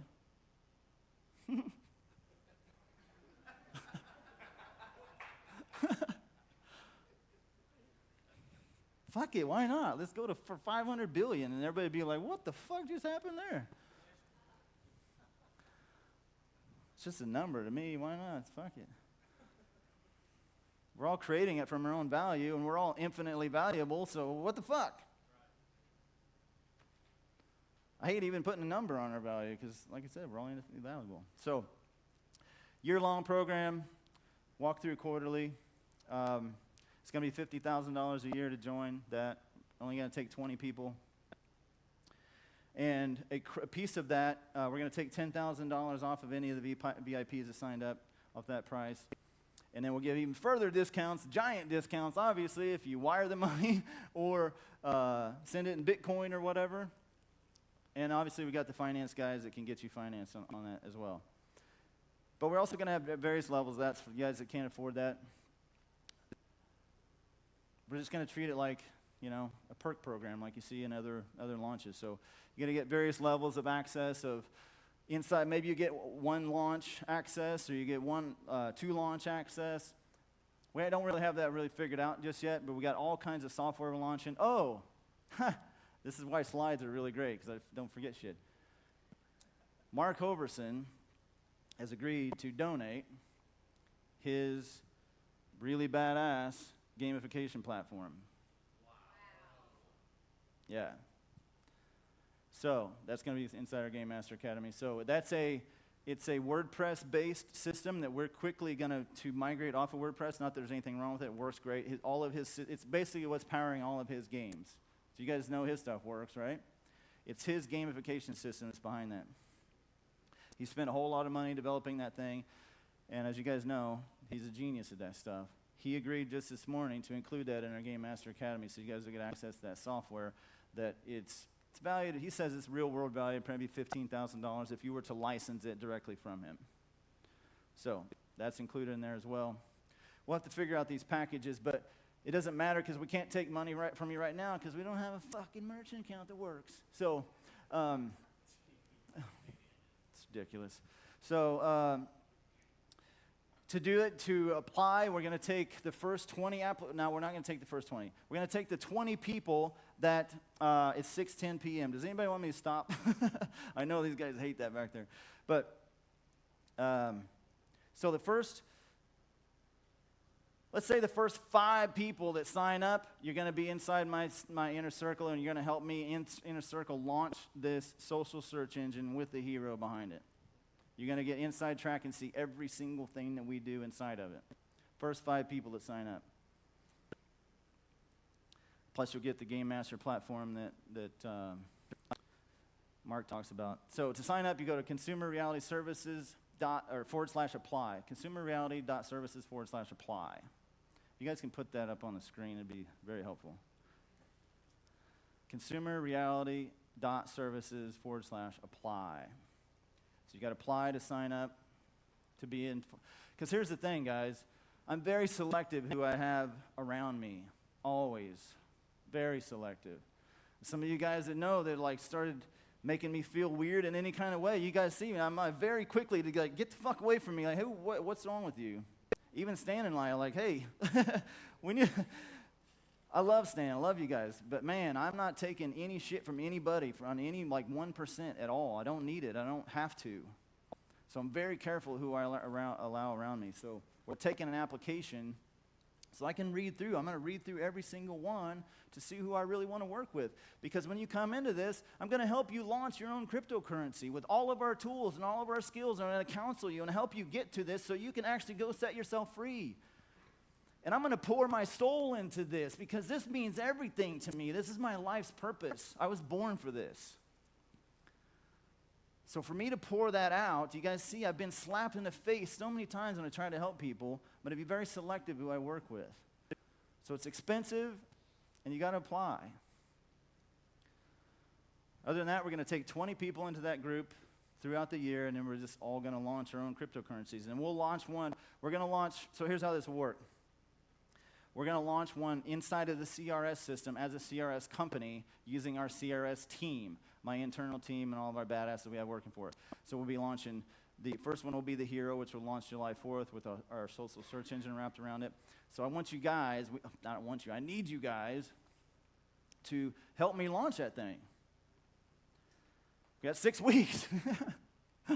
All this came together in less time than that, so we didn't even have a website a couple weeks ago. We didn't. And now we got all this. So in 6 weeks, we can do a lot, especially if we've got a platform built. So we're going to launch inside of that four cryptocurrencies throughout the year, and during that time, we'll help you launch your own cryptocurrency. Now, the 5 people that first join, they will get, I'll help them personally. The other people, the other 15 in that group, we will, my entire team will help. You won't get like one-on-one access. You will get a one-on-one access to me, but just less time. Understand. Hope you guys get that.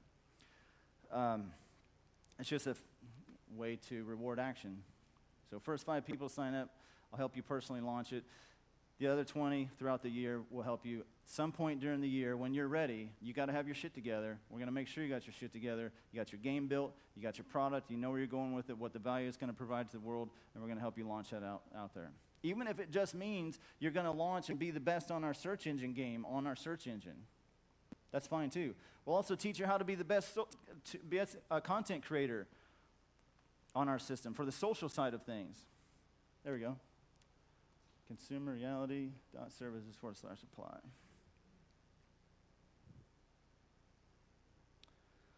So we'll break that down. I'll have to get you guys pricing later, but it's $50,000 for the first year. And then we'll do a giant discount. Just get with my guys. We'll find out what the giant discount is for wiring and Bitcoin as well. But then to get everybody else involved, like I said, we're launching this whole thing for free to the public, right? So for you guys that can't afford these high ticket prices or can't even get it financed about there or just don't want to spend the money, guess what you get to do? You still get to help us launch it. So you guys all bought the software. You're all inside the community already. You're on the live stream. You're already in here. So guess what you're going to get? Our step-by-step game that we're creating for launching this thing. It's our framework and how we're going to launch every SEO, just in a game format. A repeatable thing that we know works. You do step 1, step 2, step 3. Anybody can plug into it and go do it. You guys get access to it. Not just a bunch of tools and a bunch of shit and then say, go figure it out, motherfucker. That's what I've done my whole career. I'm done with that. Now we're going to actually help people because you know what? Your creative efforts, me pouring into you, is going to help build the base of this thing that is going to become a giant machine that can set so many people free. So you guys ready to have some fun? All right. So we got some cool entertainment for you guys tonight. We got Bo coming back, and I lost my piece of paper, of course. I want to give everybody a reminder to be at Spin, the ping pong club in the Standard Hotel tonight at 7:30. You can get food, you can get drinks. Oh, here it is. Found it. 7:30. Yeah. So we've got a ping pong tournament for you guys tonight. Did we get the pro guy? Yeah? I can't hear. Did we get it? No, really. Did we get the pro guy, Sean? The pro from, the ping pong club. Yeah, he's going to organize the tournament. So we're having a ping pong tournament. So we brought in a pro ping pong player. And he's going to give a really cool instruction on how to play ping pong. So it's at the Standard Hotel. Everybody's invited, and there's we're not providing drinks, but there is food there available, and there's open bar and all this stuff. So we're just going to hang out and have some fun. And then on the rooftop for VIPs at the Standard Hotel, what time does that start? 9:30. 9:30. Yeah, 9:30. 9:30. So for VIPs, the rooftop at 9:30. That's just more hangout times, networking. The rooftop on the Standard Hotel, if you guys have not been there, it's magical. It's really amazing. So ping pong tournament tonight. We're just going to hang out and have some fun. So I want you guys to start getting some of this stuff baking in your noodles. So I'm going to get my slides put together tonight so I can wrap up the offer so you guys really understand what's inside of this. But I want you guys to be thinking about it. And at least get your application in because they are numbered. They're time-stamped. It's first people that, apply, and then we agree, and then set payment, obviously. So we've got Bo. I wanted to bring up Bo. So Jeremy, is Jeremy going to sing, or is he gone? Oh, okay. Are you going to sing too, or? Yeah, so first we've got Bo and Ditto. All right. So Bo is, Royster's been collaborating with Bo for a while. So Sean Royster, who's the main production guy behind all this, first of all, give him a big round of applause. Holy cow. I've been working with Sean for a lot of years on events, and you guys have seen him. You guys have seen all the events he's done, but holy cow, this is just another level. So Sean works or lives in New Zealand year-round, and so he met Bo there, and Bo was the winner of X Factor New Zealand, and Dido was the singer that you guys saw the first day. She came up here. She's going to come up again. World-class dancer. They're going to do a little freestyle thing for you. And then, again, 7 o'clock or is it 7:30? 7:30. Matt, just want to let you know it's Ditto. Ditto. Dido, Ditto. Ditto. Yeah, right. Dancer, not a singer. All right. She can't hold a note. I'm obviously not good at this part, so I'm done. Shit. All right, ladies and gentlemen, I'm going to tell you what's going on. We're going to bring Bo and Ditto to the stage. Welcome.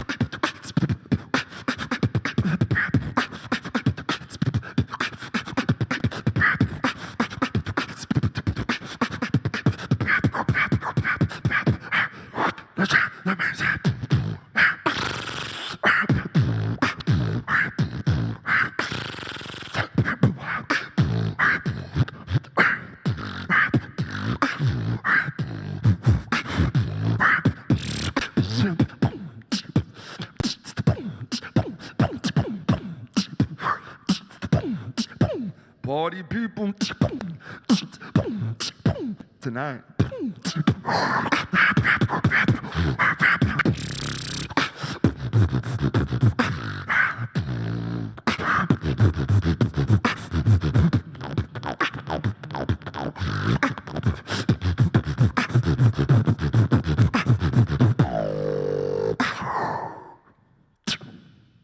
Thank you.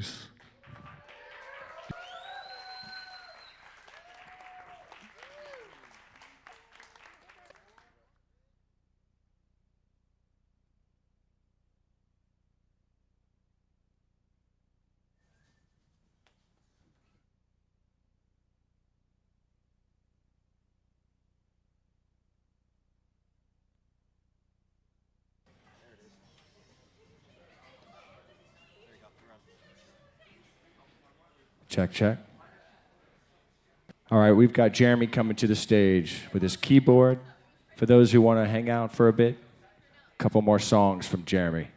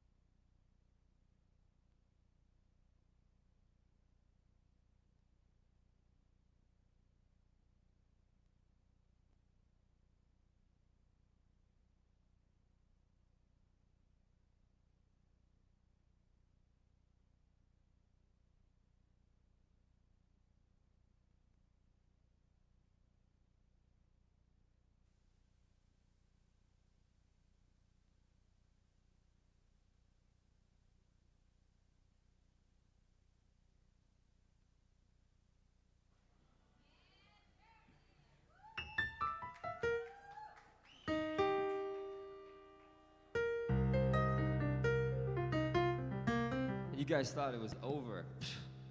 You guys were mistaken. Matt, next time you don't have any slides, just let me come and play piano while you pitch. Come on, baby, don't you wanna join? Oh, ooh.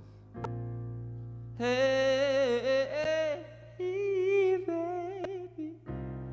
Oh, yeah. Come on.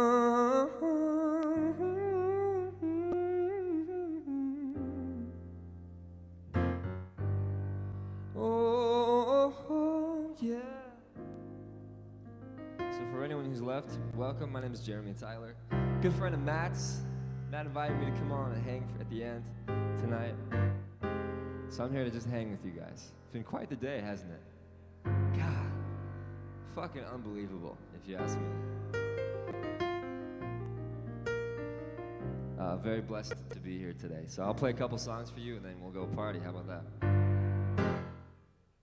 I'll start with one you guys might know. Yeah, baby. Oh, yeah.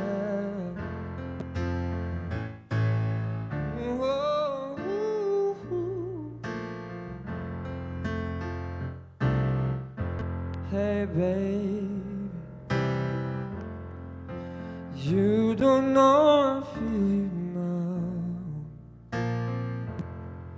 denying every tear. I can't believe you let me down, but I know I still need you here. For months on end I've had my doubts, baby. I feel it every day. I don't wanna take you on a level, but no.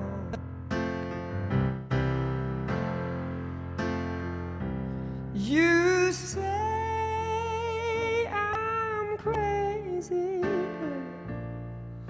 'cause you don't know what you've done, yeah. But when you call me baby, I know I'm not the only one. I had so much bread the other day, or an hour ago. They say that you probably shouldn't have bread and sugar before you perform. I was really hungry.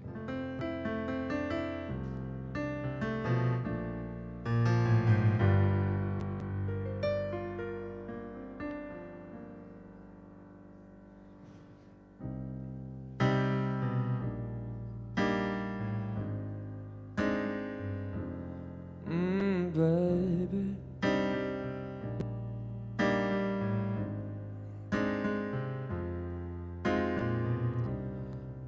birds flying high, you know how I feel.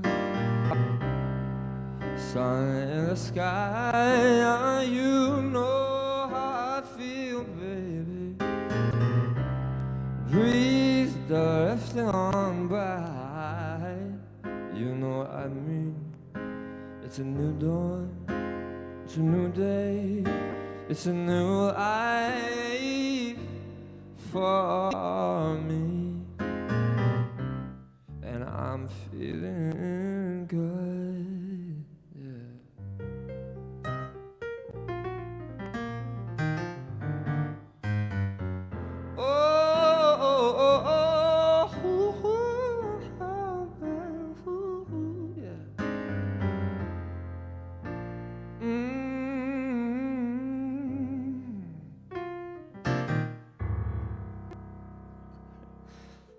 Okay.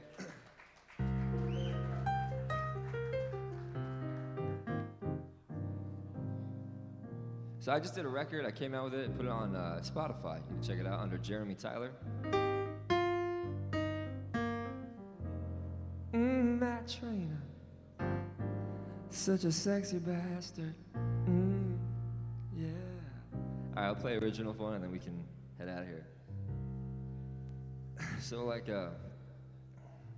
outside of the theatrics, you know, what's so interesting is that when we're around so much technology, so much opportunity, sometimes I lose sight of how real this is, you know?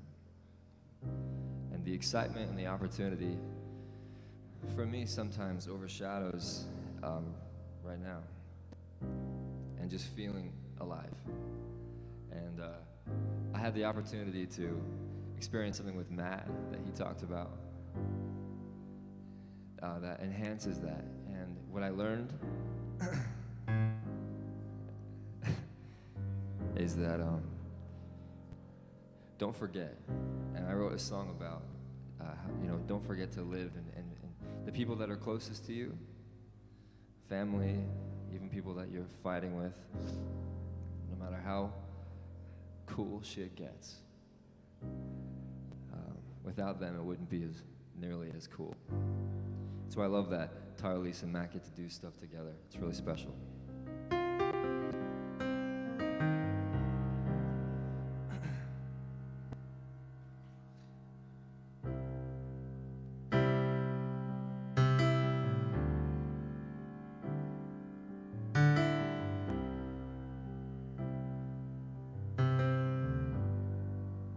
So it's called Starting to Move On.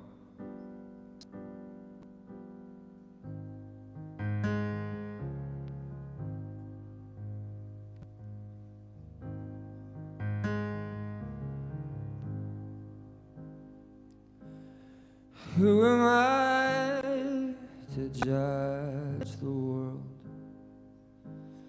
Every boy has lost a girl. Am I a special kind or like the rest? Is this a real love inside my chest? Baby, can't you see you're the only one for me? If you knew my mind, you'd be with me all the time.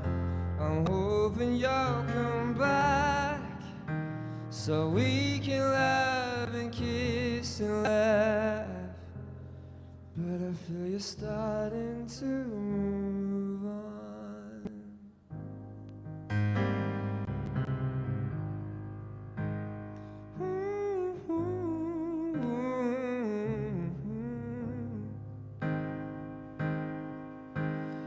Memories are set in stone. Were you a real girl or just a ghost? Still got the pictures from that fateful night.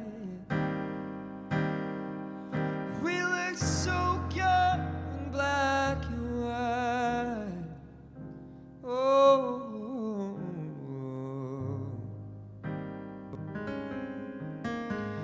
baby, can't you see you're the only one for me?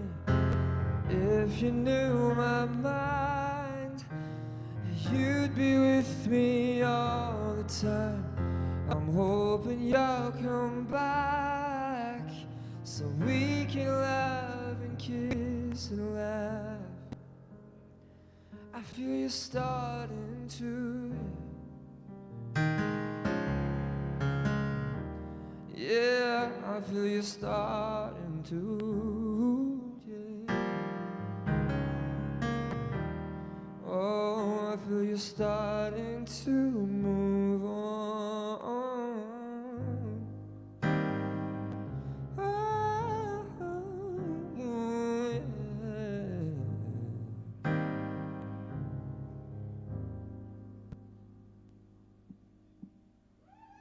Thank you.